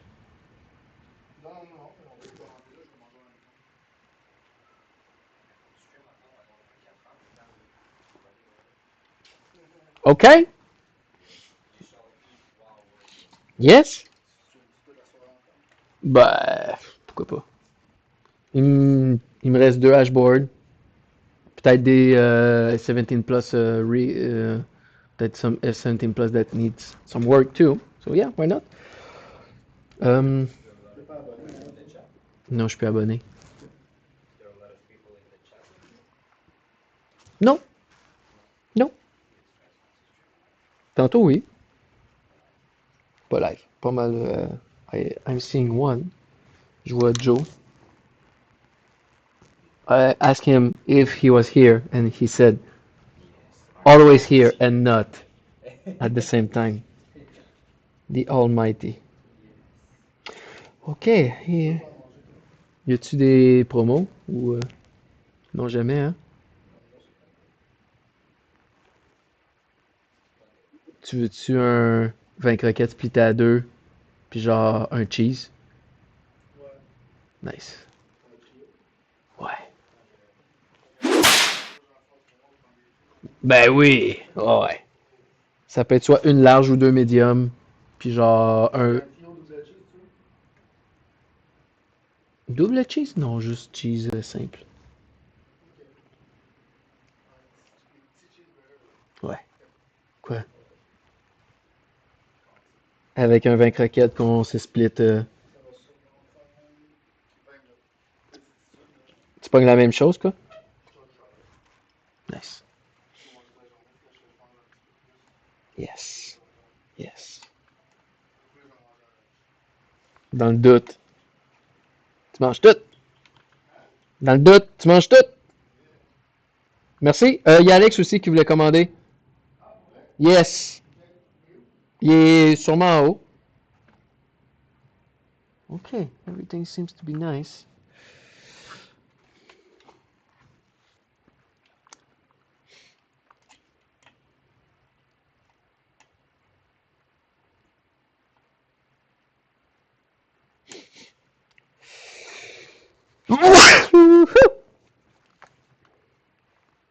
Okay.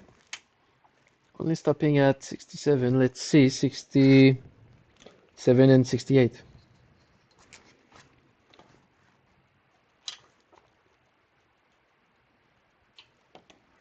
Whoa! 67 is in a really bad shape.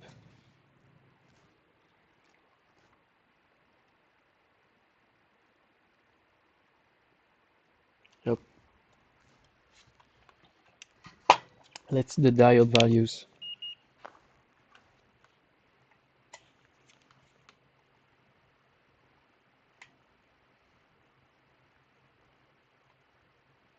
Aha! Found the culprit. Look at this. Easy for you, easier for you. There you go.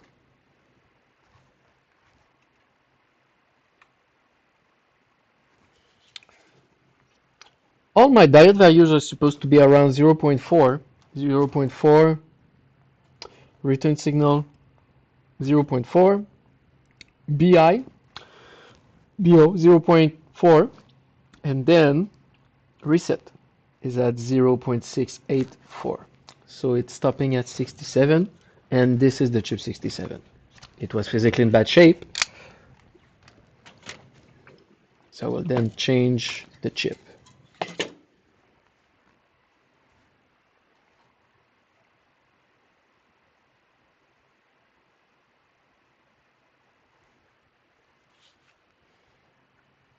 Oh, yes. The one that I shown isn't actually the bad one, even, can you imagine?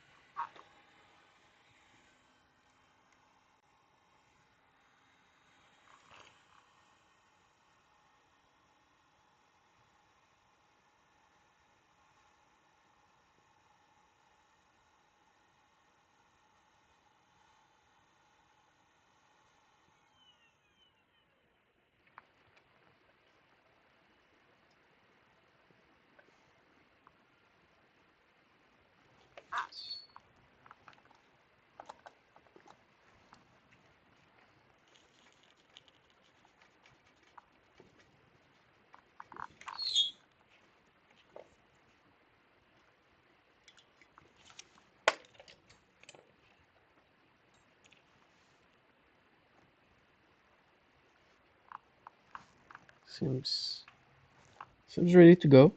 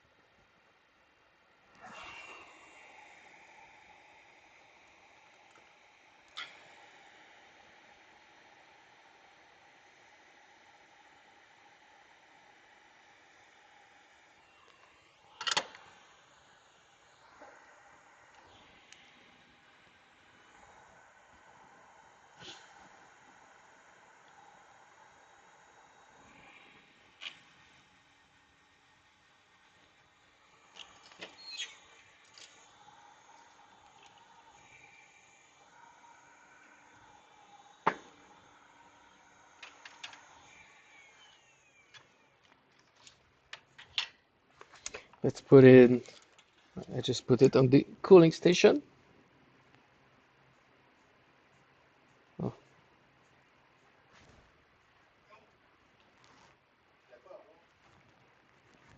Coke. Yes.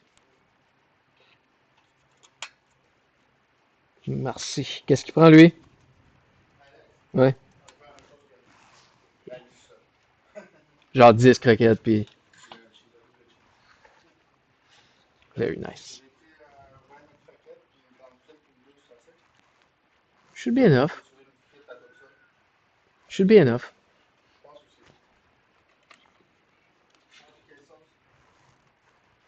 Barbecue aigre douce. Puis ouais, c'est ça. Good. Thanks.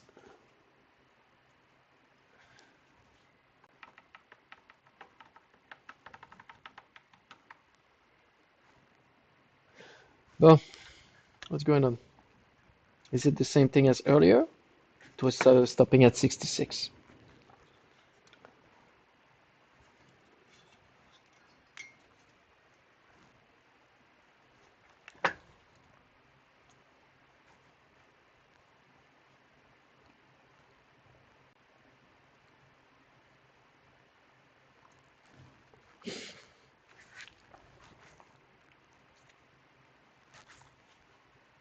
Aha, 66. Why?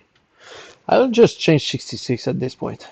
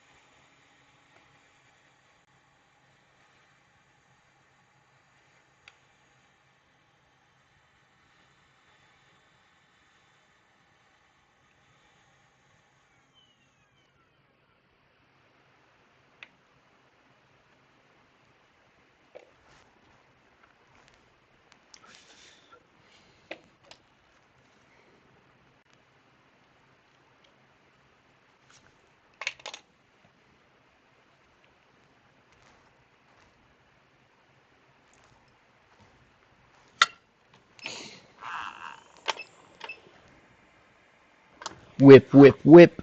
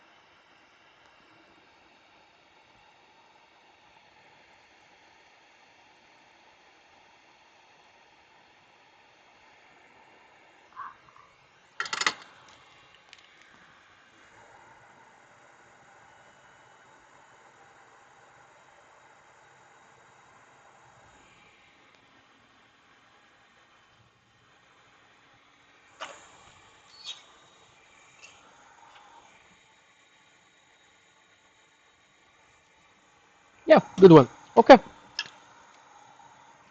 Now let's go back and see if this one that had diode values problem is now settled.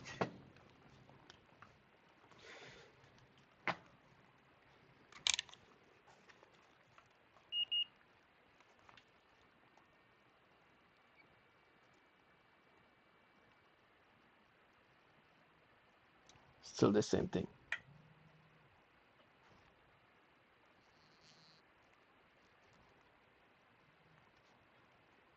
Oh, ma soeur m'appelle, bonjour.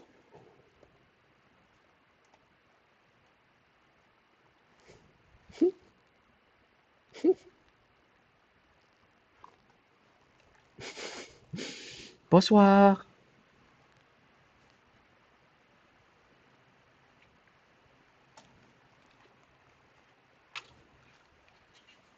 C'est plus simple.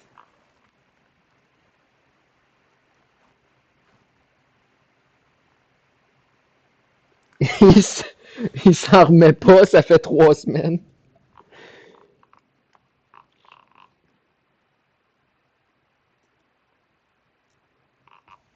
Parfait, ça.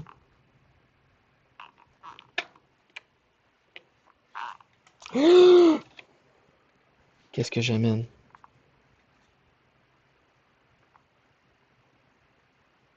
Sa soeur va être là?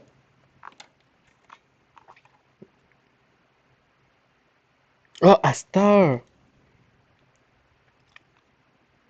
Bon. Yeah, let's do it.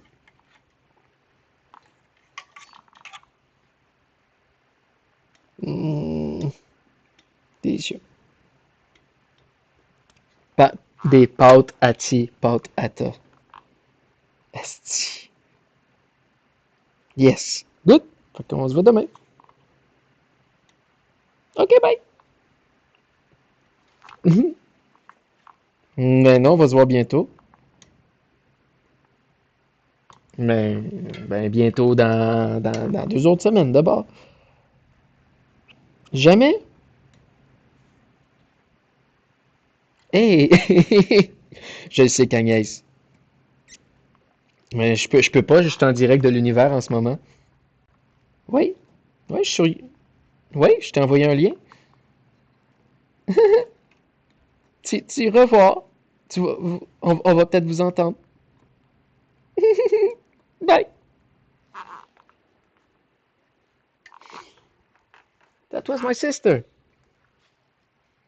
My sister just called me with the little girl. Okay, so this one still has the same issue. It's probably a resistance thing, but we need to find out which one.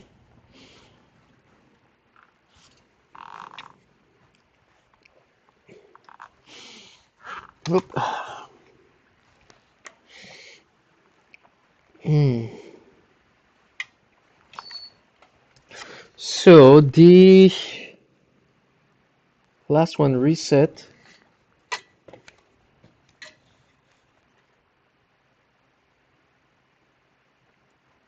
This one, it's linked to which one?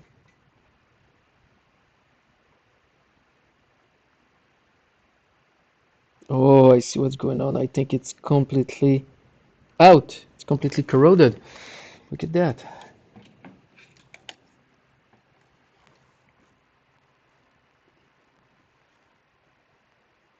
I have no appropriate sound to play for this call. No, actually no. Or maybe a Darth Vader sound. Wait, yeah, again.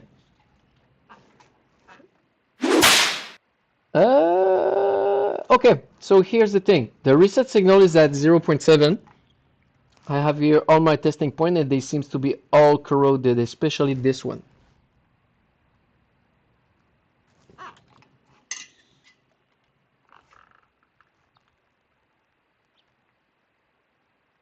Look at that.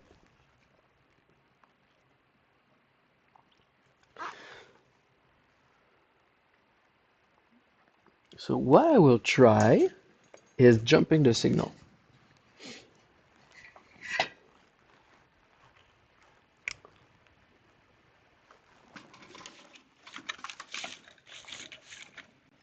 Do I have jumping cable somewhere?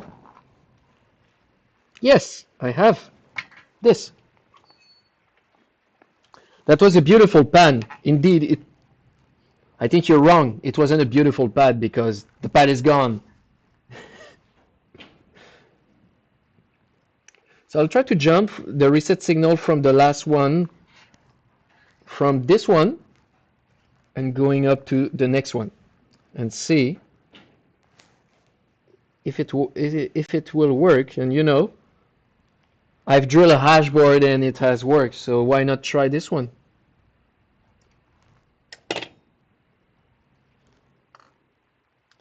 It's all good.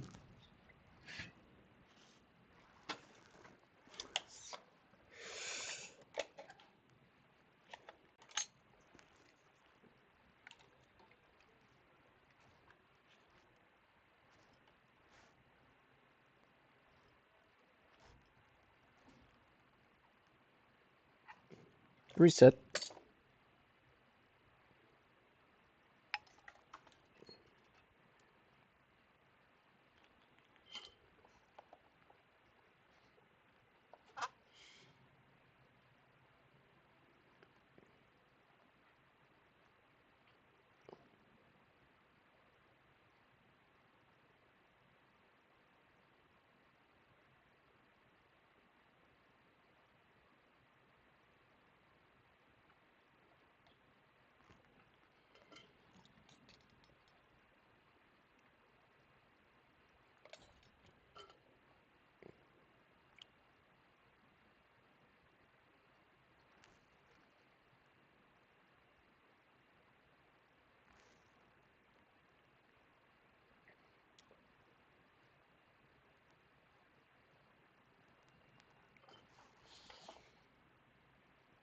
Yeah, I just took the wrong one.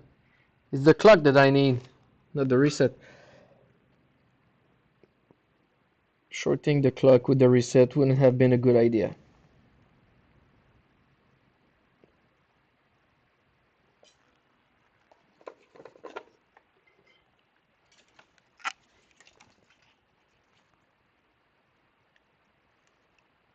Let's see this one. It's pretty corroded. Let's see if I can get something.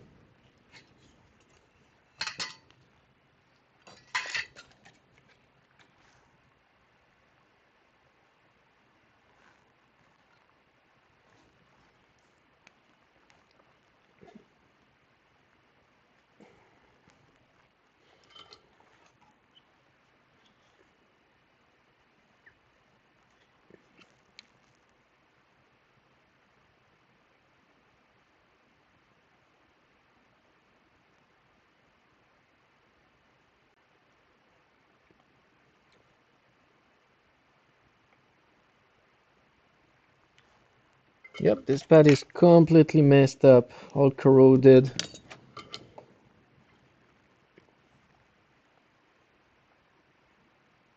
Yes, okay. Getting there.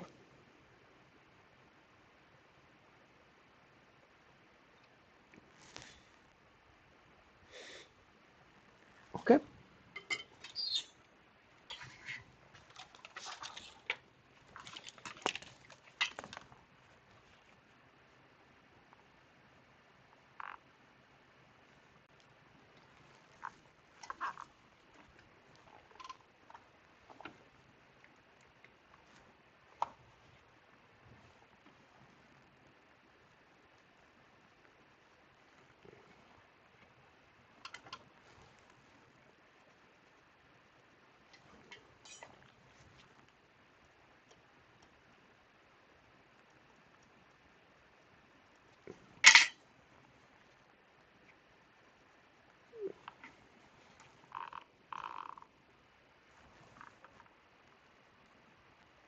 Ah, 0.4.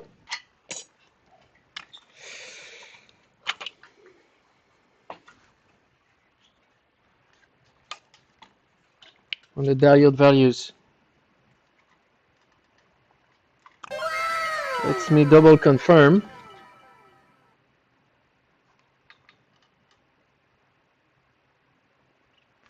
So this is the first one that I'm taking the reset signal, and then a little cable going here.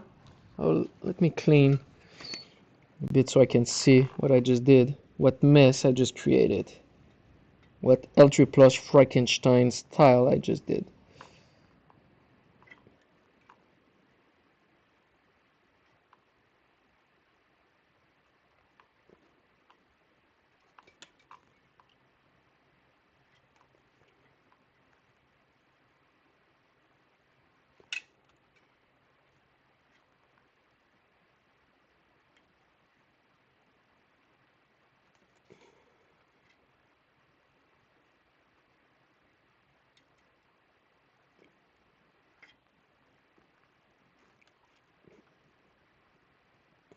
Okay, let's try. Boop, boop, boop.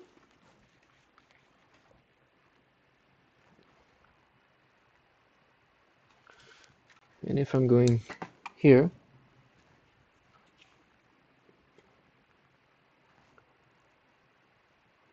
it's 0.4 instead of 0.7.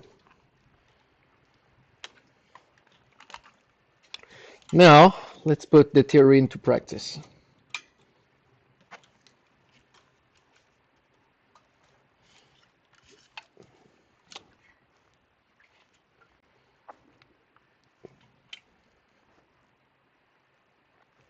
Will this work?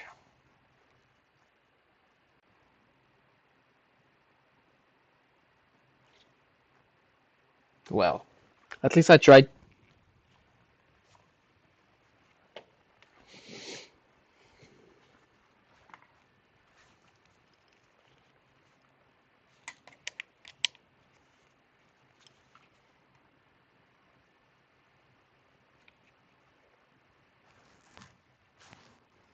Ah oui, là. Ouais, ouais, ouais. Yes.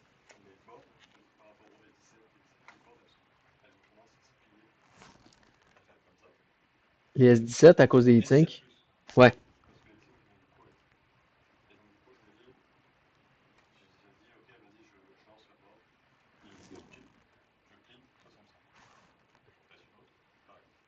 Ouais.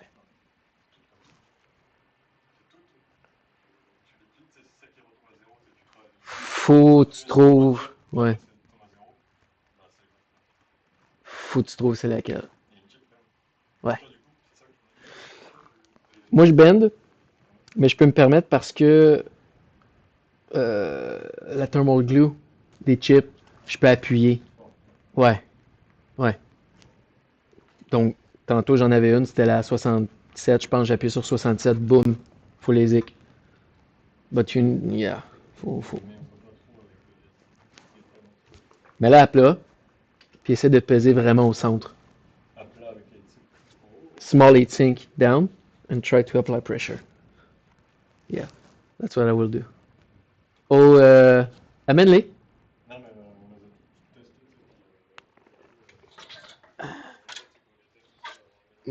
Non, mais je pourrais en tester un.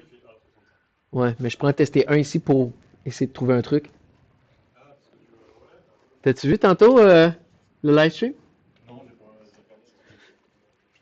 The one of Conchain. It was an issue of boosting, but the boosting was completely short. It was exploding and everything.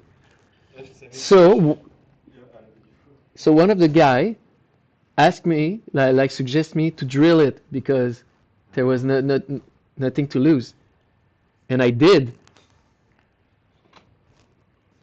Ça marche, ça a marché.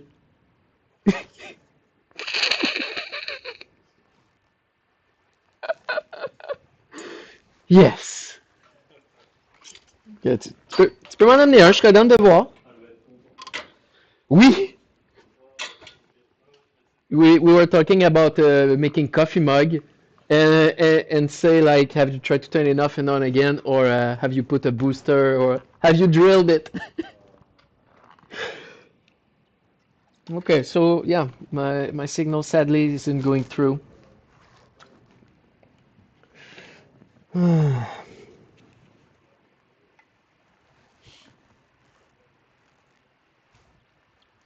0.9.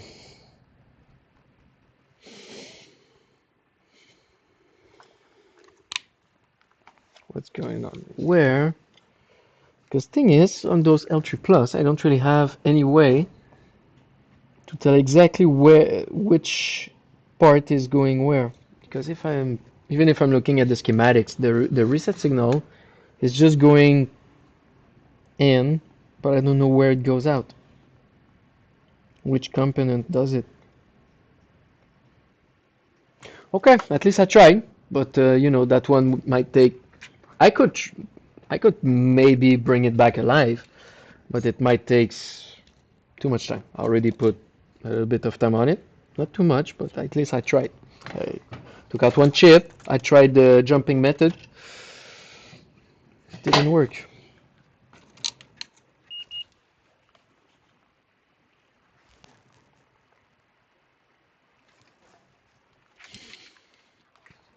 So I think that's it. That other one I cannot do it.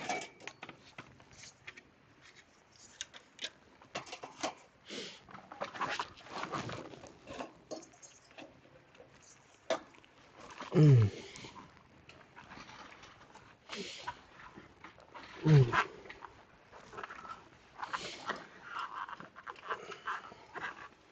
Oh, of course. Let's see this last one that I had. This one that I had an issue um, with chip number 67. Same thing. That corner, because the air is always going through this side, is creating many problems on many Hashboard actually. It's always like this.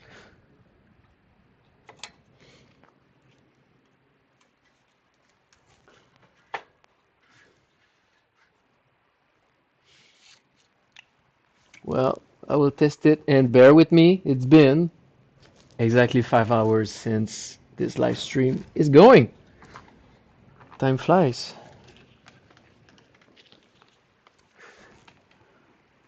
And now I got a chip problem. So, I changed chip number 66. Or, no, I changed chip number 67.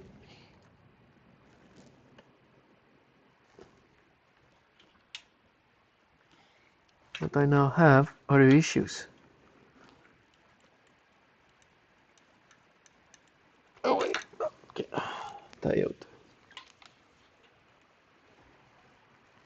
0.4, 0.4, 0.4. 0.471 seems high if I'm comparing to all the others.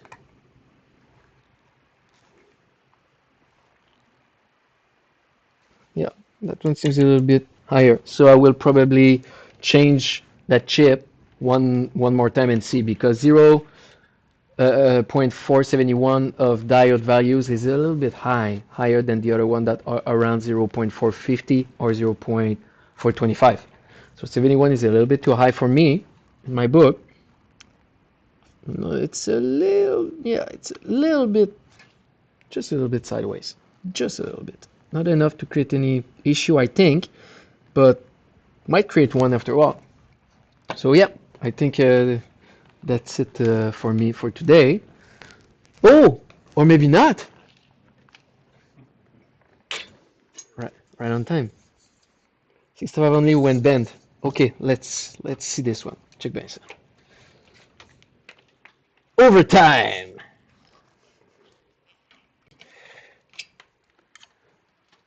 Je sais que Ahmad voulait peut-être embarquer dessus. Je sais pas s'il veut toujours le faire. Maybe Joe can confirm if Ahmad want to take my place. He left. He had a headache. Okay.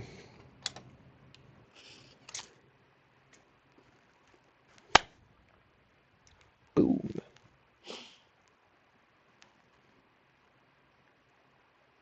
Okay. And when we bent it.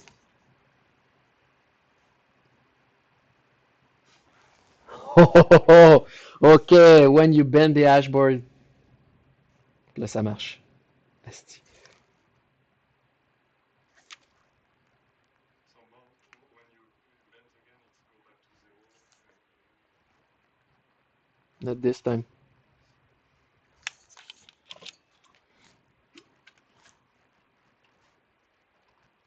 Resume the same for edge because when it's go, it's finished. I think this one is not a bending situation. I think it's one that after 8 seconds, yeah. Because now it just can't really, it needs to go back to 0 for me.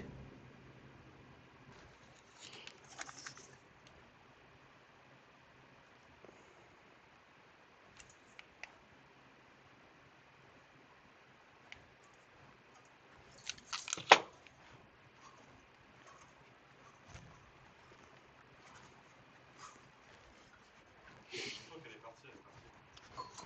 It's supposed to. Regarde, c'est pas possible. Oh, Oh, okay. Now, zéro. let's apply some tension. Okay. Master bend. Oh. Okay, getting there. And those two seems to have been changed.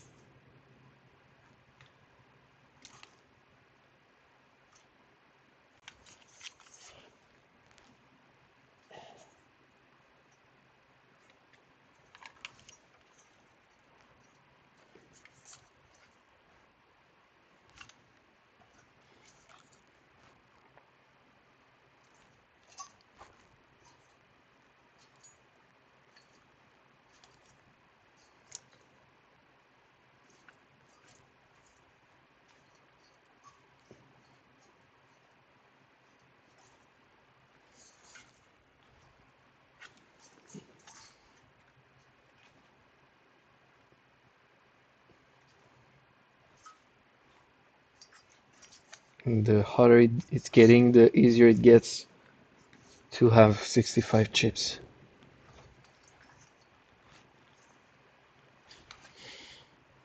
Puis tout est bon advance, puis Ouais, non, c'est ça. Fuck. Well. Ah. Non, il fait ça souvent. Woo! Oh! This one was very hot.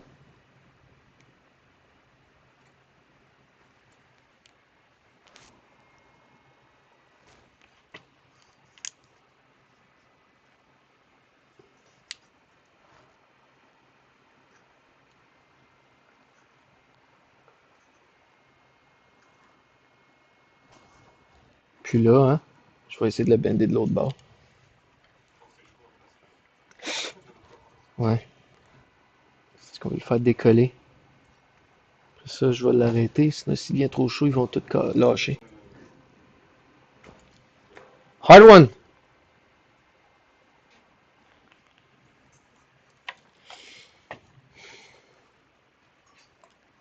Let's work on this one another time.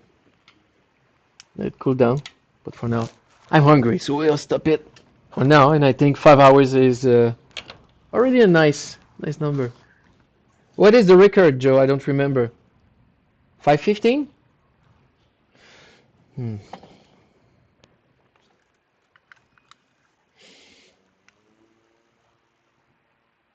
7 days. Of course, of course. 7 days straight. Well, I think that will be a record for another time. So, well, I hope that you learn some things, and always a pleasure to do those live stream with you guys. And